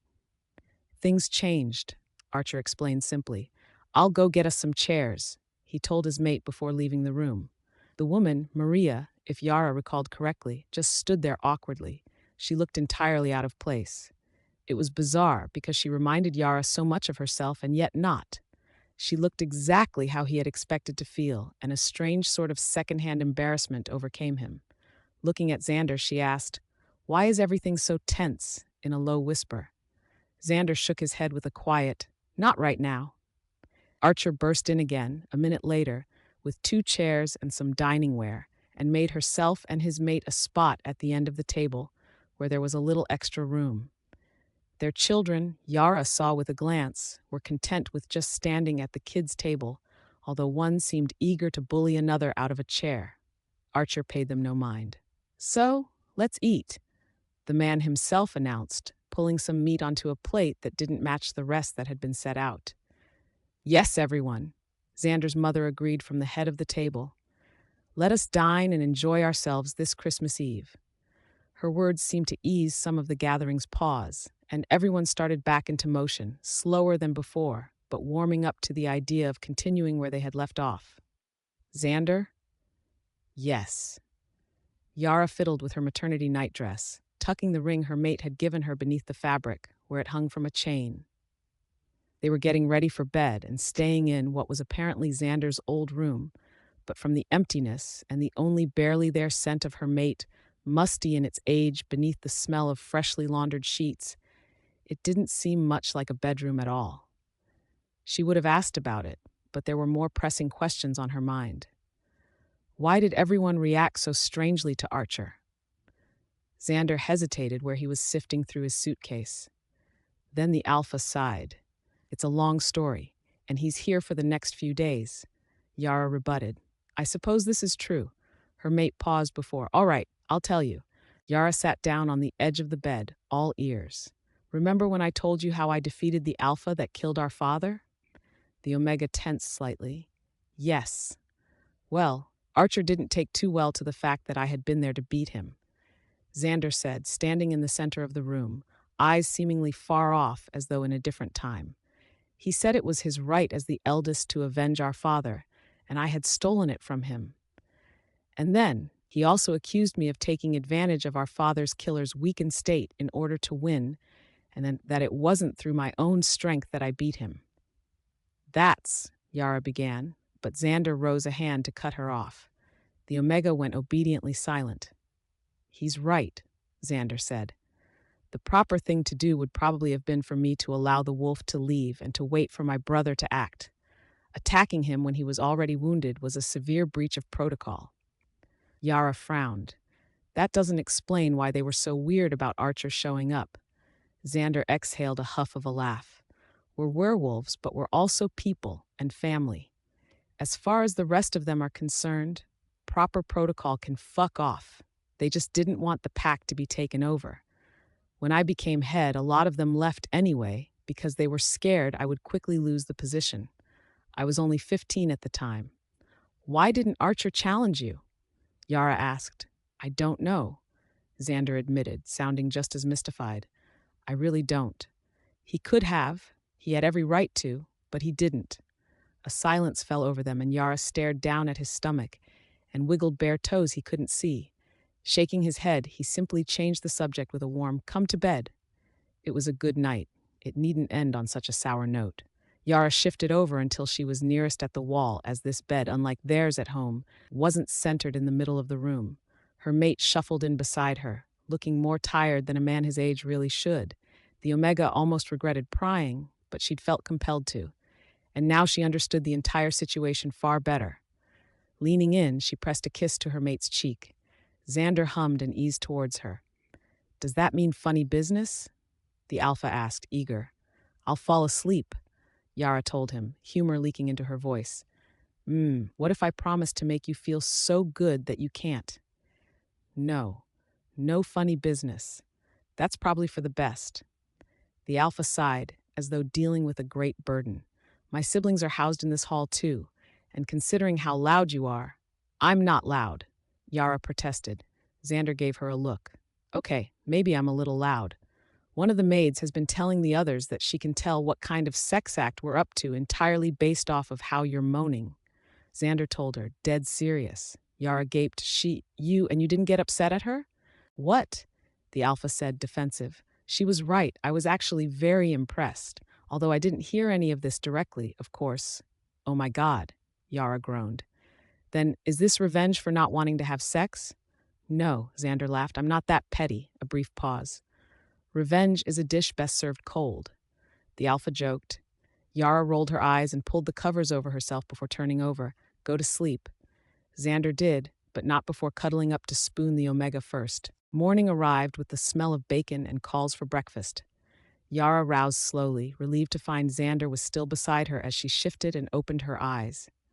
The Alpha was already awake, or at least more awake than Yara herself felt, and the man carded his fingers through Yara's hair affectionately. "Merry Christmas," the Alpha told her. "Merry Christmas," Yara responded, stretching a little. "You know," Xander began, "I almost expected that somehow you would give birth today." "It would be too early," Yara frowned. "Twins are often born early, but I suppose you're right. It's better they stay inside as long as possible, so they can be as healthy as possible when they're born." The Alpha ran his palm over Yara's stomach, which was bare due to the way the Omega's maternity dress was riding up her chest. "I'm just eager." "It'll happen when it happens," Yara said. "Looking forward to it?" "Yes and no." The Omega laughed.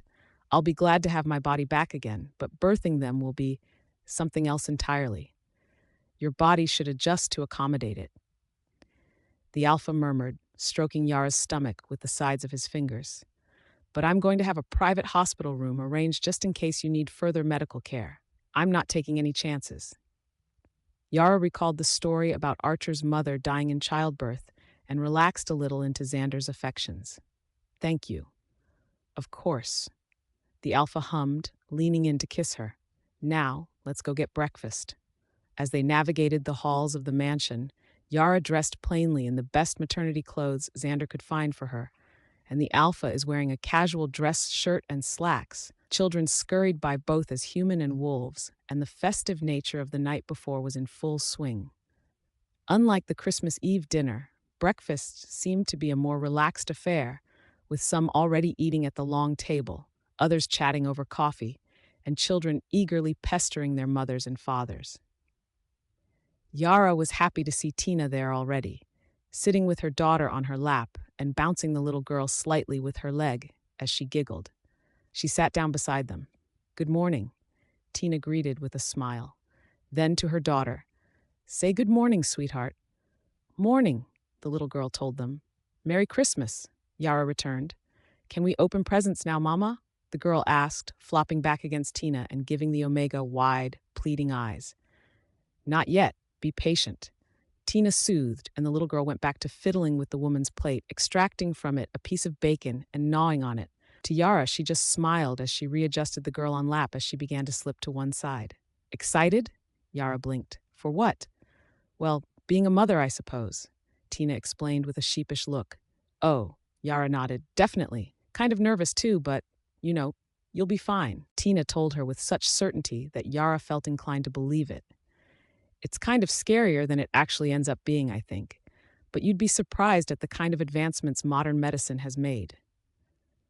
"Thanks," Yara told her, before turning as Xander nudged her, the Alpha asking what kind of breakfast items she wanted. After the meal ended, Xander had to excuse himself again to go speak with the other Alphas, so Yara followed Tina to the kitchen, where the other Omegas present were already making lunch.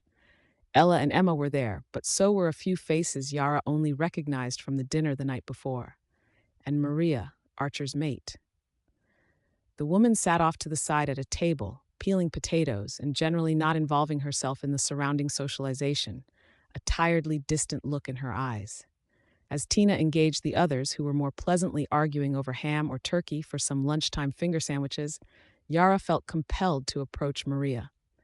Sitting down at the same table as she watched her eyes flicker up meekly before darting back down again. "Oh, hello. Merry Christmas," Yara told her, leaning in to grab a potato and what appeared to be a spare peeler. She wanted to make herself useful anyway, and this was something she could do without too much effort. "Oh, you don't need to. I want to." Yara interrupted her with a smile. Maria frowned a little but nodded. "Okay. Having a good morning?" she asked her as casually as she could manage. Her eyes darted to the group of other Omegas briefly before she nodded. Yes. Everyone is very nice here." "Is something wrong?" Maria momentarily stopped peeling. "Why would you say that?" "You just seem really nervous," Yara admitted. "Well, thank you for your concern, but it really isn't any of your business, is it?" Maria told her, her voice slightly colder. Before Yara could conjure a response to that, one of Maria's children stumbled into the room and up to his mother, out of breath. Mom, Simon hit me." The woman glowered slightly, albeit it didn't seem directed at her son. "You're an alpha. Hit him back." "Okay," the boy said, running back out of the room again. Maria sighed. Honestly, he should be able to deal with his own problems now. He's an alpha.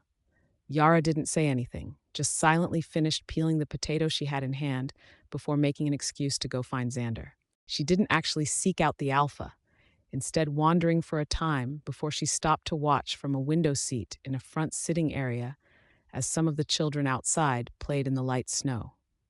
There was a small group of boisterous ones, which he assumed were the young alphas, a meeker few following after, so perhaps betas, and then a couple others which looked content to quietly buddy up and build little mini snowmen, so omegas. It seemed as clear-cut to him as a division of little girls and boys on a playground. Werewolves really were an entirely different breed, weren't they? Lunch was a small affair, largely provided for those that hadn't eaten or had skipped breakfast. But in between that and dinner, there was a lull, and everyone was rounded up and directed into a large living room area, where a great tree was set up, beneath it an uncountable number of decorated packages. Bit by bit, the various families and groups made a place for themselves on couches and in chairs, some even taking to sitting on the rug with their offspring and mate. The kids, giddy and wild, were barely controllable as some circled around the tree and tried to count how many gifts had their name on the tag. The cacophony of noise was laughter, chatter, and eagerness. Even Archer, further back, seemed mildly at ease. Yara had been offered part of a sofa to share with Xander due to her being heavily pregnant, a cushion propping up her back to ease some of the strain to her spine. Beside her, her alpha had an arm looped around her shoulders. "This is such a huge event," Yara marveled. "I'm glad we decided to do presents later at home." Xander chuckled. "Even still, Mother will have gotten you something, I'm sure. She likes to dote on her children, and she likes you." Yara flushed red. "Oh no, I'm not sure I could bear the attention." Xander shamelessly nuzzled her cheek. "You've done great so far." "Stop it," Yara murmured, pushing her back. "People can see you. So, they can also smell that I have my scent rubbed all over you. Now they'll know how it got there." Yara felt her face heat even further, but she gave in, letting Xander nuzzle her until the alpha settled with a pleased sigh. "I'm glad you came here with me," Xander told her. "I'm glad I did too." Yara admittedly shyly. The gentle moment was disrupted as a small commotion started up at the other end of the room, and both leaned forward to peer past others in order to see what had started it all. "Do you want to tell them that, huh? Do you?" Archer was standing with his hand clasped around his daughter's arm, the girl possibly 10 or so and likely Omega from the way she was ducking her head down and away. Yara felt herself tense at the sight of it, brow knitting. There was an inaudible warble from the girl that sounded very much like a no. Archer, realizing that everyone was looking at him now, scowled, and dragged his daughter into the open space. "Tell them what you said." The Omega girl sniffled and was silent. The man jerked her arm slightly, and Yara felt Xander shifted forward beside him, suddenly alert and on edge. "You do not disobey me. Tell them." The girl stammered, swallowing. "I said I wanted to join the pack." Charlie was in. Yara noticed out of the corner of her eye the way one of Tina's young alphas shifted forward before Tina put a hand on his shoulder to stop him. It seemed apparent that that was likely Charlie. "Yes, you did," Archer sneered, openly disapproving. "She's just a young Omega, Archer," Xander said loudly enough to be heard. "Let the girl be herself." "What? So you think I should just hand my daughter over to them then?" Archer shot back, letting go of the Omega girl's wrist. She immediately turned and darted back to her mother. "I never said that, but kids will be kids. You don't need to punish her for liking another alpha." Archer glared.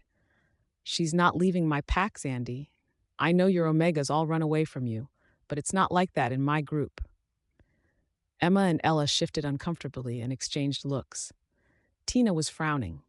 No one said anything, but Yara was sure that they desperately wanted to. Yet this was a discussion between two alphas, and he could sense the gravity of it as it condensed in the room, as though thickening the very air. Even Xander's mother was silent, watching the ongoing scene with resigned, elderly eyes. Xander stood, and Yara felt that he seemed larger than normal as he took a few steps towards his brother. "You can't keep her to your pack if she mates another. You know this." "I can. Her hand is already promised to my second-in-command's son." There was a sudden hum of murmur at the news. Xander's face was contorting into a vague rage. "She's too young for a mateship agreement. She's barely old enough to even know what one is." "She doesn't need to know. She's an Omega. At least I'm getting all the proper paperwork signed in advance." "You raped your mate." Yara flinched as fury soared through her, but Xander shot her a look, and she stayed sitting. Instead, the alpha said to Archer, "I did no such thing." "Yeah? Then why no announcement? Why no courtship ceremony?" Archer said, taking a step forward. "I looked your little Omega up. Do you even know who her father is?" Xander watched Archer, rigid. There was a breathless silence in which not even the children spoke, and Archer looked around, breathing quick with a wild sort of grin on his face, eyes light with an exuberant madness. "All it took was a DNA search, Xandy. You did it, didn't you? You knew and you just let it go." Xander said nothing. Archer looked around again and then to Yara, beaming. "The man who killed my father, your father," he said, jabbing a finger at Xander and then at the cluster of Tina, Ella, and Emma, "sired that fucking Omega right there." He gestured towards Yara, and little Xandy knew. Oh, he knew. And he kept his traitorous mouth shut the whole time. "We have the blood of the enemy right here, right now, and he's all lovey-dovey with the human-bred spawn of our father's murderer." Yara stared ahead as the scene unfolded, uncomprehending. It felt as though someone had unplugged her ability to think. She was stunned. "Yara is not her father," Xander said, voice low and tight in a way Yara had never heard before. "I don't give a shit what your justification is," Archer crowed, "but you want to seriously tell me how to raise my children when you're breeding with that? Leave her out of this," Xander told him, voice a cut threat. "Or what?" Archer sneered. Xander surged forward, and the room rose into a frenzy as the two alphas clashed in a brawl, fighting as men, the children scurrying out of the way and couples darting back to make room. Despite their forms, snarls emerged from the both of them, filled with such undeniable hatred and rage that it made Yara's skin prickle and her stomach knot. Archer stumbled back a little as Xander tried to loop an arm around his neck. Then, with a shove forward, the elder alpha gained the upper hand, as Xander took a step back and his foot went unsteady as it landed on a children's toy. The two men fell in a heap, Archer on top, heavier and sadistic as he latched his fingers around Xander's throat and squeezed, using the younger alpha's momentary daze to choke him. Yara wanted to believe that her mate would win.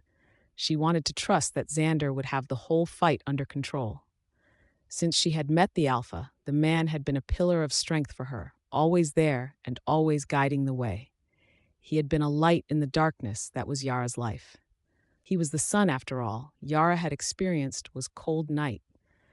And now her mate was on the rug, face going red as he tried to pry Archer's hands from his throat. Yara shot to her feet, swept a vase up off of the side table, and brought it down on Archer's head. Hard. The alpha released Xander, instead turning and lunging for her. People scrambled out of the way like mice, but several shouts filled the air as Archer brought her down to the floor too, overpowering Yara in that moment as though she were nothing more than a child. Easily, the alpha had a hand pinning her throat down, and Yara was still, unmoving, panic starting to burst to life in her chest. She kept her breathing low and even, watching in her peripheral vision as Xander sat up, winded. Archer stared down at Yara, his face a contortion of rage. He grabbed an object off of Yara's chest and tugged, the Omega feeling something cut into the back of her neck before it snapped. The Alpha held up her chain and ring. "What the fuck is this, huh?" The Alpha squeezed Yara's throat slightly with one hand, briefly, as though testing its fragility. "So what, now we just give out family heirlooms to whoever?" Archer continued. "Grandmother's ring was supposed to go to Maria. I guess it wasn't lost after all. Was it, Mom?" The word was half spat, as though it contained disease. Archer threw the ring down at Yara's face, and the Omega flinched and shut her eyes as it connected with her cheek. "Let her go. Archer," Xander snarled, half-gasping air. "Why?" Archer said, cheeky. "She intervened in an Alpha's dominance fight. By all rights, I should kill her." The crowd's murmuring started up again, a wash of disapproval running through it. Yara tried to stay calm, the hand on her throat tight enough to make her nervous, but not yet firm enough to deprive her of air. "Those are old laws, Archer," Xander said. "We don't have to follow them anymore." "What if I want to?" Yara didn't need to see her mate head-on to know that the man was glaring. "You want to know why I didn't tell my mate that she was related to that man?" Xander said, voice going louder as he began to speak to the whole room. "Because it didn't matter." A pause. "From the moment I met Yara, I thought she was wrong too. She wasn't Omega-like enough. She didn't know what she was doing. But you know what? I enjoyed it. I enjoyed the banter and the way she would refuse me without question when she didn't want something. I enjoyed how she never put herself below me. I fell in love with her spark and fire, her willingness to adapt, and when she tried to please me, I knew she was doing it from the heart, not because she felt like she had to as an Omega." Yara, bewildered, wasn't sure how to process what she was hearing. "I never envisioned myself with a mate because I didn't want to risk their life with mine for whenever you decided to challenge me. Yara is the last kind of person I would have wanted to be with because she willingly puts herself in harm's way. If you kill her, Archer, based on one of our old laws, I will not hold back against you. I don't care where you go or how far you run, I will find you. If your pack comes to avenge your death, I will fight them too. Until I am dead, I will see to it that you have no peace in life. Our old laws would have forbid me from doing that, but fuck it." Xander snarled, which Yara couldn't see from her angle. "If our old laws are so archaic and misguided that I can't be with the person who loves me, then I won't be following them anymore. That's chaos." Archer snapped back, but he sounded less confident than he had a minute ago. "You're suggesting we just devolve back into lawlessness? If lawfulness makes me act like you, then yes," Xander told him. "I am." Archer was quiet for a moment before his hand slipped away from Yara's neck, and the man rose into a stand. He didn't say anything as he walked over to his mate, and she approached him automatically, the two making for the door with their children in tow. It took a full 30 seconds after their departure for anyone to move, starting with Xander, who dropped to his knees by Yara's side and helped her sit up. "Are you okay?" The Alpha fretted as noise burst to life in the room, everyone talking and fussing, and Tina hovering as though eager to offer aid if need be. Yeah, Yara managed. Xander helped her to her feet, which Yara felt decidedly unsteady on, the Alpha quickly guiding her out of the room. The panic didn't hit Yara until they were nearly to Xander's room, and by the time it did, the Alpha was close enough that he simply hauled the Omega up into his arms and carried her the rest of the way. Setting her down on the Alpha's bed, he smoothed her hair and kissed the side of Yara's face. Yara felt her entire body shake with racking shudders, her body aching and her head spinning and her stomach tight and cramping. Each breath was a heaved effort, and if it weren't for Xander, she probably would have hyperventilated. But the alpha sat beside where she was lied down, clutching Yara's hand tightly and offering a constant, reassuring stream of comfort. You're going to be okay. You're fine now. You're safe. I'm here. Just focus on your breathing, Yara. Inhale and then exhale. Now again, okay? Good. That's very good. Embarrassingly, Yara cried.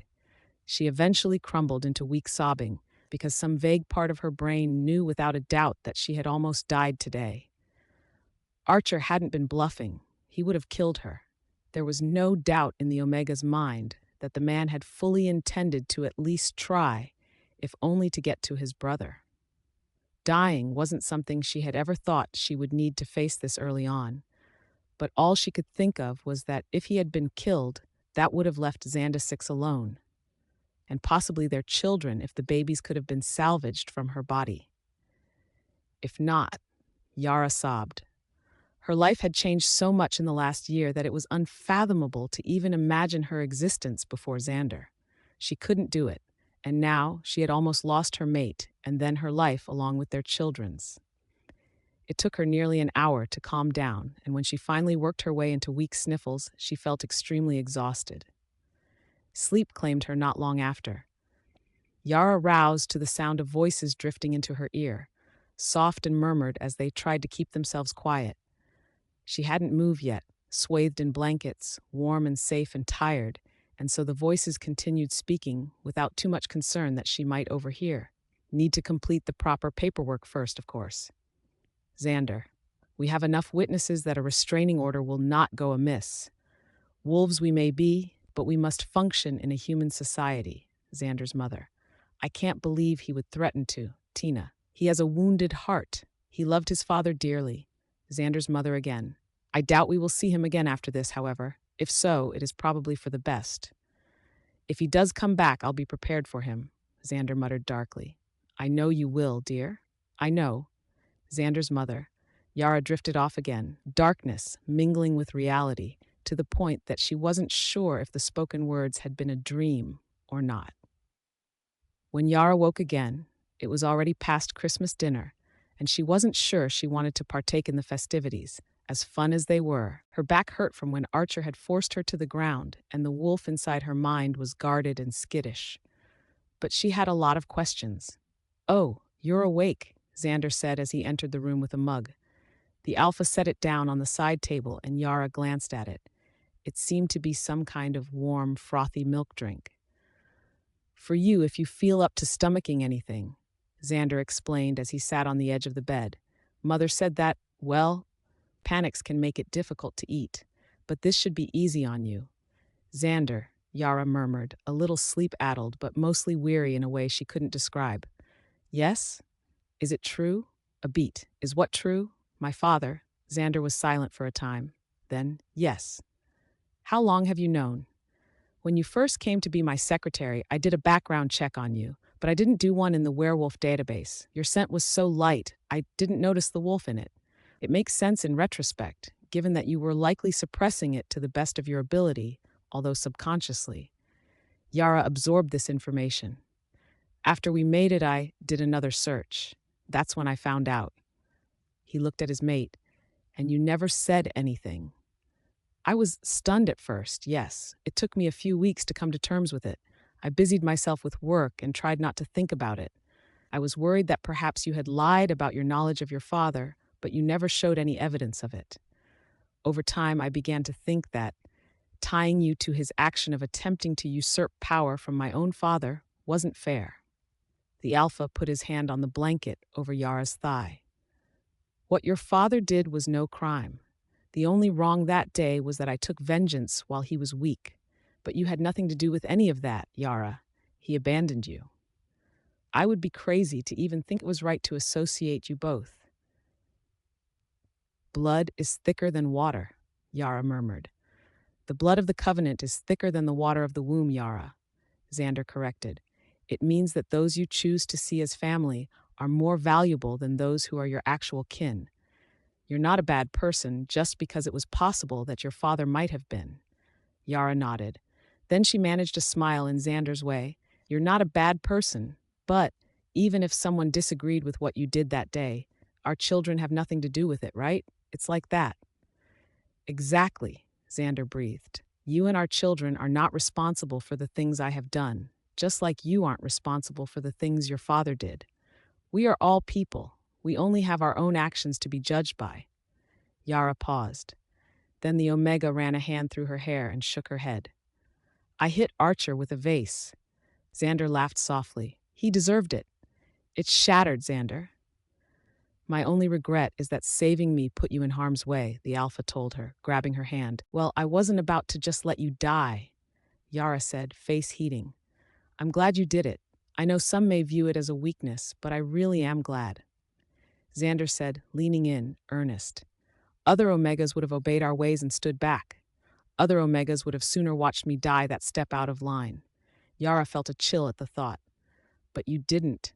You cared about me enough to risk yourself, and while I wish I could have kept you safe, I appreciate it. I want to see you give birth. I want to see our children grow up. If straying from werewolf norm lets me do that, then fine. What if your pack starts to doubt? Then they can fight me, Xander said. And I may lose, but I likely won't die from it. But there's no use for power if I'm already dead. I think I understand that now. Xander leaned in to kiss Yara, and the Omega pressed back into it, reveling in the feeling. Life was so unbelievably fragile. Isn't this a bit much? Yara asked, wry. I could have gone into another room. I think I'm okay enough for that now.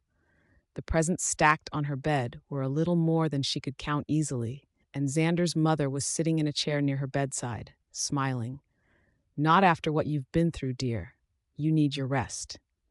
Tina and her mate stood near, the only others allowed into the room so as to not overwhelm her. Yara felt like they were overreacting, but she wasn't about to argue with them over it. No, she really appreciated all that they had done for her. It was the day after Christmas, and somehow Yara had slept through some of the festivities. But all in all, she didn't feel too badly about that fact, given that Xander had stayed by her side as much as possible, entertaining her, but moreover ensuring that she felt safe, which the Omega was extremely grateful for, given what had happened.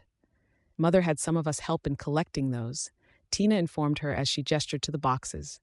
You'll see what I mean as soon as you start opening them. Xander handed Yara a beautifully wrapped box. Here, so the Omega asked. Yes, open it, Yara smiled at the others. Thank you. You know you didn't need to get me anything, right? Nonsense. Xander's mother laughed. Open it, Tina encouraged. Yara did. Inside the box, there were 2 little baby footsie pajamas with hoods on them. They featured wolf ears and tails sewed on. She blinked at them, feeling the soft cloth. Oh, those look custom-made, Xander commented, leaning in to get a better look. Really? Yara stammered. This is way too much. Yara, it's fine. Tina laughed. Staring down the pile of presents left before her, Yara shook her head. Xander put a hand on her shoulder and squeezed. Those presents won't unwrap themselves, I'm afraid. Overwhelmed with gratitude, Yara just accepted the next box, face bright red. I suppose they wouldn't. By the end of the day, Yara had opened enough presents to feel guilty over, especially because she hadn't been directly involved in gifting anyone else anything. When all of it turned out to be baby stuff, however, she felt a little bit better about it. The presents were less for her and more for their offspring. She could definitely live with that. You're going to be so spoiled when you grow up, Yara told her stomach, rubbing it. Xander had gone to get her more of the milky, frothy drink and was just returning, a brow raised as she entered the room. Were you talking to our children? Yes, Yara said, frowning. That's completely normal. I never said it wasn't. Yara bit her lip. Well, good. I just hope they're not saying anything back yet, the Alpha joked. Then I would be worried. The Omega accepted the mug of hot drink and smiled. I would be worried too. Xander settled in by her side, thoughtful. Then, Yara, everything I said to Archer and then afterwards, I was serious about that. I believed you, she told her mate, not sure why this was coming up now. I know you did, the Alpha admitted. I just wanted to say that first. What do you mean? Yara, I wanted to ask you this on Christmas. I had the whole thing planned out and, well, it didn't happen. I wanted to take you out into the garden beneath the stars. I wanted to sit you under the large Christmas tree, and then I wanted to get down on one knee and propose. We're mates, but we're not, well, bound as humans yet. And I want to be, now more than ever. I want you to remain by my side so long as I live." Breathless, Yara watched her fish something out of his coat pocket. "Instead, I'm asking you now," he said, shifting off of the bed in order to get down on one knee. Xander smiled up at her and opened the box to reveal a glimmering pale band. "Yara, will you marry me?" Immediately, Yara felt her eyes go misty and she laughed, rubbing at one of them. "This fits us, I think," she said beside herself. "This fits us so much." "Is that a no?" Xander said, grinning. "Of course, I'll marry you." Yara half cried, beaming back at her mate. "Of course I will." Xander pulled her into a hug and squeezed Yara so tightly the Omega thought she might break. Snow was fluttering down around the car in thick, fluffy flakes. Yara stared out the window at the bold torrent of white and fog, brow knit. "You should probably stop and ask for directions." "Alphas do not," Xander began in a huff, "ask for directions." "Isn't that a little cliché?" the Omega asked, although to be fair, the stereotype typically only applied to men in sitcoms or commercials, as far as she was aware. Werewolf alphas hadn't exactly saturated mainstream media, being a secret and all, but she could see how the mold applied all the same. Brash, bullheadedness translated quite accurately. Still, the weather worried her, and she was fairly convinced that they were lost. The strange, winding country roads they navigated through the snow seemed to convey that quite nicely. Manuel hadn't driven them through any twisting forests or by any open fields. Yara had even seen cows a few minutes back, of all things. They were definitely not on the right road. The holiday gathering at Xander's mother's home had wound down to a close, most of the man's extended family leaving the day after Christmas, and his more immediate relatives the day after that. Xander and his siblings, however, stayed until New Year's Eve, which was today. The plan was that they would drive back to Xander's home, and then the Alpha would get ready for a business party he needed to attend that evening. Yara, being heavily pregnant, was content to sit it out, but they had gotten lost somehow along the way because Xander's driver, Manuel, was still on vacation leave, and the Alpha had assured Yara that he was more than capable of driving them himself, which he was. He was just also, apparently, not immune to getting turned around in a storm. Yara fiddled with the Alpha's smartphone and frowned at it. Still no signal. Which really meant that they were undeniably lost. She hadn't even been aware that there were parts of the country without cell phone signal before this. And the weather didn't help. "It'll be fine. I think the main road is up ahead," Xander said, but there was a sliver of uncertainty in his voice that the Omega thought appropriate, since there was no way the main road was up ahead, and the Alpha had been saying that same phrase for at least 10 minutes. Still, there was nothing for it if there was no signal and no discernible buildings nearby. Just falling snow and nature, and they could hardly ask those things for instruction on how to get back into the city. Something small, blurry, and brown skittered across the road, and Xander jumped, alarmed, and hit the brakes with a "shit!" Yara barely had time to register the entire thing before the car was sliding to a stop. And then it simply kept going, twisting into a curve down the sloped road before arcing off of the pavement, the front tires gently slipping down into some kind of ditch on the side of the road, momentum urging the car forward and down. It all happened within a few seconds, rocking the various contents of their vehicle both in the back seat and trunk, but mostly startling the inhabitants in the driver's and passenger's seats. Gripping Xander's cell phone hard enough that her knuckles were white, Yara exhaled a breath. Well then, Xander's hands were so firmly latched to the wheel that the leather was bending in around his fingers. Then, as though a light flicked on in the Alpha's mind, his gaze shot to Yara. "Are you okay? You're not hurt, are you?" "I'm fine," the Omega assured him, trying to will her own breathing calm. They were both okay, it seemed. "Are you sure?" "Yes," Yara emphasized, and then, "Well, as sure as I can be, just a little jostled, I guess." Her mate exhaled a breath. "Good." Then again, "Good." "You're okay too?" Yara checked because Xander mattered as much as the Alpha seemed to forget that at times. "Yes," the Alpha answered with a nod. For a moment they stayed there, working off their stun, before her mate tried the gas. The car made a terrible whine of a noise, the engine technically obeying, although it didn't move. Outside, Yara could just barely hear the tires sliding against slush and mud as the Alpha attempted to back the car up. "We're stuck," he murmured, not yet comprehending fully what that entailed. "I'll get out and see if I can dislodge us," Xander announced, opening the driver's side door and stepping out into the snowfall. Had she not been so pregnant, Yara might have volunteered to help, but as it were, she understood that straining herself would likely make the whole situation worse. Xander didn't exactly need to have an anxiety attack over her well-being should something happen out here. And considering how the roads were right now, it wasn't exactly safe to be standing around, one should another car come by. Her own relative safety didn't stop her from being tense with concern for her mate, however. Yara watched the Alpha circle around the car, duck down to prod at the earth around the tires, before eventually opening the driver's door and trying the gas again. The car, once more, refused to move.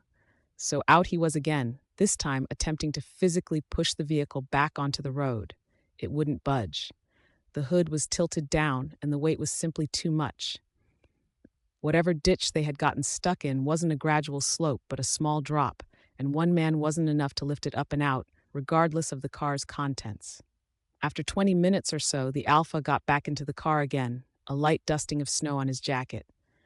"Give me my phone," he said. Yara handed it over without a word. Xander glanced down at it. "Still no signal?" "I was trying to get it to work while you were out there, but no," Yara confirmed. "There's nothing." And there hadn't been for the last half hour, which had only compounded their lost status further. A half hour on the road meant several hours on foot if they decided to walk, longer due to how quickly Yara was actually capable of waddling this far along. She wasn't too full of herself to be unable to admit that that was exactly what it was at this point, a genuine goose walk. "What kind of backwards place has no signal?"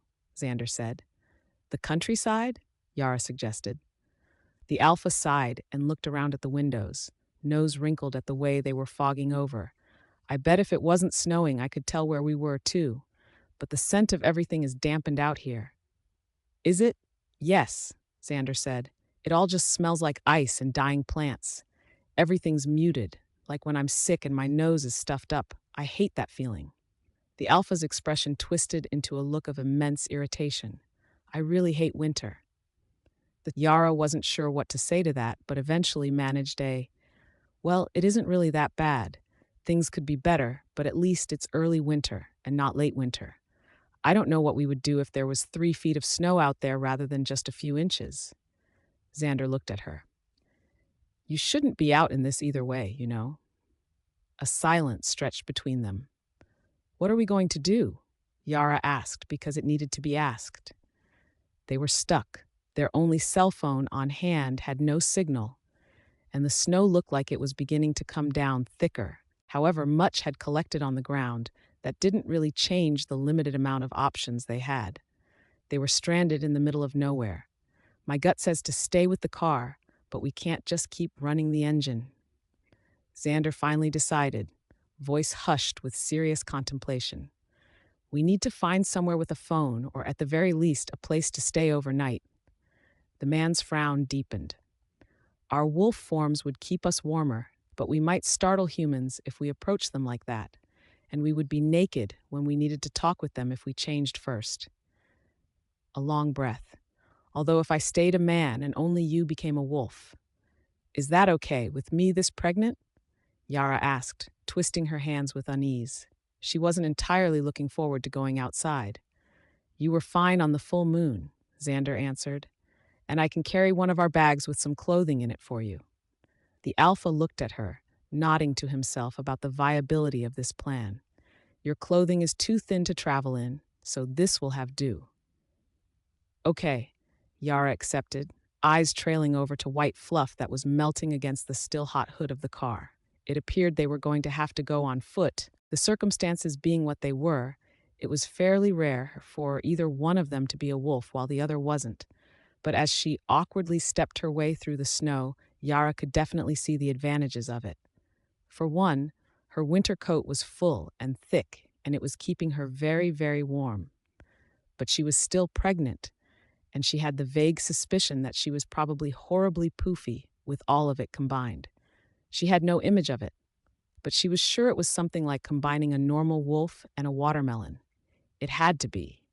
At least she felt like it, even in wolf form. The weight of her stomach made her a little off balance, the snow only adding to it as it wetly squelched between the toes of her paws. She wasn't enjoying the trip terribly much, albeit it wasn't so freezing as it would have been against her hand. Xander was leading her, the alpha hunched into his jacket, clearly chilled but unwilling to voice it, his face contorted into a constant frown due to the silence and his own concentration. They had been walking for 10 minutes now. The man, having picked a direction he said felt right and gone for it.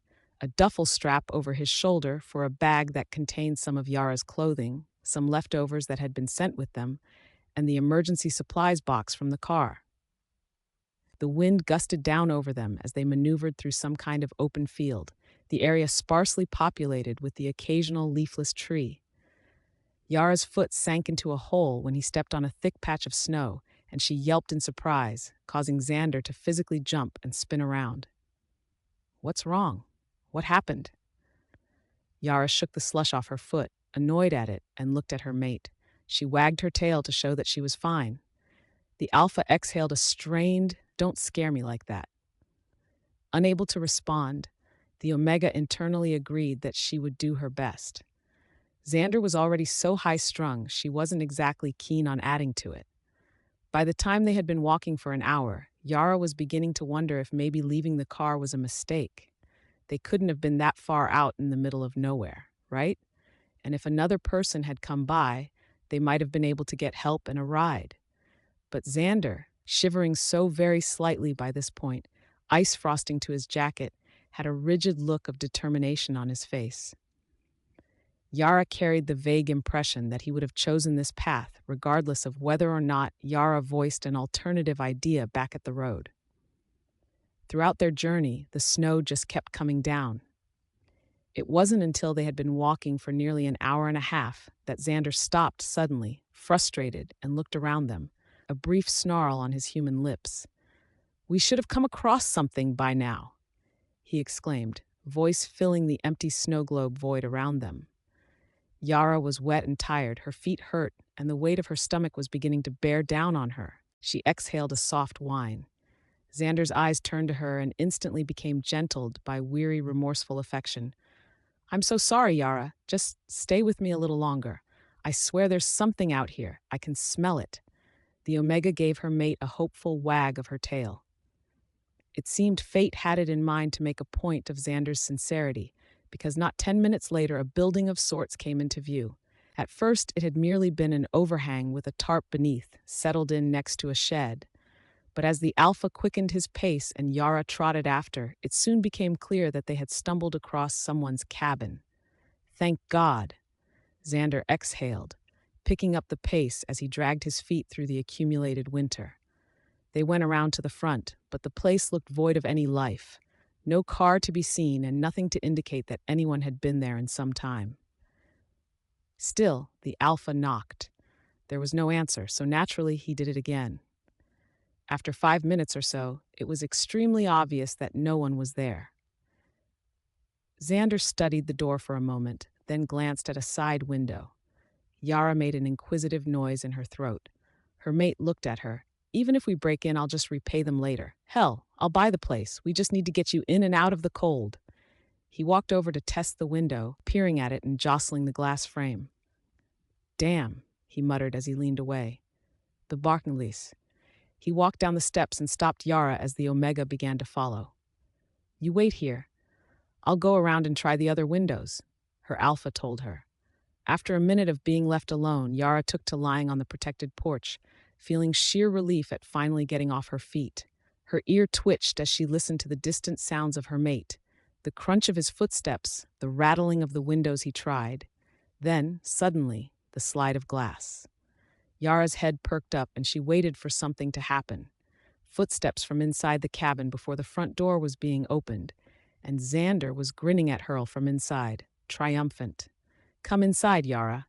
Yara definitely didn't have to be asked twice, already on her feet and eager to pad her way in. The moment the door was shut, she shook out the snow in her coat in the cabin's entranceway, causing her mate to shrink back in startled surprise at the sudden spit of water. But Xander wasn't upset. No, he simply laughed, the sound of tired relief creaking in his voice. All right, come on. There doesn't seem to be power, so be careful. It's dark. Yara wandered further into the cabin, finding it furnished when she bumped into a side table. I think it's a timeshare, Xander continued. There isn't anything personal here. I used to rent a place like this up in the mountains for skiing season.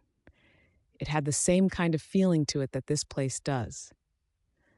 The Omega snuffed a little at that, not yet willing to relent to her human form. She was somewhat warm with her thick fur coat, and she didn't want to give that up just yet.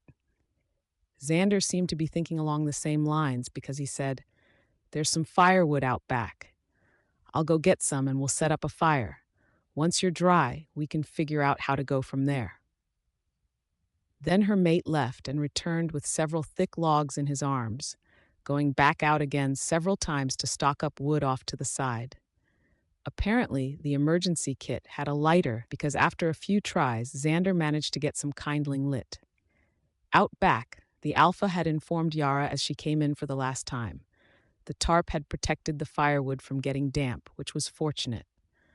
Before too long, there was a decent fire going in the fireplace, and Yara happily flopped down in front of it and rolled onto her back, paws in the air and tail wagging to show her appreciation to her mate.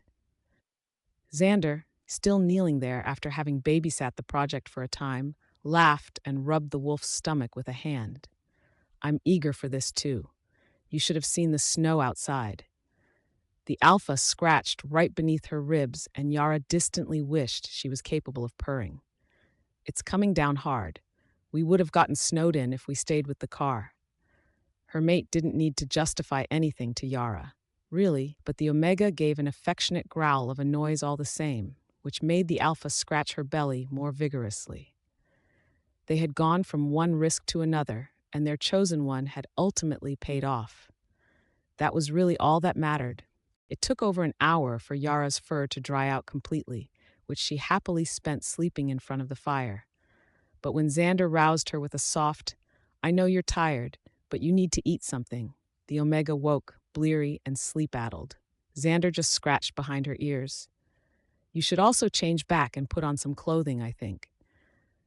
Yara obeyed because it was easy and thoughtless, and her brain was engaged in a happy, drowsy lull. She hummed as Xander stayed by her side and sifted her hands through her hair once she was human, naked and pregnant and all. I missed being able to speak. The silence was difficult, the Alpha admitted. Also, I have some good news. The water heater runs on propane. I lit the pilot light, so we should be able to take a bath at some point. Also, there were candles in a supply closet, as well as flashlights if we end up needing those. Yara looked around, noticing for the first time the little flickering flames that illuminated the room. Outside, it was only mid-afternoon, and the windows glowed white and gray from the snowfall, but inside, it was a world of dim shadow, save for the sparse illuminations. The Omega shivered, chill creeping in. Xander noticed and immediately rose to his feet. I'll go get your clothing. Once dressed in maternity sweats and an overly large t-shirt, as well as her heaviest jacket and some socks, Yara settled in cross-legged before the fire, reluctant to leave it, and her mate fiddled with the leftovers. Everything is cold, but I'm not sure how we would heat it with the fire, the Alpha admitted. We can just eat it as it is, Yara said. I don't mind. It would be nice if we could warm it up. We're lucky to have food at all. We'll have to thank your mom. Xander was quiet, just staring into the fire before, they should be looking for us by now. Yara blinked. Oh, yeah, they should, shouldn't they? It wasn't like a man like Xander could just drop off the radar and not have people realizing it.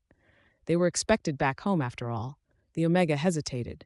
When do the maids come back to work? Xander frowned. Then, the day after tomorrow. So the 2nd of January? Yes. Yara wrung her hands. So who will notice that we're gone? Xander inhaled deep and rubbed at his face. Fuck. Does the phone have signal? Yara tried. If it did, it wouldn't matter. The alpha grumbled. I forgot to turn it off, and it was on the map application the whole walk here, searching for a connection. When I last looked, the phone was dead. Oh, yeah, Xander sighed. I can't believe I forgot. I feel like such a moron. It's not your fault, the Omega consoled. I think I was the one who left it on that. I should have turned it off. Thank you, but quite honestly, it feels like too much of this is my fault. We'll be okay for a couple of days, Yara told him, trying to remain positive. We're tough. Xander cracked a smile at that. Yeah, he conceded. I suppose we are. Things weren't perfect. Yet Yara was under the distinct impression that they could be a whole hell of a lot worse. For one, they had food. Xander's mother had been a godsend in that regard, shoving as much of the leftover crackers, vegetables, sausage, cookies, and other snacks into a small chest for them, cooled by frozen water packs for the trip home. Without it, being stuck in a stranger's cabin would have seemed far more perilous. Secondly, despite everything they had each other, Yara on her own wouldn't have been able to cope as well as she was with Xander. It was all too easy to put the bulk of her trust on her mate. And had the Alpha disappeared on his own, with Yara waiting for his arrival at the mansion, the Omega would have been fraught with anxiety over the man's safety. No, things weren't perfect, but they were together. And that was what mattered the most. What was your childhood like? What? Yara asked, blinking. She had just been about to put a cracker topped with cheese into her mouth, but she hesitated as she registered her mate's question. Oh, why do you ask? Xander was sitting beside her near the fire, eyes trained on the golden flames. The glow lit up his jawline handsomely, the Omega thought. I was just thinking about our children. Xander admitted slowly as his eyes skimmed over to Yara. You said before that you were in foster care, right? Yeah, the Omega answered quietly. I can't really imagine it, Xander admitted, a hush to his voice. You should have been raised by an Alpha and an Omega. There's still so much you have left to learn. Yara smiled a bit at that. Like what? Well, for one, the Alpha drawled, rubbing his chin, your scent always lets me know what you want to eat. Your cravings are as obvious to me as anything. If you had had an Alpha father, he would have cared for you by making sure you were always fed exactly what you needed most. The Omega blinked. Really? She said, a little surprised. Like right now, for instance, you want something with a lot of fat or grease, don't you? Xander asked her. Immediately Yara did, as though her mate had cursed her with a sudden desperate need. Her first thought was pizza. She laughed, uneasy. Don't do that right now. That's torture. Sorry, Xander said. He wasn't, though, if his slight, crooked grin was any indication. Yara side-eyed him. When did you intend to tell me this anyway? Ideally, not until the twins were born. I didn't want you to accuse me of fussing over you. You were, weren't you? Yara said. That's why you kept bringing me plates in bed. Xander leaned in and kissed her ear, maybe just a little bit. Yara pouted, but it was all in jest. She wasn't actually upset, and her Alpha knew as much. It was simply fun to be playful like this once in a while, whenever Xander would entertain it.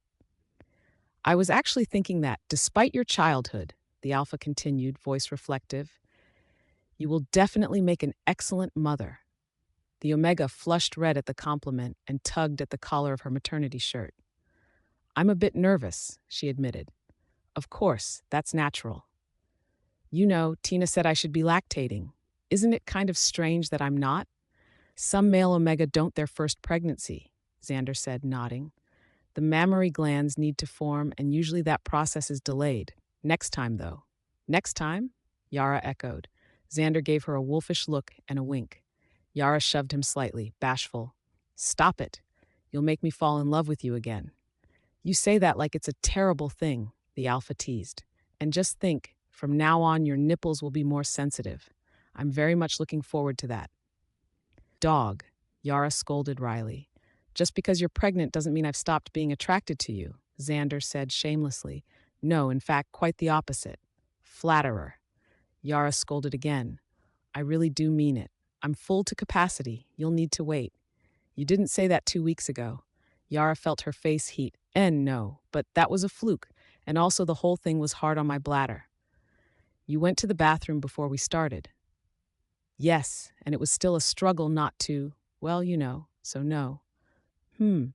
The alpha hummed, arranging another cracker with sausage and cheese while Yara finally got around to eating hers. Xander proceeded to hand over the snack to her, and Yara accepted it gratefully. A token of my appreciation for your beauty, then. Yara nearly choked on her cracker in a laugh, shoving Xander again and giggling around her food. Stop! What are you doing? What? Yara said, immediately guilty. She was kneeling outside in her heaviest winter clothes back to the front door. Balancing as she knelt was difficult, but Xander had nodded off on the couch and the Omega had gotten a little bored. Now it seemed the Alpha had woken up. Her mate stepped out to look at Yara's handiwork. Snowmen? Little ones, the Omega told him, hovering over the two, a touch defensive. Little snowmen. The Alpha stated again with his correction. Yara frowned, petulant. What? You're not going to tell me it's childish, are you? She looked down at the little balls of snow piled on top of each other. Where I grew up, we didn't have snow. No, Xander admitted. I wasn't going to tell you that. The Alpha paused. I was going to say that you should be indoors, resting, not out in the cold, but Yara shrugged. I was bored. The Alpha went quiet, looking down at her creation. They don't have any eyes, he said. Yeah, well, Xander got up and walked back into the house, and Yara blinked, frowning at the door. Then the man reappeared, walking back down the steps, and knelt again. In his hands he had 4 grapes and 2 baby carrots. Yara stared at him. You're helping? Of course, the Alpha said as he settled the fruit on the snowmen's faces. There, don't they look better now? Yeah, and then, so you don't think it's silly? It is silly, but it's you, Xander told her, smiling. Then let's get you back inside, though. Your cheeks are bright red. All right, Yara conceded, allowing her mate to help her stand and wobbling a little as she came up straight. Together, they returned to the cabin. Despite the lack of electricity, the lack of servants, and the lack of entertainment, time passed by quickly, and soon enough, the sun was setting. Before long, it was completely dark out. Xander helped Yara bathe in the cabin's tub, the size not nearly so big as the one in the Alpha's master bathroom, and therefore Xander was sat off to the side rather than in the basin with her. There wasn't any soap available, but the heat was nice and it warmed Yara to the core, easing the soreness that was starting to seep into her tired muscles. Being a wolf earlier that day had made it far simpler to walk than if she had been a human, but that didn't erase the fact that it had still been hard on her body. They fell asleep together in the bed once the fire was out, snuggled close for warmth. That was when the trouble began. Yara was jarred awake by a seizing pain. It started low in her back, working its way up into a twisting, wrenching shock, and she hissed under her breath as she curled in on herself, willing the surge of discomfort down. It did ebb slightly, although not entirely, but her relief was so intense, it felt almost pleasurable not to be in that much pain. This didn't feel anything like the strange cramps she had had leading up to this point. It came again, a rush, sweeping through her as though her muscles were trying to shape themselves into pretzels in her stomach and back. A gasp and whine came from her throat, muted against the pillow, and Yara heard Xander stir. This time, the cramp twisted itself and the Omega jolted, which sent another shock through her, coupled with a soft moan of agony. Her mate shifted again, then was decidedly still. Yara could sense Xander's waking as though she could see it. The pain ebbed once more, like the recession of waves, and the Omega managed a soft, needy Xander. There must have been a crackle of hurt in her tone because the Alpha was next to her in an instant, leaning worriedly over her form with a concerned, "Are you okay? What's going on?" "It hurts," Yara managed. "Is it Braxton Hicks again?" "I don't know." Yara whined as another tide welled up again. They were so close together it was worrisome. "Those are the fake ones, right?" "I don't know. This doesn't feel like that at all." Xander seemed tense. Yara could feel the radiation of worry in her scent as it strengthened, effervescing in the air and hanging there like a dewy fog, attempting to calm the Omega. Then her mate leaned down and nosed her neck and jaw. Xander exhaled, sounding startled. "You're going into labor." "You can tell.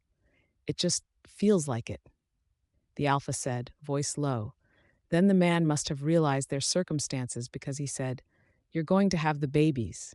Yara sighed as the pain died down again, head dizzied. She was having trouble concentrating on what was going on. Right now, how will we get to the hospital? We won't, Xander muttered, more to himself than to Yara. I can't risk. We can't have you giving birth out there, even if we wanted to try to find one somehow. It's too dangerous. We have to do everything here with just us. A tremble of something worked its way up Yara's spine. Xander kissed the side of her face. Don't be scared. It'll be okay. You're the strongest Omega I know. I think I might be the only Omega you know who isn't a family member. Yara joked, but it was dampened by the burdened rasp of her voice. And I'm not scared, she lied. She was actually scared. Very scared. Giving birth was still seemed an impossible task for her, but she figured so long as there were doctors there, she would be fine. And they could give her painkillers and do an operation if need be, or whatever else. Instead, she was alone with Xander, and as much as she trusted her mate, she wasn't sure the Alpha was capable of doing all that a professional doctor could. It's only natural that she was scared. So when Xander grabbed her hand and squeezed it tight and said, "You're going to be okay," the Alpha murmured low, his tone one Yara hadn't heard before. It resonated with her even as a burst of pain welled up in her lower half. "You'll be fine. We'll get through this. Just keep breathing." "I know," Yara assured him. The Alpha had gotten a female beta from their pack to come tutor her a little on breathing a month or so prior, and when all you talked about was that for 40 minutes, well, she knew how to keep breathing. That much she had under control. He massaged her lower back as she inhaled and exhaled, trying to stay calm.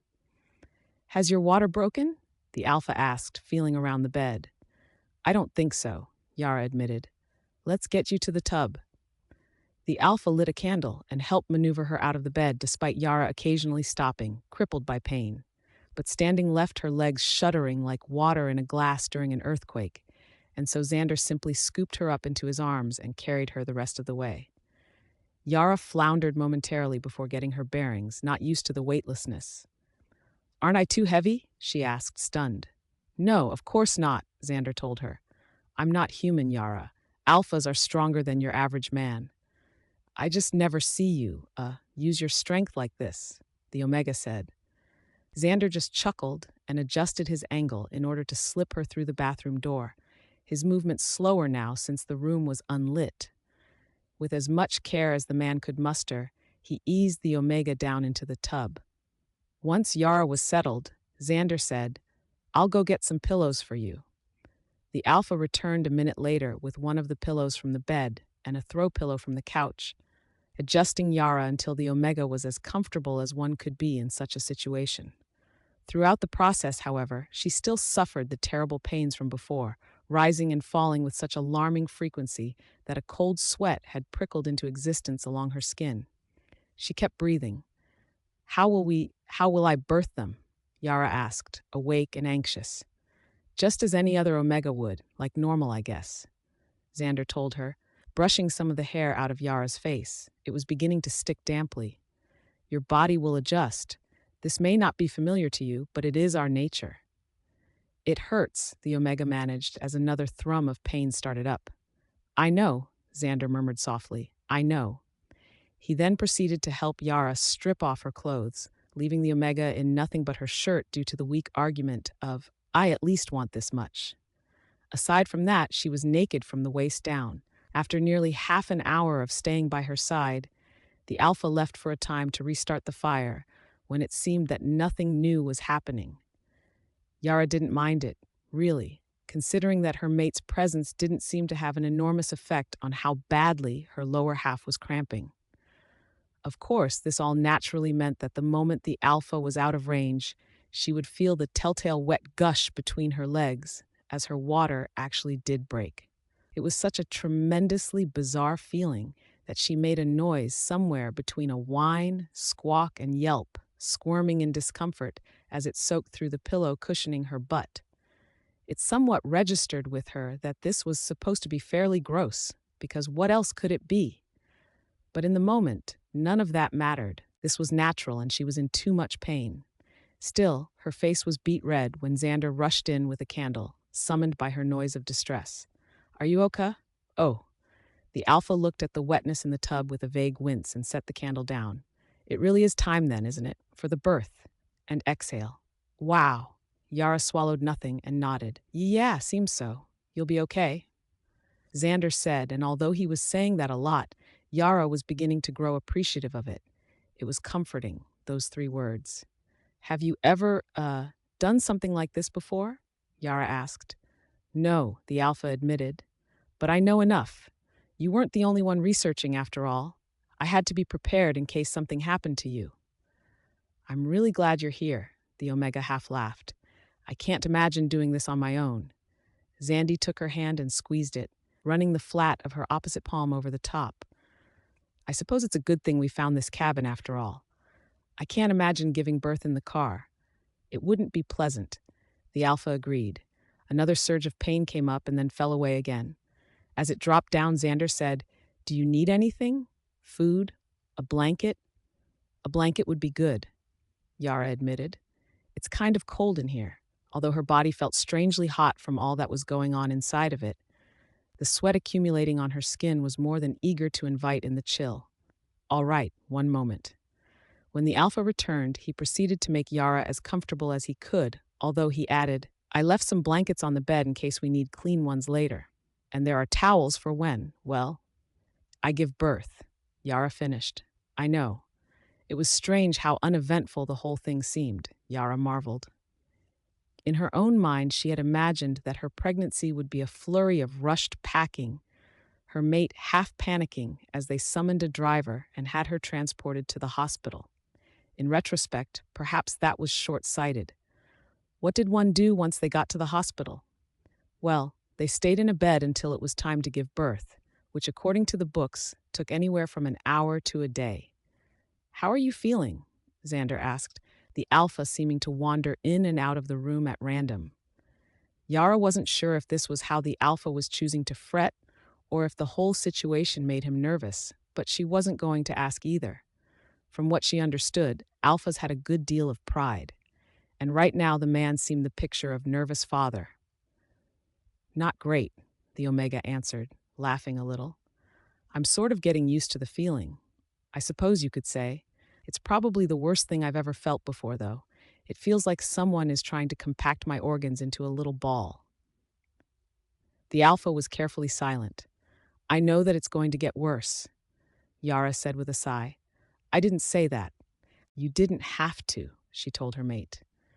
Childbirth is supposed to be the most painful process of human existence, right? I know. You don't understand how long I had to think about all of this. I knew I was a werewolf, but if I had only been an alpha or even a beta, then my assumptions would have been right. I wouldn't be able to give birth. It was really an easy assumption to make. Yara just shrugged at Xander, but here we are. The alpha took her hand, concern clear on his features. Do you regret it, that night with me? Mating? The Omega asked. No, of course not. It was very exciting. Typically, an Omega doesn't leave the home when a heat is coming, Xander murmured, as though talking about all of this had the power to distract him from his worries. You nest and then settle in it. Nest, Yara repeated. Gather together blankets and pillows, making a sort of, nest, Xander explained. I don't fully understand it, but my Omega siblings went through the process growing up. They would start stealing all of the extra blankets and towels. Yara winced. You had to deal with 3 Omegas in heat? Not all at the same time, Xander added. Then, not usually, but yes. The Omega considered all of this, trying to recall that day that seemed so long ago. I remember, sort of having those urges, she admitted. I was planning on getting some kind of back pillow for my desk chair. I thought the restlessness was because I was uncomfortable. You probably wanted to nest, Xander mused. That would explain why I woke up that day tangled up in my sheets, she admitted. Her mate laughed softly. Yes, it would. In the future, I imagine you'll have the urge to do it properly. Heats are normally quite vicious on an Omega.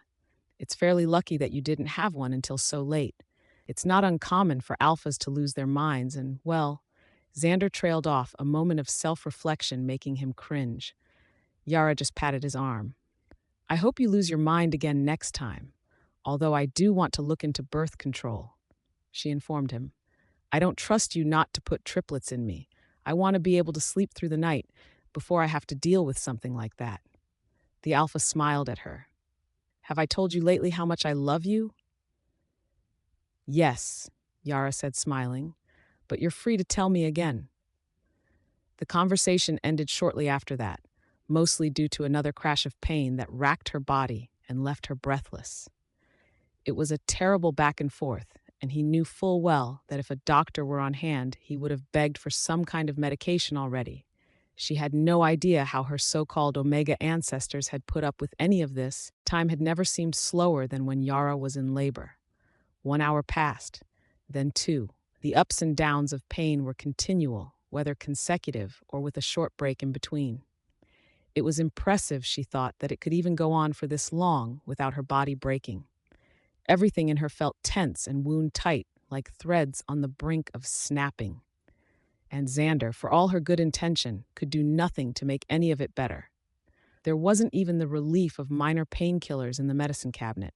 The cabin hadn't been stocked to combat a headache, let alone her pregnancy. She inhaled, reedy, and shifted on the damp, cold pillow.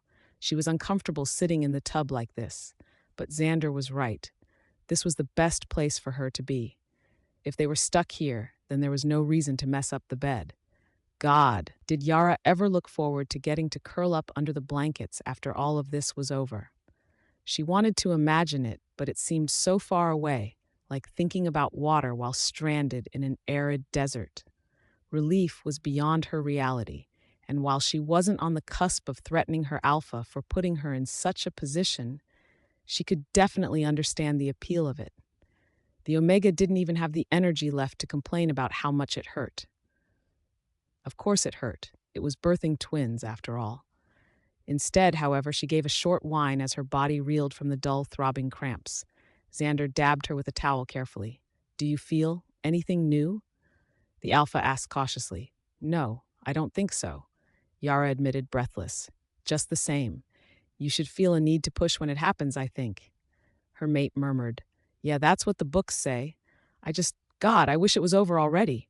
"You're doing great." "I don't care. I just want it to be done. I want to be home, in bed. I want to be anywhere but here.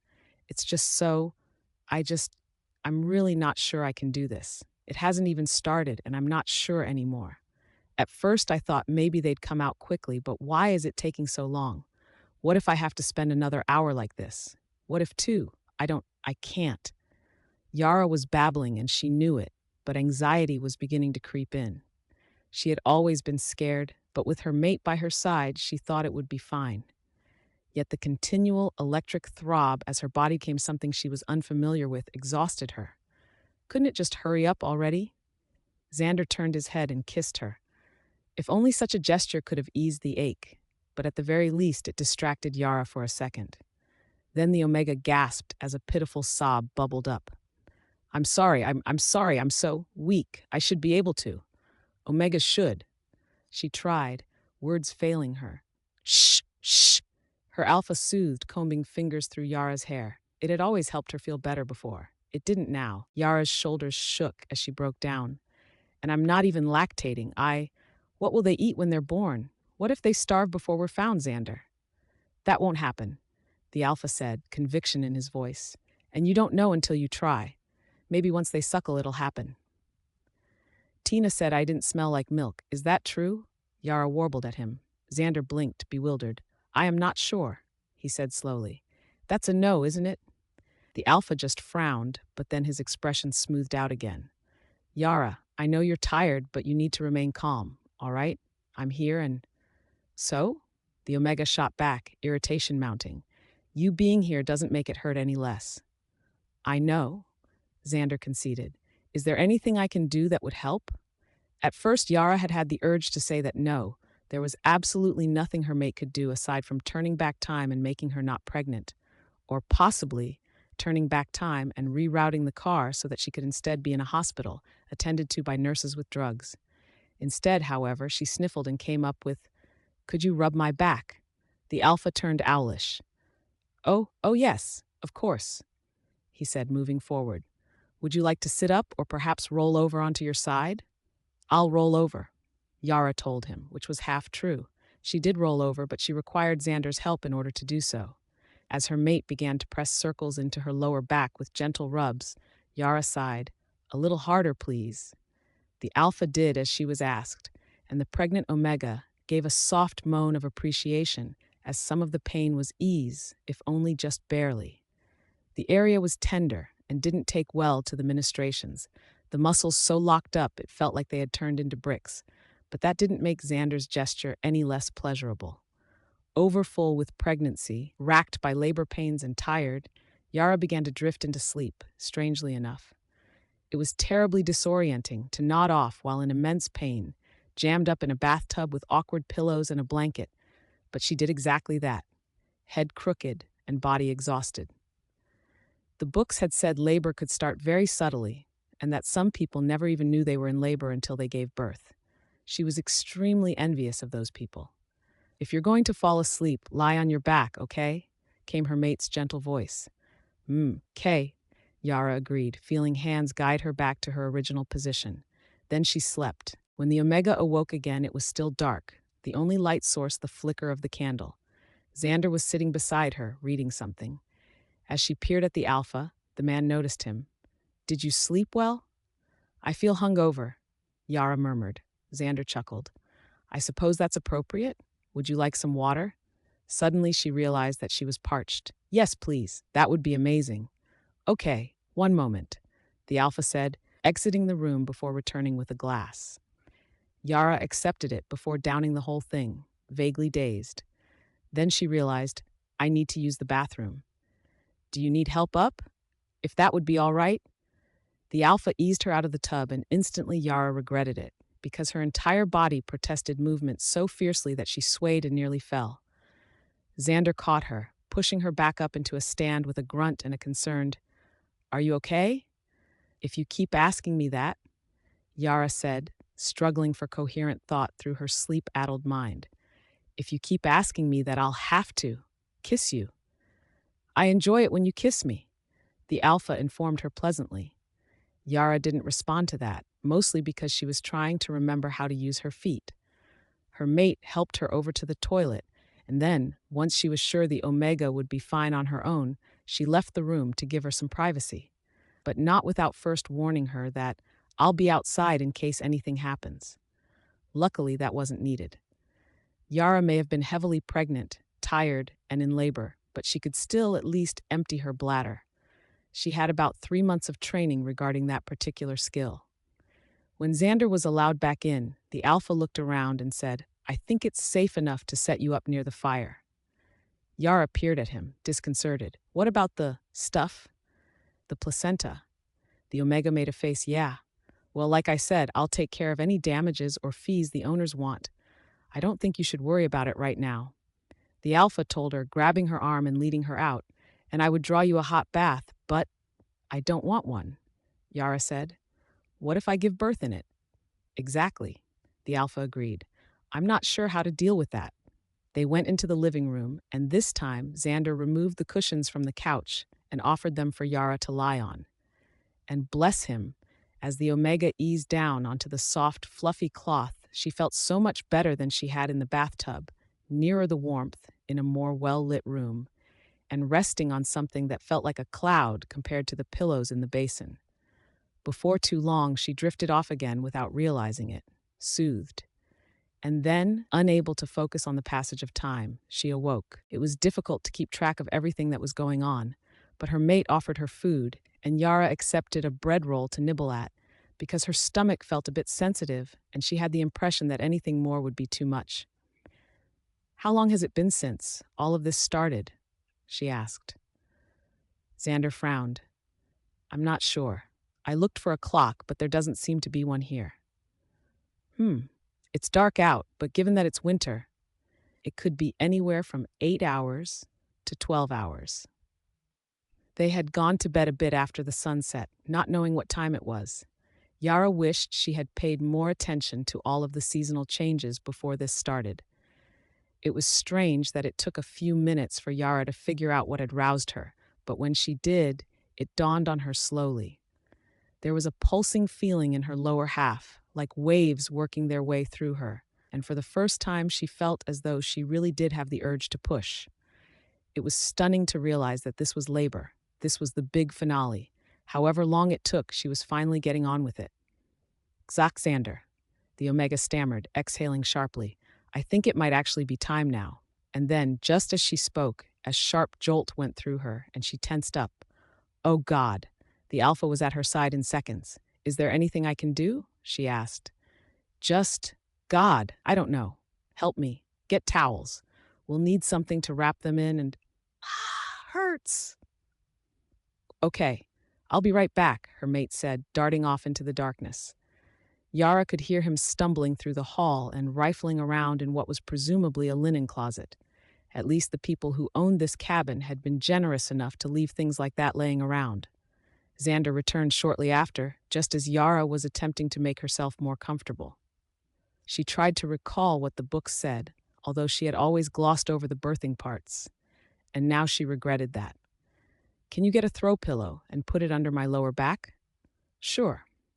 The Alpha agreed, grabbing one. Yara arched as best she could, and the Alpha nudged it underneath her. I'm not ready for this, the Omega laughed, shaky. The pain was soaring higher by the second, unbearable. And I kind of hate you that I have to do this, and you don't. The Alpha seemed unfazed by the sentiment, which was fair because it was about as cliché as it got, Yara realized. Although she was envious, her mind thundering that she would never, ever, ever give birth again so long as she lived. She wasn't sure how serious it was about the idea, but it felt convinced. This just was not worth it. Babies or not. The pull she felt was surreal, and it was all Yara could do to try her breathing exercises, attempting to stay calm, despite the fact that they were stranded in the middle of nowhere, and she was going to bear their children here. As close as she was to her true labor date, this was still too early. And as a mother, that fear ate at her. But her mate was here, murmuring things. Yara was only half listening to and touching her, trying to keep the Omega calm. She had to wonder at if the man was scared too. She honestly couldn't tell, which was somewhat incredible. Yara felt that if she were an Alpha, she would be beside herself with protective concern. Xander was probably that way too, she marveled. Her body tensed like a coiled string as hot shudders ran down through her sides, gasping on her own breath as she arched and writhed. Her mate shifted to peer between her legs with interest, adjusting a towel below her. The Omega felt she could have strangled the Alpha when the man commented, Wow, you're so open. Of course I'm open, Yara bit out, trying to focus on her breathing. In, out, or what was it again? She knew this. She knew this. She was just having trouble recalling it, was all. A shot went up her spine, and she whined. I don't want to do this anymore.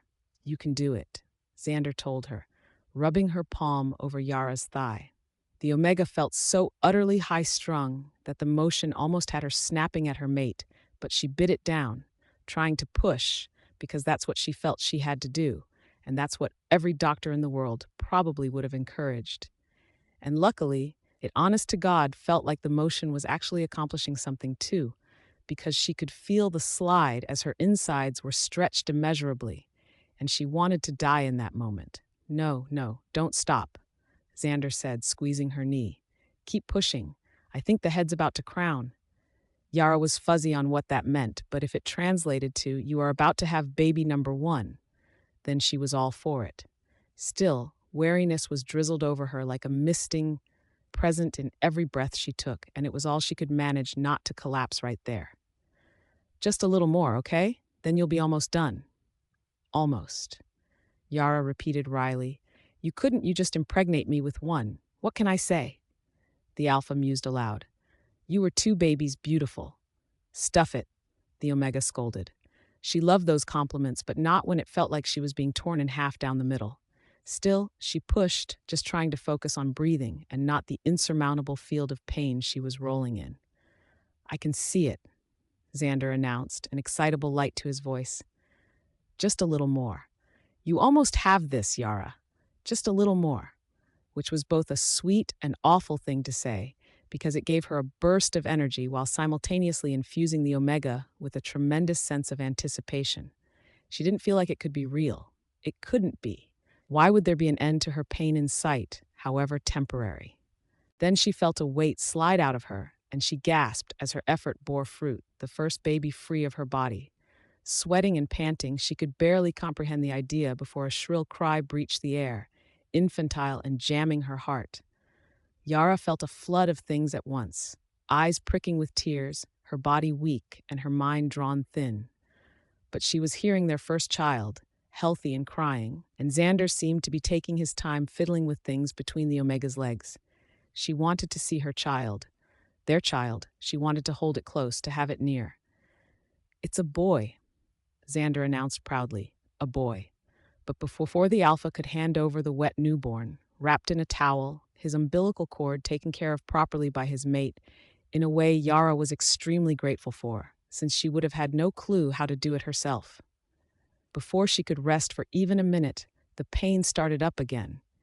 It must have snapped back the momentary peace, because Xander was at her side, holding their little baby boy and smoothing back Yara's hair. They should have had help through this. They shouldn't have been alone, with only the two of them, but unfortunately, that was all they had right now. The second round somehow felt less strenuous than the first, and Yara wasn't sure if it was all in her head or if baby number 1 had helped ease passage for baby number 2. Regardless, Xander scrambled for a bundle of cloth to put their little boy in as he announced, "The second one's coming now." Yara didn't need to be told that it was, she could feel it. And then, just like the first, it happened. That weight slid free of her body, brought into the world, and Xander managed all of it as the second cry of a healthy child broke the air. "A girl," Xander murmured in fatherly awe. "This one's a girl." Yara felt her lips perk. "I told they wouldn't both be boys," she murmured. And then exhaustion swept over her and she fell asleep. Yara didn't rouse until the windows were dimly lit by the rising sun. But when she did, she didn't entirely feel as though all that had happened was real. For instance, she wasn't lying on couch cushions in the living room anymore. No, she was in the cabin's bed, somewhat washed of her birthing mess and naked. Yet her whole body was a humming soreness, her stomach disorientingly flatter, and it was clear that it had happened. "Xander," she called, worry filtering into her being at the lack of her mate and their children. But it was needless, because a moment later the alpha appeared in the doorway. In his arms, a small bundle wrapped in a towel. "I wondered how long you would sleep," Xander said as he came around to the side of the bed, and Yara put out her arms automatically to accept the infant, which her mate carefully handed off. "I think they'd like to be with their mother for a while." "I'll go get the other one." Yara was entranced. The small creature in her arms, she had done that. It was a combination of her and Xander's genetics wrapped up into one small being. And then her mate returned with the other and slipped under the covers to sit up next to the Omega, holding it. "We did this," Yara murmured. "We did," Xander confirmed. "God, I can't believe, after all this time." The alpha chuckled. "How do you feel?" "It's indescribable," Yara exhaled. "I birthed babies. She felt her eyes mist up and she rubbed at them, overwhelmed. "They're so lovely and healthy and fine. I just can't believe it." "Werewolf children are strong, like their parents," Xander told her. "I'm just so relieved," Yara half sobbed, clutching the sleeping infant close. "Do you want to try nursing one?" The alpha murmured. "I think they might be hungry." "I don't think I can produce anything, can I?" The Omega said, uncertain. "Maybe it'll encourage it." "Okay," Yara mumbled, unsure of how she felt about the matter. But she lifted the infant up and its eyes fluttered open, which she hadn't seen before. They were blue ice, just like their father's. She felt a choke of emotion, but swallowed it down and adjusted the baby to her chest. It latched onto a nipple eagerly, no instruction needed, and Yara immediately winced. "That feels really strange," the Omega commented. "It kind of pinches." "Is it doing anything?" Xander asked. "I mean, do you feel any changes or—" Yara had been about to say no. She didn't when she did. It was bizarre, but there was an odd twinge, and suddenly the infant's suckling became more fervent and wet. The Omega stared down at the spectacle, openly surprised. "Oh, is it happening?" the Alpha queried again. "I think so," Yara told him. "I think it is. Wow." She trailed off, simply blinking down at their newborn with wide eyes. Xander leaned in and pressed a kiss to her temple. You're amazing. Yara just shook her head, unable to form words. It's good that you have something there, even if only a little bit. We'll need to keep them as fed as possible until help arrives. Yes, Yara agreed, a touch of motherly worry seeping into her. We will. The Omega slept on and off throughout the 1st of January. Xander's office party the night prior thoroughly missed. Albeit with the delivery, it seemed she might have been unable to attend it, whether or not they were stranded in the middle of nowhere. Nothing could touch the elation Yara felt to have their children brought into the world, so to her that feeling propelled her through her waking hours, helping keep her afloat of concerns over their low food supply. Xander stopped eating entirely, only allowing Yara leftovers because, as he said, if I really need to eat, I can go out as a wolf and hunt. If we're trapped here, I can bring back meat and you could eat it as a wolf. For now, the human food needs to be yours so that you can produce as much milk as possible. It was a position Yara couldn't argue with, all things considered. Outside, the snowstorm continued, coating the world in several inches to a foot of the stuff. Those that worked at Xander's mansion weren't due to return until the next day, so all they could do was wait. The sun rose on January 2nd, and Yara wasn't sure what she had been expecting. Of course, it made sense that they wouldn't immediately be greeted with a rescue, but she had hoped for it despite that. They were quickly drawing nearer to the end of their food. The babies needed proper diapers because they were running out of towels to use, and Yara wasn't sure how much longer they could hold out like this. The infants were fragile creatures that needed real medical care, and the longer they were unable to have them seen by a doctor, it gnawed at the Omega, vicious and relentless. Finally, help came. There was a knock nearing the end of the day, and Xander practically bolted for the door. Yara, unable to contain her curiosity, went after him, thankful she had chosen to dress that day on the off chance that someone showed up. Manuel stood in the entranceway, looking slightly frantic and a little wet. Sir?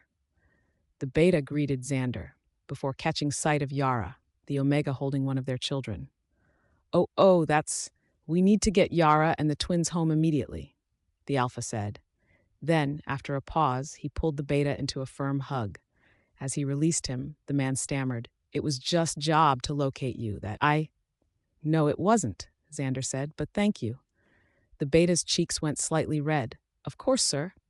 Yara had the vague suspicion that the man had been tracking them for hours, but if he was tired, it didn't show. She understood, now, why his mate had chosen such a pack mate to be his driver.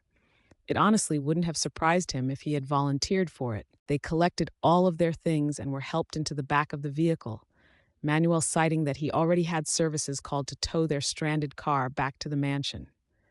Yara wasn't entirely keen on the details, weary, and as one of the infants started to bawl in the back seat, she distracted herself with trying to coax the poor thing calm. The Omega was more than ready to return home. The moment they arrived back, Yara was swept up into a long list of medical examinations.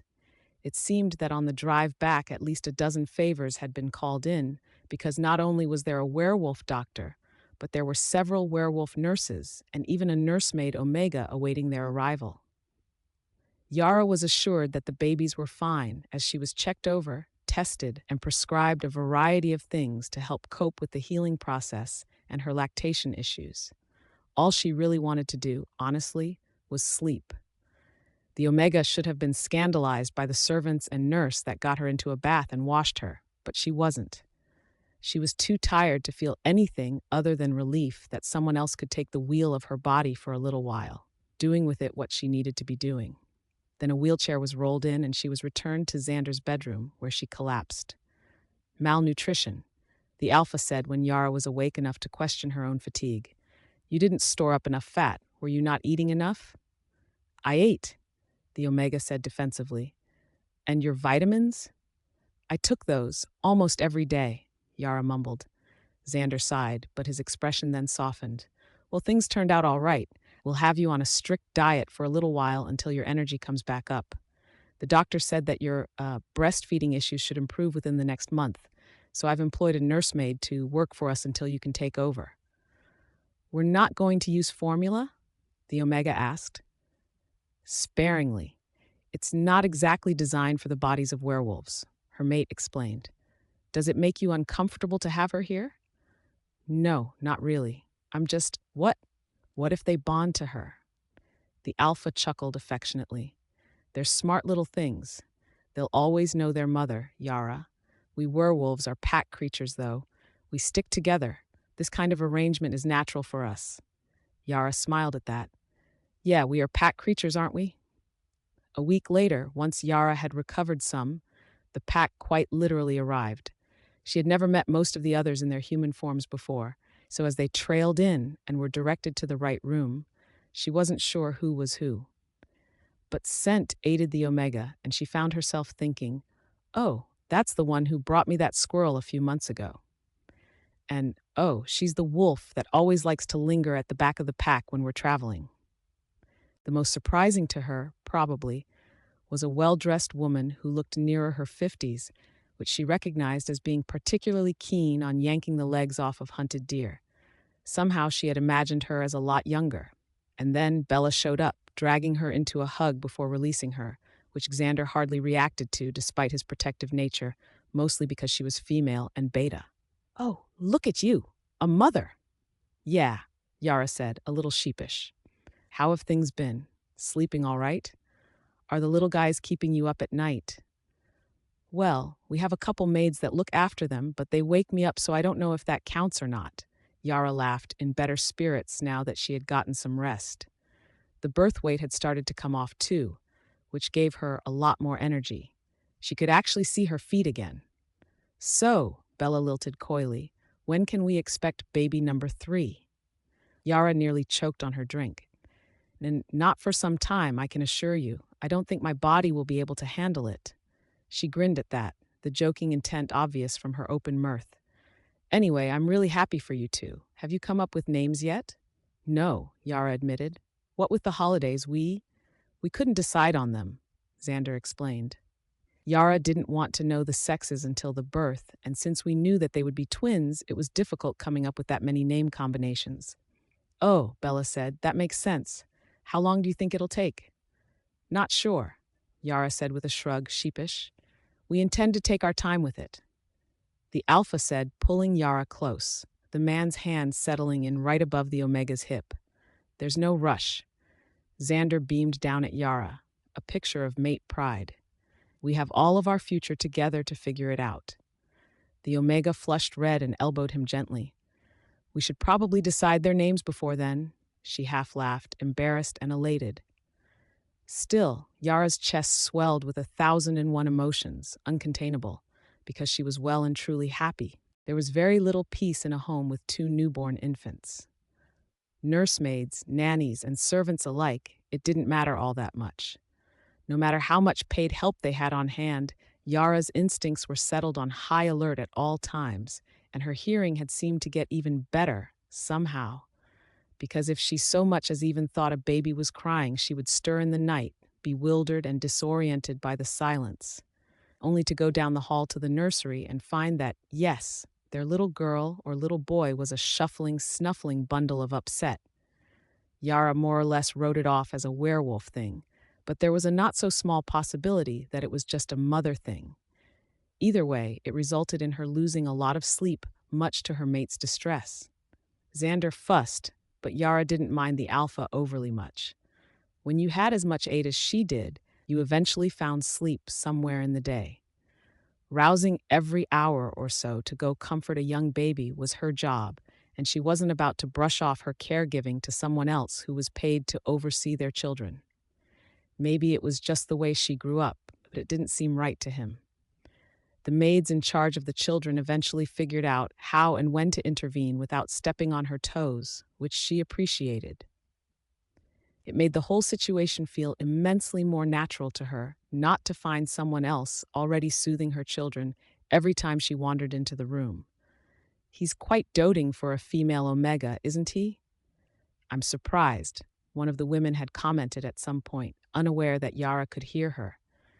It was easy to see it as a compliment, but Yara wasn't sure her ability to tend to her children properly was something to get overly prideful about. She wasn't even entirely sure what she was doing half the time, and being raised a human female hadn't exactly set her up for this. Never in his wildest dreams would she have imagined herself with a maternal instinct, but here they were. The fact that she had one was undeniable. It mostly seemed a shame that such behavior came as a surprise, but given Xander's family, perhaps it just wasn't as common for the immensely rich to invest the amount of energy that he currently was. When you made as much money in an hour as a nursemaid did in a day, it might appear logical to offload the effort. Xander, for example, took a slight back seat to everything, although Yara didn't begrudge her for it. The alpha still had a very important job, newly birthed twins or no, and was striving to not only balance his own workload, but also struggling to find a secretary that could take up the mantle the Omega had left behind, which Yara was a little proud of, even if she had barely worked there at all. She did what she could for her mate here and there, making a few phone calls when she had a chance and shifting some of the burden. They had to work together, after all, although Xander genuinely seemed surprised by it. Some days, Yara suspected that the alpha was just waiting for her to turn around and become an entirely different, much more unpleasant person. The Omega wasn't anything close to too good to be true. So was it really so shocking to find someone decent? It worried Yara primarily because she would watch Xander pick up their son or daughter. She would watch the joy unravel across his face in splendid purity, and she would know that deep down in the man's body, he didn't trust this illusory happiness to last. Concern lingered with the Omega so much so that after a late night, she took initiative and ushered Xander into bed, loosening her mate's tie and unbuttoning his shirt. She kissed her alpha long and deep and melted into the strong arm that circled gratefully around her waist. When they came apart, Xander was looking at her, eyes half-lidded and dark. "Are you sure you're up for something like this so soon?" the alpha asked, voice low, as though speaking too loudly might attract unwanted attention. Yet they were alone in the alpha's bedroom. The infants were tended to, and Yara simply slid the fabric off of her shoulders and pressed her lips to the swath of skin beneath the collarbone. "I think I'll be okay," the Omega told him, a smile playing at her lips. Xander kissed her again, sensual, her tongue a flickering heat, and her teeth every so often grazing at Yara's lip like a tease. It had been too long since they'd been together like this, and it was no surprise when the alpha led them over to the bed, dragging his Omega down with him. "You're perfect," Yara told him, because it was something that she didn't say enough. "I love you." The alpha's bedroom eyes softened as he drifted his palms over Yara's covered thighs. "I should be saying that to you." "I mean it," she told him, emphasizing the words with a smile. Xander grinned at her, cocky. "I'm looking forward to your next heat," the alpha told her, voice a low purr. "I'm looking forward to that one and every one after it. I'm looking forward to sharing my life with you." Yara felt her face heat slightly, a soft laugh bubbling up on her lips. "You're already sharing it with me. And I want to keep doing that," Xander told her with certainty, "forever." "Me too," the Omega assured him. Yara beamed at him. "If you don't get on with it, I think I'll end up suffering a whole lot more. Do you know how long I've been waiting for this?" Okay, the alpha laughed. "I need this too." Without further warning, he rolled them over, pinning Yara to the bed and kissing up her neck, every feather of his lips sending hot sparks through the Omega. It was all Yara could do not to whine as he trembled under the affections. Having twins had made sex undesirable for a period of time, but now that she had given birth, it was as though not having her mate was a physical burn. She needed Xander to satiate the fiery void that made her libido claw at her. And then Yara blinked, senses rousing as she felt as though one of the babies was crying. She couldn't hear it, of course, but instinct stuttered her passion momentarily. "I need to," she was already saying, sitting up. Xander pressed her back down. "The nanny has them. I'm sure they're fine." "All right," Yara agreed uneasily, but she felt distracted as her mate nibbled at her neck and eventually pushed at her mate's chest again. "It will only take a second," the Omega said, eyes trained on the doorway which she was becoming more and more eager to go to. "I promise." Xander's smile turned wry. "I'm not going to win this one, am I?" Yara exhaled a laugh. No. And then, I'll try to be quick, okay? Then we can pick up right where we left off. Go. Xander allowed with a smile, letting her slip free. Yara exited the room and made her way down the hall, her nightclothes light on her frame as she shuffled through the corridor. She would never get used to the expensive vases and paintings she passed by, nor the lavish carpet under her bare feet, but these days those things were becoming more and more background decoration. Nothing could quite compare to being busied with a mate and children. Entering the nursery, she was unsurprised to find their little girl was currently the troublemaker. Making her way over to her crib, she leaned down and pulled the infant up and out, snuggling her against her chest, even as she hiccuped on her own tears. There, Yara consoled her. Mommy's here. Mommy has you. No need to cry, okay? Rocking the baby gently, she smiled as she calmed a bit. It always gave her the vaguest impression that she was spoiling her by doing this, because whenever she cried, she appeared to comfort her. Honestly, though, she couldn't bear not to. She was just a few weeks old and already had her wrapped around her finger. Yara looked up as she heard the skittering clack of something gently striking the window. It sounded like a pebble colliding with glass. She tensed as it sounded again, but curiosity won her over, and she approached curtain, pulling it back just the tiniest bit. It was a little dark, but she could still make out the figure of Bella quite clearly. Maneuvering her daughter in her arms, Yara opened the window. "Hello?" she asked her. "Are you visiting?" Bella smiled and waved. "Hi," and sort of, but only just for a second. "Can you come outside?" "Sure," Yara told her. "I'll bring the little one. She liked you at the party, remember?" "Wait, Bella hesitated, stopped, then came around to nodding. "Okay, bring her out too." A smile worked its way onto the other werewolf's features. "She's adorable," she added. Yara left the nursery and padded down the hall before descending down a few steps and toeing on her shoes. There was a side exit located on this wing that she had gotten into the habit of using during her pregnancy, when she was instructed not to be on her feet too much. "Madam?" A maid asked worriedly after catching sight of her. "Should you be going outside this late? It's quite cold out." "Yara," the Omega encouraged with a smile. They still weren't used to referring to her by her name, even after all these months. "Yara," the maid sounded out warily. "I'll just be a minute," she told her. "It's a packmate. If you're sure, I could escort you." Yara waved her off. No need," she joked. "If I'm not back in 5 minutes, just call the police." She didn't seem to appreciate the joke at all, hands clasped with worry. "I'm kidding," she told her, voice going soft. "I'll just be stepping out for a moment." "Okay," she relented. She tugged a coat over her shoulders one-handedly, which she moved in to help her with, before exiting out into the nippy winter air. She hoped whatever Bella needed wouldn't take too long. Xander and the maid might start to worry. The Omega smiled as she saw Brilla approaching her, the girl briefly illuminated by the light from one of the mansion's windows. But she never found out what she had come for, because someone yanked her from behind. A rag was shoved over her mouth, and as she started to slip into unconsciousness, her grip on her daughter tightened. It was then that she felt someone take her away from her. The first thing Yara noticed was that she was cold. It came to her before awareness did, and the Omega felt a chill go up her spine. Her fingers and toes tingled, and while it would have been wrong to say that she was freezing, she was most certainly not warm. As she opened her eyes, her head spun like she'd been drinking too much, her mouth dry, and her body damp with sweat.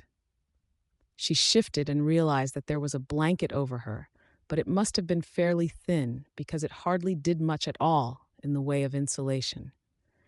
Sitting up, the light stung at her eyes. In her dizzied vision, it originated from great glowing lamps that extended down from a high ceiling. There were black, slatted bars between her and the area around her. It occurred to Yara that she was in a small cage of some sort, the metal thick and reinforced with an odd mesh in between, and for a moment she was convinced that she was in a dream. It had to be, after all. What else could this possibly be? She then heard the innocent babbling of an infant, and her eyes snapped to the side, where Bella was sitting with her daughter on a metal folding chair, cooing at the baby. Yara was at the edge of the cage in an instant, but as their eyes locked, she floundered and struggled for words. "What's going on?" the Omega asked, a little ashamed by the panic that leaked into her voice. "Oh, she's awake." It felt as though Yara's heart had stopped. She watched, dread pooling in her gut, as Archer appeared in her field of vision, meandering along so casually that it gave off the impression that this situation didn't bother him. There were boxes in this large, empty place, old, grimy, and coated with dust. Were they in some sort of warehouse, perhaps? The Omega didn't know, but with the Alpha present, she noticed the air smelled of dust, copper, and something acrid and sour. Beneath all of that was Archer's Alpha musk, so bitter and heavy now that it made her want to gag. It was a far cry from Xander's alluring spice. "What's going on?" Yara repeated, because they had yet to answer her.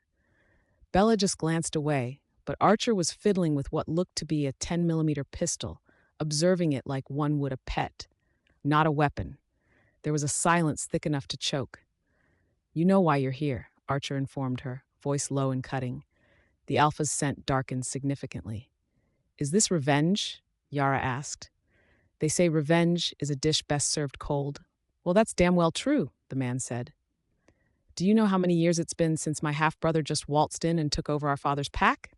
"Course you do. Too many." Yara tried to swallow down his anxiety, but it didn't do much good. There was a crazed, desperate look in Archer's eyes, and the Alpha gestured casually with the gun when he spoke, not caring where or who he pointed it at. It was all the Omega could do to ask, "What are you planning? Why did you kidnap us?" Archer exhaled an abrupt laugh. "Don't worry, you'll probably survive this," he said with a roll of his shoulders, "but you'll wish you were dead. Omegas don't tend to do very well when their mates die. Something biological, right? It just breaks you guys. Not that you have too much experience with that." The Alpha's voice trailed off, quiet and thoughtful. He was still looking at his gun. "You're all so weak." Yara's eyes flicked between Archer and Bella, trying to understand what was playing out before her. Being locked in a cage in her nightgown, having her daughter kidnapped, it was quite literally a nightmare. "Why, Bella?" Yara asked her, watching the beta's gaze snap up before it darted away again awkwardly. "She's my cousin on my mother's side," Archer said smoothly, nonchalant. "Needed an informant, a rat." The Alpha came close and knelt down by the bars, smirking. "She didn't want to help me before you showed up. She had quite the thing for your Alpha. But most don't look at betas, I sure as hell wouldn't. So I guess you could say it's revenge from the both of us." Rage boiled up in Yara, and she lunged into the bars, flinging her arm out in an attempt to attack the vile man before her, but the Alpha simply jumped back, laughing in surprise. "Whoa now, Tiger," Archer said before his mirth quickly turned to scorn. "You don't want to play this game, Omega. Stand down." Yara's body went stiff, and instinct screamed at her to obey with such intensity that she retracted her arm before she could even think about it. Archer just laughed. "Does my younger half-sibling never speak to you that way? What a joke." He paced a moment before. "You never asked why Omegas needed to be protected, did you? Fucking human-born scum. We shouldn't even be accepting wolves raised packless, but werewolves have gotten so soft and desperate. Safety in numbers. Pathetic." Yara glared at him. "It's the voice, right? Alpha voice." Archer continued. "Omegas can't resist it. But you were just strolling around free without any fucking protection. And here you are. A normal Omega wouldn't have been so easy to capture, though, so I guess I was lucky. Do you get a kick out of talking like a villain in a bad movie?" Yara said dryly, unimpressed with all the posturing. She wasn't expecting for Archer to come up and strike the side of the cage with his boot, and the Omega fell back and away, only to look up and find the pistol being pointed between the mesh. The Alpha wasn't smiling. "Look, you're dumb. I get how some people can find that cute," Archer said coldly. "But if you want to live, you might want to keep your whore mouth shut for your sake." There was nothing entertaining or enjoyable about having a weapon pointed at her, so the Omega was dead silent, her heart thundering in her chest a mile a minute. She fully believed that Archer could and would shoot her. There was a steel glint in the Alpha's eyes that hungered for blood. Eventually, Archer let up and backed off with a grunted, "I need a smoke. Watch this little bitch while I'm out." Presumably that command was directed at Bella. The boot steps tapered off into near silence, and then there was the distant slam of a door. Yara sat in the cage for a few minutes, allowing her nerves to settle back down. She didn't want to have a panic, not now. When she looked over at Bella, the beta was decidedly not returning her gaze. But the Omega felt she was due some answers, and without Archer around, the fear had somewhat fled her. Bella was familiar. Bella was a friend. Surely this must have been a mistake. Yet for all her boldness, all Yara could manage was, why? She looked at her, but her expression was devoid of friendliness or warmth. It held a touch of remorse, perhaps, but nothing kind or sincere, like before. Bella sighed. "I'm sorry," she said at first, cradling the baby. Yara's daughter gurgled, unaware of the nature of the situation. She hadn't even cried at Archer's fit, strong little thing that she was. "I didn't really want it to go this far, but..." Bella just shrugged. "Let me go," Yara begged. "You know this is wrong, right? Let me go." "I don't have the keys, but even if I did, Bella didn't look up this time. "You're all wrong for Xander," the beta said quietly. I tried to act Omega for years and nothing, but then you..." She took in a shuddered breath and exhaled it slowly. "You trap him with a heat, and then he just loves you for it," she finished, appearing to blink back tears. "I couldn't do that. No matter how Omega I acted to try to get him to notice me, I can't have an Omega's heat. I could give him a daughter like yours. I could bear twins, too, but I couldn't make him love me. I couldn't really be what he wanted." Yara felt she should have been angry at the accusation that she had tried to trap Xander. If nothing else, wasn't it possibly the other way around? But she wasn't upset at her. Her emotions were a tangled, knotted mess, and it made her feel sick to her stomach. But somehow she didn't find herself mad at Bella. But she still exhaled a broken, "Archer might kill him, and me, and our children. Don't you care at all?" "I don't care anymore," Bella murmured bitterly, shrugging again. She briefly rubbed at the tattoo on her wrist. "I don't even want to be in this pack anymore. There's an alpha in Archer's pack who might be interested in me. I'm going to go with him after this. I just needed to do what I did tonight and I'm in, okay? No questions asked." Bella rocked the baby when it began to fuss. "I don't hate you, Yara. I just can't sit around and be unhappy anymore. Watching you guys every full moon, giving you advice that I tried to follow for ages. I thought we were friends," the Omega said, because she was having trouble processing all of this. It was a stupid thing to blurt out, but she was grasping for the memories she had, not this terrible new mirage. Bella had been nice to her, and she wasn't ready to just let all of that go. "You never even noticed that I didn't like you, so I guess I played the role too well," she told her with a shrug. "I'm done, though. I can't anymore. I'm sorry, but I just can't." "Don't encourage her to speak, Beta. She's fucking chatty enough," Archer scolded, returning. He smelled strongly of smoke from his cigarettes, which made Yara wrinkle her nose in distaste.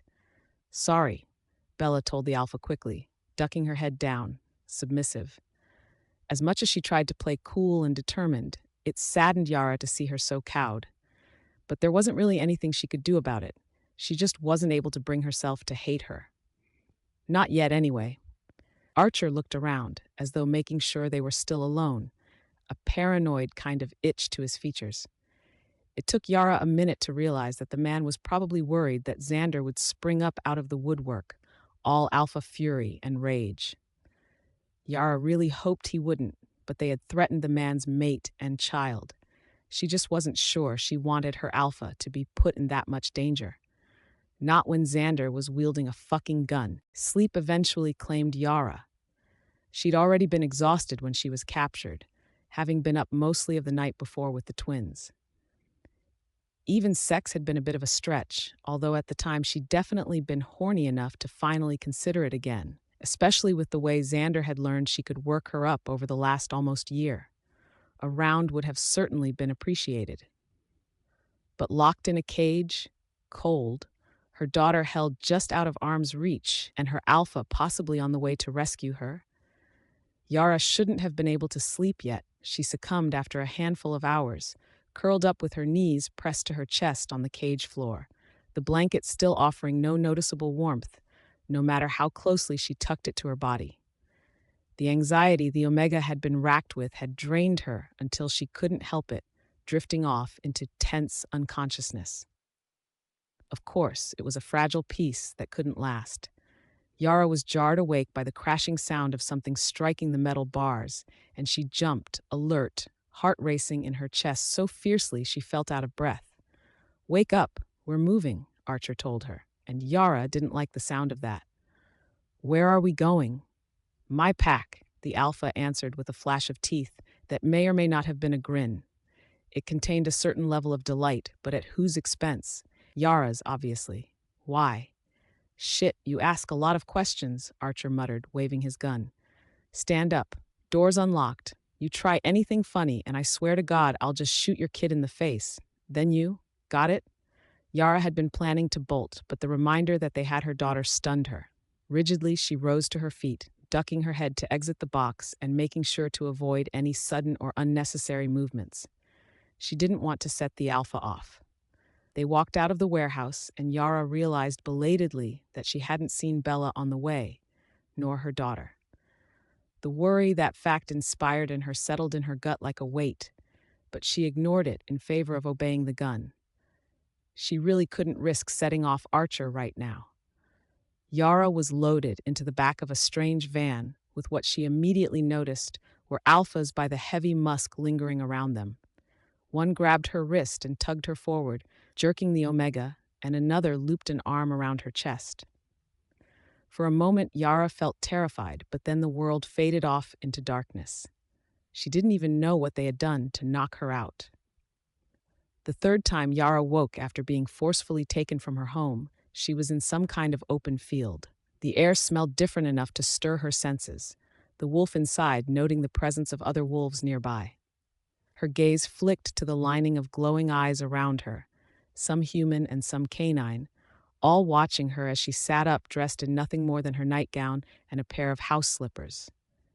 It was unnerving. Archer was sitting on a jutting length of stone, elbows resting on his thighs and the gun he had dangling from one hand, nonchalant, as though he was used to carrying it around with him. To the Alpha's side was the man's mate, the woman determinedly not facing Yara's direction. Bella lingered nearby, Yara and Xander's daughter in her arms. She, too, didn't seem interested in looking at her. Above them, the sky was turning purple with dawn. Yara wasn't in a cage this time, but she already knew that running wasn't an option. Attacking Archer also wasn't an option, no matter how angry she felt. If she chose either act, she would be dead before she could so much as scream. Well, possibly not dead, possibly only maimed.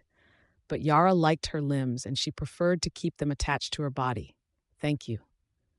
This must have been Archer's pack, and although the members spoke to one another, no one said a word to Yara, the strangers all keeping a wide berth as they loitered in a large circle like they were setting a stage. A primitive part of her brain wanted to curl up into a little ball with fear, but she swallowed it down.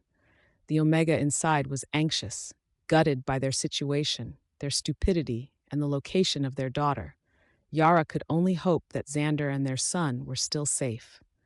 A minute later, she found herself only half right.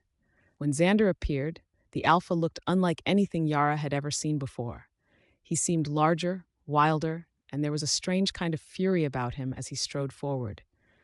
The Alpha was visibly collected, but Yara could see the erratic bouts of rage that soared and sank in waves, boiling under his disheveled mate's skin. Wherever they were, Xander had come for her and their child. Yara had the uneasy sensation that he had been invited here. The Omega stumbled to her feet, numb, chilled limbs less than eager to obey her commands. The strange wolves watched her as she approached Xander, and by extension, Archer. Xander didn't look at her, but he also didn't stop her. Yet Yara froze to her place at the sound of her mate's voice. "I'm going to kill you for this." The threat was directed at Archer, the low tones of the man's voice reverberating throughout Yara's being, as though she'd been physically struck. Even though Xander was here to retrieve her, she still felt the weight of his words like a gun had been shot near her ears. It made her want to crouch down and roll onto her back in order to show her stomach. And she wasn't the only one who reacted that way. Yara was sure. There was a strange motionlessness about the other wolves now. No one dared to breathe. Even their baby was quiet. Archer's eyes went marginally wider for a brief moment before he blinked and they returned to their unaffected pride. He gestured vaguely with the gun. The object still pointed toward the dirt. "If this is what it takes to get you to accept a challenge from me," he trailed off. "I would have accepted one without the kidnapping of my mate and child," Xander snarled. A shudder went up Yara's spine, but it was half-tinged with base delight. She swallowed thickly. She didn't want to be aroused by Xander defending her. She didn't want to find joy in this horrible moment. But the Omega in her squirmed, dragged to the surface, ears pricked forward, and a whine just barely kept from welling up in Yara's throat. It was terrible and wonderful to feel this connected to the feral core of her being, human fingers twitching and anxious. Yara should have felt more fear, she knew, and it startled her to figure out that the reason she didn't feel it was because she fully trusted Xander to win. Was this what it meant to have an alpha? The world seemed to simplify as long as her mate was there, like a pillar of strength and solidity. She wasn't sure what caused it, but finally Xander looked at her. As they locked eyes, Yara knew her own conviction and trust was visible. Her mate's expression flashed momentarily with bewilderment before settling, resolved and firm. Xander would win, and Yara would not intervene. It was difficult to say which growl tore open the air first. But without warning, both Archer and Xander were wolves, clothes discarded, colliding against each other like lightning bolts. Dark fur against mild tan, clawing and grappling and twisting all white teeth and death. One wrong move could end either's life. And although Yara wasn't keen on this exact kind of fight, she knew that it was the type where only one victor could emerge. They broke away, surged towards each other, and broke away again. Nails scraped earth as they circled with agile bounds, kicking up dirt and grass. Archer's pack fell away as they reached the side of the circle it formed, grave eyes staring with immense focus. The tan wolf bit into the darker one, bit into Xander, and Yara heard her mate cry out before the noise swelled into ferocity and he wormed free. Archer was older, more experienced, and had been more to prepare for this. Yara clutched her chest and waited. Xander arched back, shot around Archer like a black blur, and suddenly had the other werewolf by the jugular. All motion stopped. Archer's muzzle was forced towards the half-full moon, one of his paws not touching the earth, eyes directed up at the stars in defeat. Xander could bring him down and kill him now. Xander could tear out the man's throat. Instinct boiled in Yara's veins with understanding, the language of the battle all too clear to her.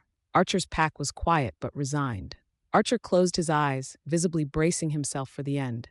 But instead, Xander released him, stepped back, and once more became a man. Naked, he looked at his brother, his kin, and watched the betrayer take human shape as well, knees in the soil, fingers clutching at the grass.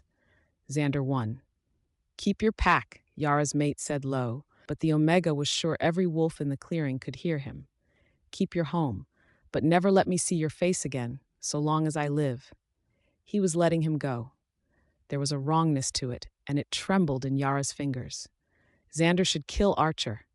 It was the way of things, but she shoved down the wolf in her for the human, saw the mercy for what it was, and felt glad. Xander wouldn't be murdering his brother this night, and Yara wasn't sure how she would have felt if her mate had. Xander began for her, walking away, leaving Archer to the fate of being swallowed up by his own loss. Brilla started to approach, hesitant and scared, hovering near with their child to ensure she wouldn't flee with it.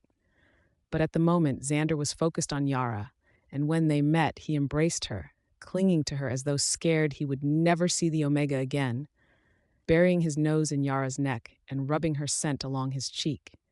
And then he stiffened and shoved Yara, bodily, and the Omega yelped as she fell back, right before a shot went off. Yara couldn't comprehend the blood that splattered on her, metallic and alpha, wrong. Xander's face was screwed up in pain, expression fraught with it, and his hand was clutching the side of his chest. He'd been shot. Archer had shot him. "You should have killed me," Archer yelled, voice racked with tremors of emotion. "What the fuck did you think you were doing? How could I run a pack after that, you fucking idiot?" Xander wheezed slightly as he turned, and Yara was on her feet in an instant. because there was an unsteady waver to him that the Omega didn't like. She was correct because her alpha sank down and Yara held him on the way, easing him to the ground.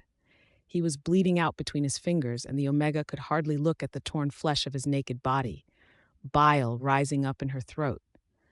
So what if it wasn't proper protocol? So what if Xander had acted unlike an alpha and shown kindness to someone who didn't necessarily deserve it? Was that really what being a werewolf was about? Archaic pack structures? Cliques? Old laws? No, it felt like a useful excuse. Xander simply loved his family. That was why he had killed Yara's father to avenge his own. That was why he had come for Yara. That was why he had let Archer live. Yara had never had a family to love so much as Xander clearly did his own, but that was changed now. She had Xander. She had their children. She would rather die than see them hurt, even if it meant she was unsuited to run with a proper pack. Pack was what you made of it. She shifted, tearing out of her clothing with more agility and quickness than she would have expected of herself, paws scrabbling the ground as she raced for Archer. The alpha started, visibly surprised, and shot at her, but he missed. Omegas didn't fight? Omegas didn't intervene? Bullshit. And surprise was on Yara's side, because Archer didn't have a chance to change before he jumped him, forcing the man to the ground. Sickly strong alpha smell crowded his nose, defiant and commanding. Around them, Archer's pack shuffled, drawing closer, but unsure of how to act. Yara only had a few seconds before she would most certainly be killed. She did the only thing she could think of. The Omega grabbed a hold of Archer's human throat in her fangs and squeezed down. Yara had never hurt someone like this before. She had never killed before. Even on hunts, she'd chosen to opt out, despite how her brain registered more wolf than human under the bright full moon. Eating raw meat made her uneasy, and dragging down a beast in order to do so rang unappealing. Straight murder should have bothered her more than it did in the moment. Maybe it was the rage, fueled to a fever pitch at the alpha scent, that tried to boss her down. She was sure if Archer could speak, he'd use that voice again, because Yara already felt her senses wavering under the intensity of it all. But she pushed through it. She wasn't just an Omega, she was Yara Samuels. And Archer may have just killed the person she loved most. There was a disturbing change in Archer's scent when life fled him. Yara could feel it like it was an extinguished fire going suddenly cold. His body was warm, but the essence faded as he bled out between the Omega's teeth. Yara released him then, panting and disturbed, blood dripping down his muzzle. He felt wild and insane, and the pack surrounding him stared in awe and horror. As she looked at them, they darted their eyes away, clearly unsettled by the idea of an Omega killing their leader. Instinct told them he was stronger, but Yara knew their human minds understood better the complicated factors that had gone into this. For one, it was by no means a fair fight. But Archer had deserved it. Archer had asked for it. Yara turned and saw Xander watching her, gaping so much so that the Omega almost felt a flicker of humor. Poor guy would catch flies with his mouth open that wide. As she walked back to her mate, she became human once more, as unashamed of her nudity as the alphas had been, the mate mark on the back of her neck burning. Her eyes scanned for Bella and found her. She stepped back before she glared at her. Then she stepped forward, keeping close. Their daughter was quietly whining. Bella physically jumped as she moved in to take the infant back. "Call an ambulance." Yara commanded her. There was no other word for the authority that crept into her tone. She nodded dumbly and pulled a cell phone out of her pocket. "You killed him," Xander murmured, near whisper, when Yara knelt by him, their daughter clutched close to the Omega's chest. Safe. Yara's lips perked up a bit. "Did I fuck up?" Xander blinked, surprised, but then shook his head. "No, I don't think you did." "What you think is all that matters," Yara told him quietly. "Then, now lie down and let's try and stop the bleeding." A smile flashed on Xander's features, weary but mirthful. "Yes, boss." Sitting in the waiting room was hellish. Yara had her daughter back, and her son as well, whom Manuel had brought him in a small pram. Aside from the beta sitting near, silent but stony, Yara was alone. She had a feeling Manuel was there for her physical protection as much as for the emotional support, which made sense. Tonight, Yara killed an alpha. Beyond a pair of doors, Xander had been admitted into surgery. Their son began to fuss, and she pulled the basket closer, the object rolling on small wheels. Setting their daughter down, she watched as the boy immediately calmed at the presence of his sibling. Together, they looked far too natural, nigh identical in their young state. They were perfect together. Yara smiled down at the two, feeling a burst of wonder through her weighted concern. They were born from her, after all, and that fact was still difficult to fathom. Yara didn't entirely feel like it really happened. It was only a few weeks ago, but now it seemed so distant. "You were made to be with each other, weren't you?" she said, letting her fingers stroke the infant's sides. They needed to be named. She knew this, and it came to her as though the decision weren't altogether difficult. She knew what they would be if Xander accepted it. But first, the alpha needed to recover. Yara had never felt religious before, but she clasped her hands that night and prayed. To who or what, she didn't know, but if something was listening, then she wanted to be heard by it. If anything could help them now, she wanted to accept it. When Yara was finally allowed to see her alpha, Xander looked less the picture of a dying man and more tired and exasperated. The Omega was glad. It dispelled far too many of her worries for her not to be grateful. "How do you feel?" she asked. It was the next day and she hadn't slept, so maybe it shouldn't have caught her off guard when Xander rose a fine brow and replied, "How do you feel?" Yara crumbled. Emotions bubbled up before she could stop them, intense and world-shattering. Xander murmured a gentle shh and pulled her close. The Omega was a little ashamed to say that there were more tears than she was comfortable with, but then again she was exhausted. She had killed a man, and her mate had almost died. She was allowed a bit of time to come to terms with all of this. Yara was sure that visiting hours were limited, but she ended up falling asleep with her head pillowed on Xander's lap, rousing only after the sun had set. Their children nestled in the pram in the corner, just beginning to fuss. Manuel was there, coaxing the little ones quiet by gently pushing the object back and forth with a hand. "They're probably hungry," Yara murmured, standing up sleep-addled and walking over in order to first pick up their young boy.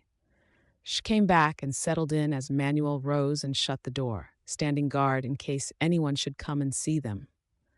Xander watched her with unreadable eyes before commenting, "I've noticed that it takes longer to empty out than before." "I make more now, yeah," Yara admitted with a slight smile. It didn't feel like anything was real right now. Xander shifted, about to say something, but Yara cut him off before he could with, "You know, I thought about what to name them while I was waiting on you." "Oh?" Xander hummed, interested. Yara looked at her mate, smiling shyly. "Eric and Alice." The alpha nodded, seeming to approve. "Good, strong names. I was looking it up a bit on your phone. Ruler and noble. Continual kindness. When you combine You sound convinced," Xander commented warmly. "Is that bad?" "No," the alpha said. "I like them. A lot of thought went into them." "So it's official?" Yara asked, feeling a touch of awe. Xander smiled. "It will be as soon as we sign the paperwork." It turned out that when you had as much wealth as Xander did, visiting hours no longer applied to you. The man's mother arrived at 5 in the morning, shortly after Yara remembered she should call her, and she blustered in a fit of motherly worry. "Oh dear, look at you," she said, stricken by the bandages that covered half of Xander's chest, thickened with gauze. She reached out to touch him, stopped short, and exhaled a shuddered sigh. "And Archer did this?" "Yes," Xander answered simply. "He kidnapped Yara and one of our children in order to challenge me." She nodded, unsurprised. "It's a dirty trick, but I suppose he wanted you to take him seriously. What has happened to him?" Silence fell over the room, and she rubbed at her arm and nodded. "I see." Swallowing, her head fell slightly as she visibly pressed back emotion. "I did it," Yara informed her, because she was filled with a need to let her know. She blinked at her. "What?" "He shot Xander after Xander won, and I just..." The elder woman's eyes caught on a painting on the wall as she took this in, processing it. Then to her son, "You meant to let him live." "I did." She smiled gently. "You always have been a good boy." It was an odd thing to say, but from the way Xander relaxed, Yara realized that she, too, was worried what the other wolves would think of him. his mother being the most important of them. "You'll need to excuse me for a few minutes," she continued, voice a wobble. "Archer may not have been my son by blood, but I still raised him as though he were. I need some time," she said before exiting the room. Maybe in the past, Yara wouldn't have been able to understand, but glancing at her own children asleep in the pram, she felt she could almost know how she was feeling. It had to be absolutely heartbreaking. Xander was looking out the window, expression solemn. No one was happy over the events that had transpired the last day or so. But Yara had a feeling that they were all grateful for what remained. It could have been so much worse. "I'm proud of you, you know." Yara faltered, not sure what the compliment was for, but then her brain recovered from its hitch and she ducked her head. She'd been partaking in Xander's afforded lunchtime pudding, the alpha having claimed he needed sugar and passing it off to her, and so she was forced to swallow down the chocolate-flavored substance before she responded. When it came down to it, she wasn't sure what to say. "You are?" Yara finally said. Xander nodded. Well, Yara shifted in her seat. "I have never seen an Omega do what you did," Xander told her, voice quiet. "I don't think anyone in that pack had either." Yara felt her cheeks go warm, but inside shame rolled in her gut. "I killed him," she whispered. "You saved me," Xander rephrased. "You saved me first," she retorted. "Then perhaps we saved each other," the alpha conceded, which is most certainly a disruption to the status quo. Yara fiddled with her hands before. "I'm worried about Maria and their children." Xander's eyes lost some of their playful light. "Unfortunately, there is nothing we can do. If they choose to see us as the enemy, then we cannot stop them. This is how pack feuds are created, and it will forever be that way. We could reach out to them, and Yara, would you have joined Archer's pack had I lost and been killed by him?" "And no," Yara stammered, appalled. Now imagine how Maria must feel. Even on the off chance that she didn't love Archer, she would still most likely rather take her own life over being pitied by us. You forget that people are prideful. Yara bit her lip. "Okay. And then, but what'll happen to Bella? She helped kidnap you, did she not? She loved you." Xander exhaled long and looked away. "I'm not surprised. Put yourself in her shoes, Yara. We likely won't see her again. She may hate us, or she may feel immense guilt and pain, but we would always remind her of what she's done, and we'll never again be able to trust each other. Not completely." "I guess that's true." Xander's lip quirked. "I love you," he said abruptly. "You're so worried about other people. I'm willing to bet you haven't yet thought about yourself." Yara frowned. "I'm not that selfless. I've just already thought about myself plenty. I mean, I'm worried, Xander. I'm worried that someone will come seeking revenge against you, or that they'll try to hurt our children when they're older. I'm worried someone might hurt others in our pack. I'm worried about the possibility of war and what all that would entail." Her fingers clenched, bunching up the fabric of her jeans. "I'm scared of the future." Xander reached out, brushing a finger down Yara's cheek. "Due to you, I'm actually looking forward to it." The alpha paused. "And thanks to you, I still have one." Yara bowed her head, blush staining her cheeks. It was really hard to argue with that, but it definitely made her feel better. Yara frowned as a hand slithered over her hip and rested there, her alpha moving in close to her back and breathing hotly against her neck. The Omega leaned away, pressing the earpiece against her head and hoping the client wasn't hearing any of this. "Yes, the files should be in your email." Xander nibbled on her neck. "No, your other email," Yara said around a shudder, wincing when the alpha ran her tongue across the mating scar. It was an erogenous zone, which meant that Xander wasn't playing fair. "Yes, the business one. The one with your na?" "Yes, you found it? Great." Her mate started to suckle on the mark, and the Omega bit her lip hard to suppress a moan. "The document you need should be the third page." Yara nodded as the client spoke, even though she couldn't see it, but in all actuality, she wasn't listening to what the man had to say anymore. He was an older fellow, not entirely accustomed to technology, as his son-in-law lawyer typically dealt with Xander's company. Explaining him through the process of opening his browser had tested some of Yara's patience. Xander sank his teeth down into the mark, and Yara jumped with a gasp. "And no, everything's fine.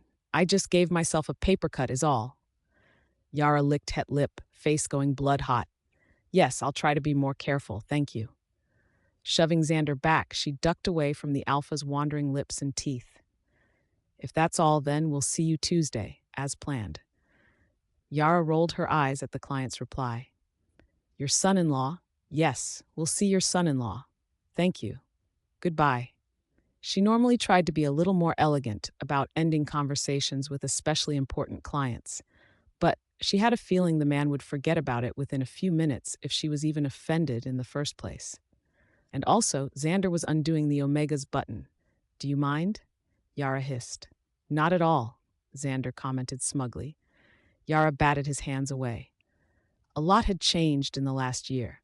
For one, Yara went back to work at the company.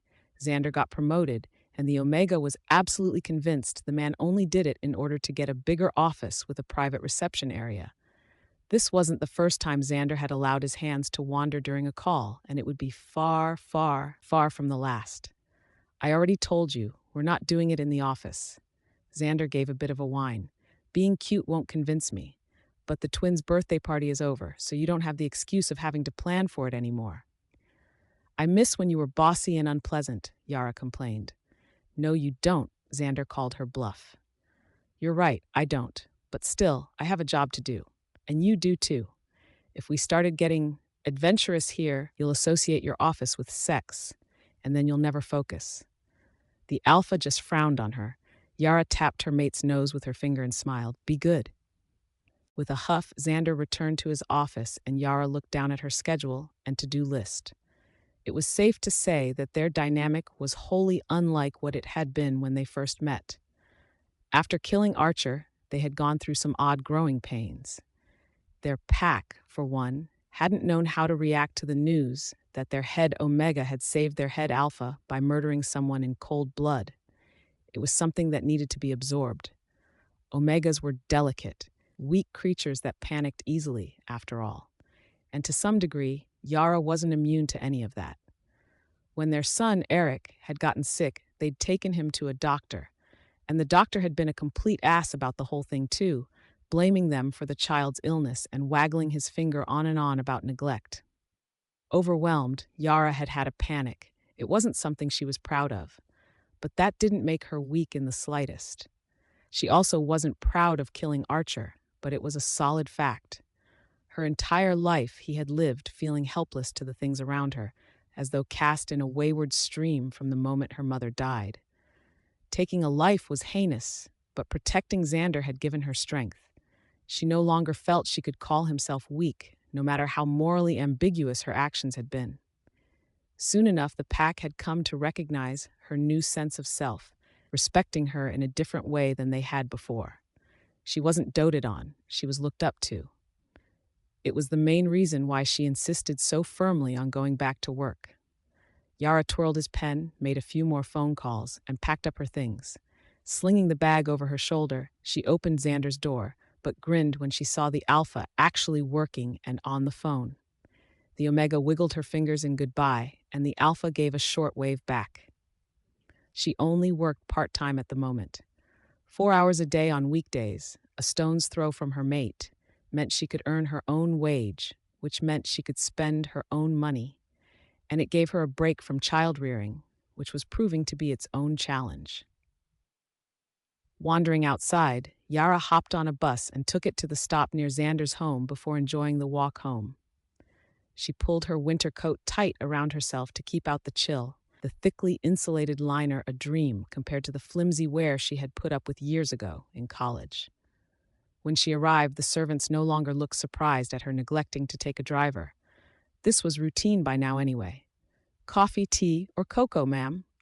One of the maids asked, bright-eyed and bushy-tailed, as she helped her out of her coat. Coffee, please, Yara requested. Thank you. It'll be ready in a few minutes, ma'am. The children are in the playroom. Great, Yara said, tossing her a smile. Navigating the old mansion, she knew the layout by heart now. The playroom they had built up was near their bedroom wing, although far enough that errant crying and excited screaming wouldn't be heard by sleeping parties. Yara came to the door and pushed it open, watching with mirth as 2 sets of young eyes swiveled over to her. Both children quickly became excited. "Mommy's home," Yara said enthusiastically, hoisting up their daughter and twirling her before setting her on the crook of her hip and moving over to their son. In the corner, the children's personal attendant watched. Were they good today? The beta smiled. Yes, they were very well behaved. "Be honest," Yara teased. The woman hesitated, nodded a little as her smile turned wry, and said, "Eric refused to eat lunch and dumped it on his sister's head, but I washed them both." "Oh no," the Omega said. "He's starting to learn that if he makes a mess, he gets rewarded with a bath. He has taken to them, hasn't he?" "I think they're too smart for their own good," Yara admitted. "Being Xander's children, I feel like I should have seen this coming." "Intelligence is a blessing," the beta girl commented happily. "Only until they learn how to open doors," Yara corrected. "Then it'll probably become a nightmare. I shall hope to be employed long enough to see it," she joked lightly. "Speaking of, you're taking over now?" "I am," the Omega confirmed. "Thank you for all your hard work." "My pleasure," the beta said before taking her leave of them. When Xander came home, Yara had paint smeared over her shirt, face, and hair, and she was holding up Alice. Their little girl's palms were coated with colors, and she was rubbing one on the piece of paper and sucking on the other. "Before you ask, it's non-toxic," Yara told him, "and it was made for use by, well, infants." "You're having her paint?" the Alpha asked. "I thought it would be fun." Eric just rubbed it on his clothes, though. Alice is being far more cooperative. "Eric is likely an Alpha," Xander said proudly. "You say that now, but just wait. I bet you he'll be an Omega just to spite you." Yara twisted her daughter around to face him, and she patted his cheeks with her paint-covered hands. "Not that there's anything wrong being an Omega. Isn't that right, Alice?" She gurgled at her. "Alice agrees," Yara said, making a face when the girl tried to put her fingers in her mouth. "Bleh." Xander rose a brow. "Well, I'll go change. Where is Eric anyway?" "Julie's washing him up." The Alpha frowned. "She's a maid, Xander? You hired her 6 months ago," Yara informed him, reproachful. "I knew that." The Alpha responded casually, even though Yara knew that was a filthy lie. Shuffling towards the bed in her robe, Yara exhaled a long sigh and collapsed onto the soft surface. Rubbing her face into the cover, which smelled heavily of her Alpha, she made a pleased hum of a noise. She knew Xander was watching him, but the man was also overseeing the servants who were cleaning up their bathroom. Eric and Alice were messy little things, and Yara was beyond grateful there were so many extra hands around. If she were a normal stay-at-home parent, she was sure her life would be immeasurably more difficult. Instead, the twins were put to bed, and their nanny was the one assigned to making sure they stayed in it. Yara was relieved for the break. When the servants finally left, Xander stripped down and coaxed the Omega under the blankets. The Alpha's heat radiated off him like a furnace, and sleepy, Yara snuggled into his chest. Her mate began to rub her back, and she arched into it, giving a quiet moan of appreciation. "Tired?" Xander asked. "A bit," Yara admitted. Xander nibbled at her neck but stopped, just simply pressing a gentle kiss to the mating mark. "I don't think you understand how much I want to bend you over and take you right now." Yara snuffed at that, exhausted, loved, and amused. "But you seem like you're on the verge of sleep." "I am," Yara yawned, snuggling in closer. "That's why I want to do it tomorrow in my office instead." Okay," the Omega agreed, drifting off. "I never promised that," Yara balked. "You did," Xander insisted, grinning. "Well, maybe," the Omega conceded, "but you tricked me into it. I'm not scheduled to have any clients until this afternoon, if that's what you're worried about." Xander leaned against her desk, smiling. "None of them are werewolves. They won't smell our sex." Yara swallowed and rolled her shoulders in a shrug. "That's not the point. They won't know I ground you into my desk, filled you up, and let you dribble out all over the wood." It was silly, but an aroused quiver went up Yara's spine. Xander didn't always talk like that, but he was extremely illustrative when he wanted to be. And with work and the kids, it had been at least a week since they'd last had intimacy together. Yara crossed her arms, displaying that she was openly considering it. Xander just smiled. "I have a couple of toys I purchased just for the occasion, too." "Toys?" Yara repeated. Interest peaked. They had never used toys before. and the idea of Xander in a sex shop just seemed plain bizarre to her. But then again, he probably hadn't gone himself. Oh God, he'd probably sent one of the poor maids. They really needed to be paid more for putting up with such an insufferable boss. Xander was just leaning there, calm and confident, a smile playing on his lips, while Yara battled with her own urges before turning in a huff and locking the door to the waiting area, before locking her mate's office door as well. You could never be too careful. Not that they could actually be fired at this point. Xander had the CEO in his pocket due to outing the fact that the man's son had been selling inside information to their competitors. Served Jackson right, the jerk. They were too high up for mere office sex to warrant anything more than a reprimand, so long as no clients overheard it. As Yara stepped forward, silently accepting the invitation, Xander grabbed her arm and pulled her into a heated kiss, which was unfair because Yara loved when he did that. "Come here," Xander said low, voice graveled with heat, and Yara followed. When they came around to the drawers of the Alpha's desk, the man was pulling out a ball gag. The Omega blinked at it. "You want me to, so you'll be quieter," Xander explained. "If you feel the need to get loud, just bite down on it." "And what if I want you to take it off?" Yara asked, peering at it suspiciously. "Pinch me," the Alpha said with a shrug. Yara nodded. "Okay, I can do that." It was weird doing this. Xander stepped around and slid the ball end into Yara's mouth. It wasn't as big as some she had seen online in porn were, but it filled her mouth enough that after the Alpha secured it, she couldn't actually say anything. She tested it, and her words came out garbled and odd. Although that was by no means a guarantee that she would be quiet, but A was willing to give it a shot. Worst case scenario, she still had free hands with which to undo the strap at the back herself. Xander twisted Yara, drawing the Omega in, and there was something tantalizingly vulnerable about being gagged. It made her feel more like her Alpha was in complete control. So when the man started kissing up her neck and working her into a foam, she was already halfway there. Her mate slid his suit jacket off and tossed it over the guest chair before working down the buttons of her shirt one by one, letting his fingers ghost over Yara's skin with teasing brushes as though it were an accident. The twins had just been weaned off of breast milk, so arguably they were more delicate to the touch than ever.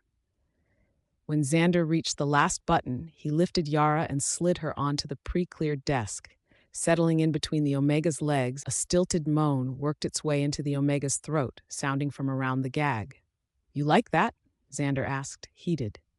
His commanding voice was a seductive purr of noise, thickly alpha and full of promise. "I kind of enjoy this gag idea. What do you think?" Yara nodded because it seemed her eager vulnerability was getting across loud and clear. She was at Xander's complete and utter mercy. The Alpha leaned in and scraped his teeth roughly over the mating scar. Yara jolted, a sharp cry muffled by the gag. It was still loud, just less so than it would have been otherwise. It was unlikely anyone could hear them at this volume, but that didn't mean there wasn't a faint chance. Xander dug his teeth in, winning another cry, and the Alpha pulled back, licking his lips with a chuckle. "You need to be quiet, Yara, or they'll hear you. The whole office will know what you sound like for me." The man's eyes flashed, dark and alluring. "Or is that what you want? You want them to hear?" he teased. Fuck, that shouldn't have been as hot as it was, but Yara shook her head, denying the sentiment. It was part of the game, after all. Her mate was creatively spinning a sexy thread for them, and she was more than eager to indulge this sudden whim. The Alpha splayed his fingers over Yara's navel and ran them down, tapering off at her sides with an affectionate, "I should pup you again. I should make you grow large and full with my child. How does that sound, Yara?" The Omega's arousal fluttered, her thighs twitching apart as she tried not to focus on how wet she was down there.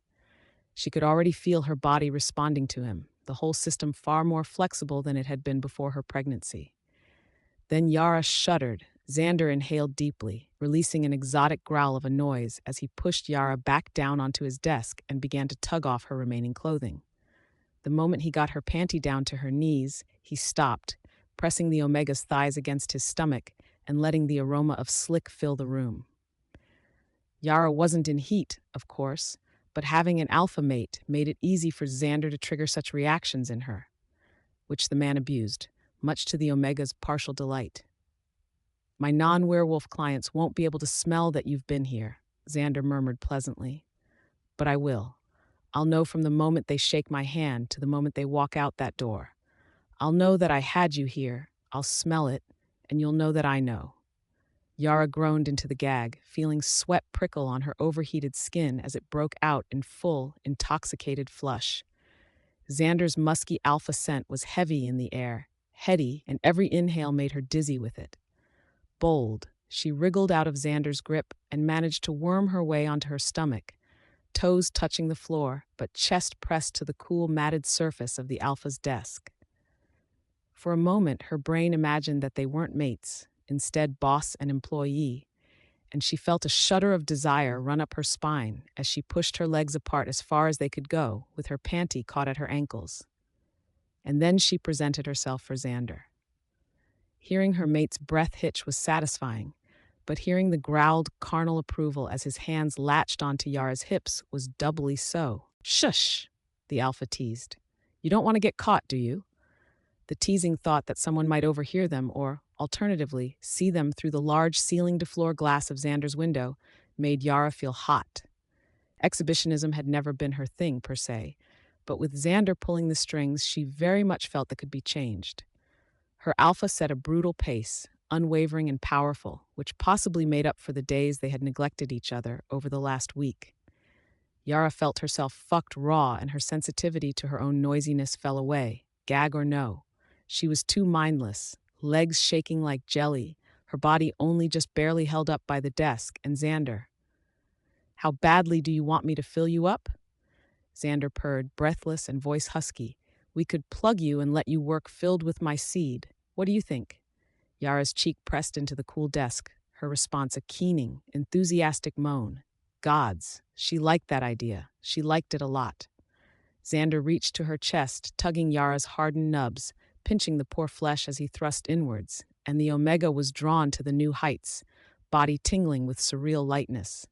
"God, you're fucking tight," Xander groaned in appreciation. The alpha cut himself off with a growl as Yara's quaking body clamped down on him and the man released into the Omega with hard rocks of his hips.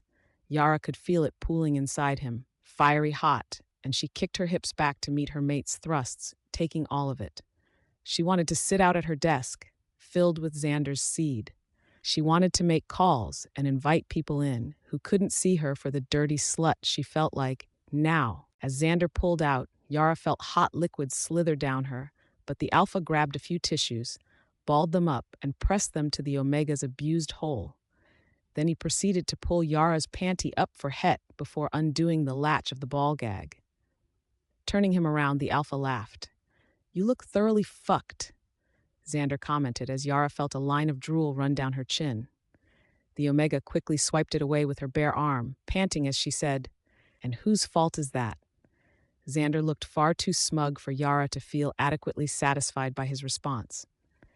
The Omega slipped on her skirt, buttoned her blouse, and tried to fix her hair, but finally sighed and exasperated, "I'll need to go to the bathroom to make sure I don't look like a total hooker out there."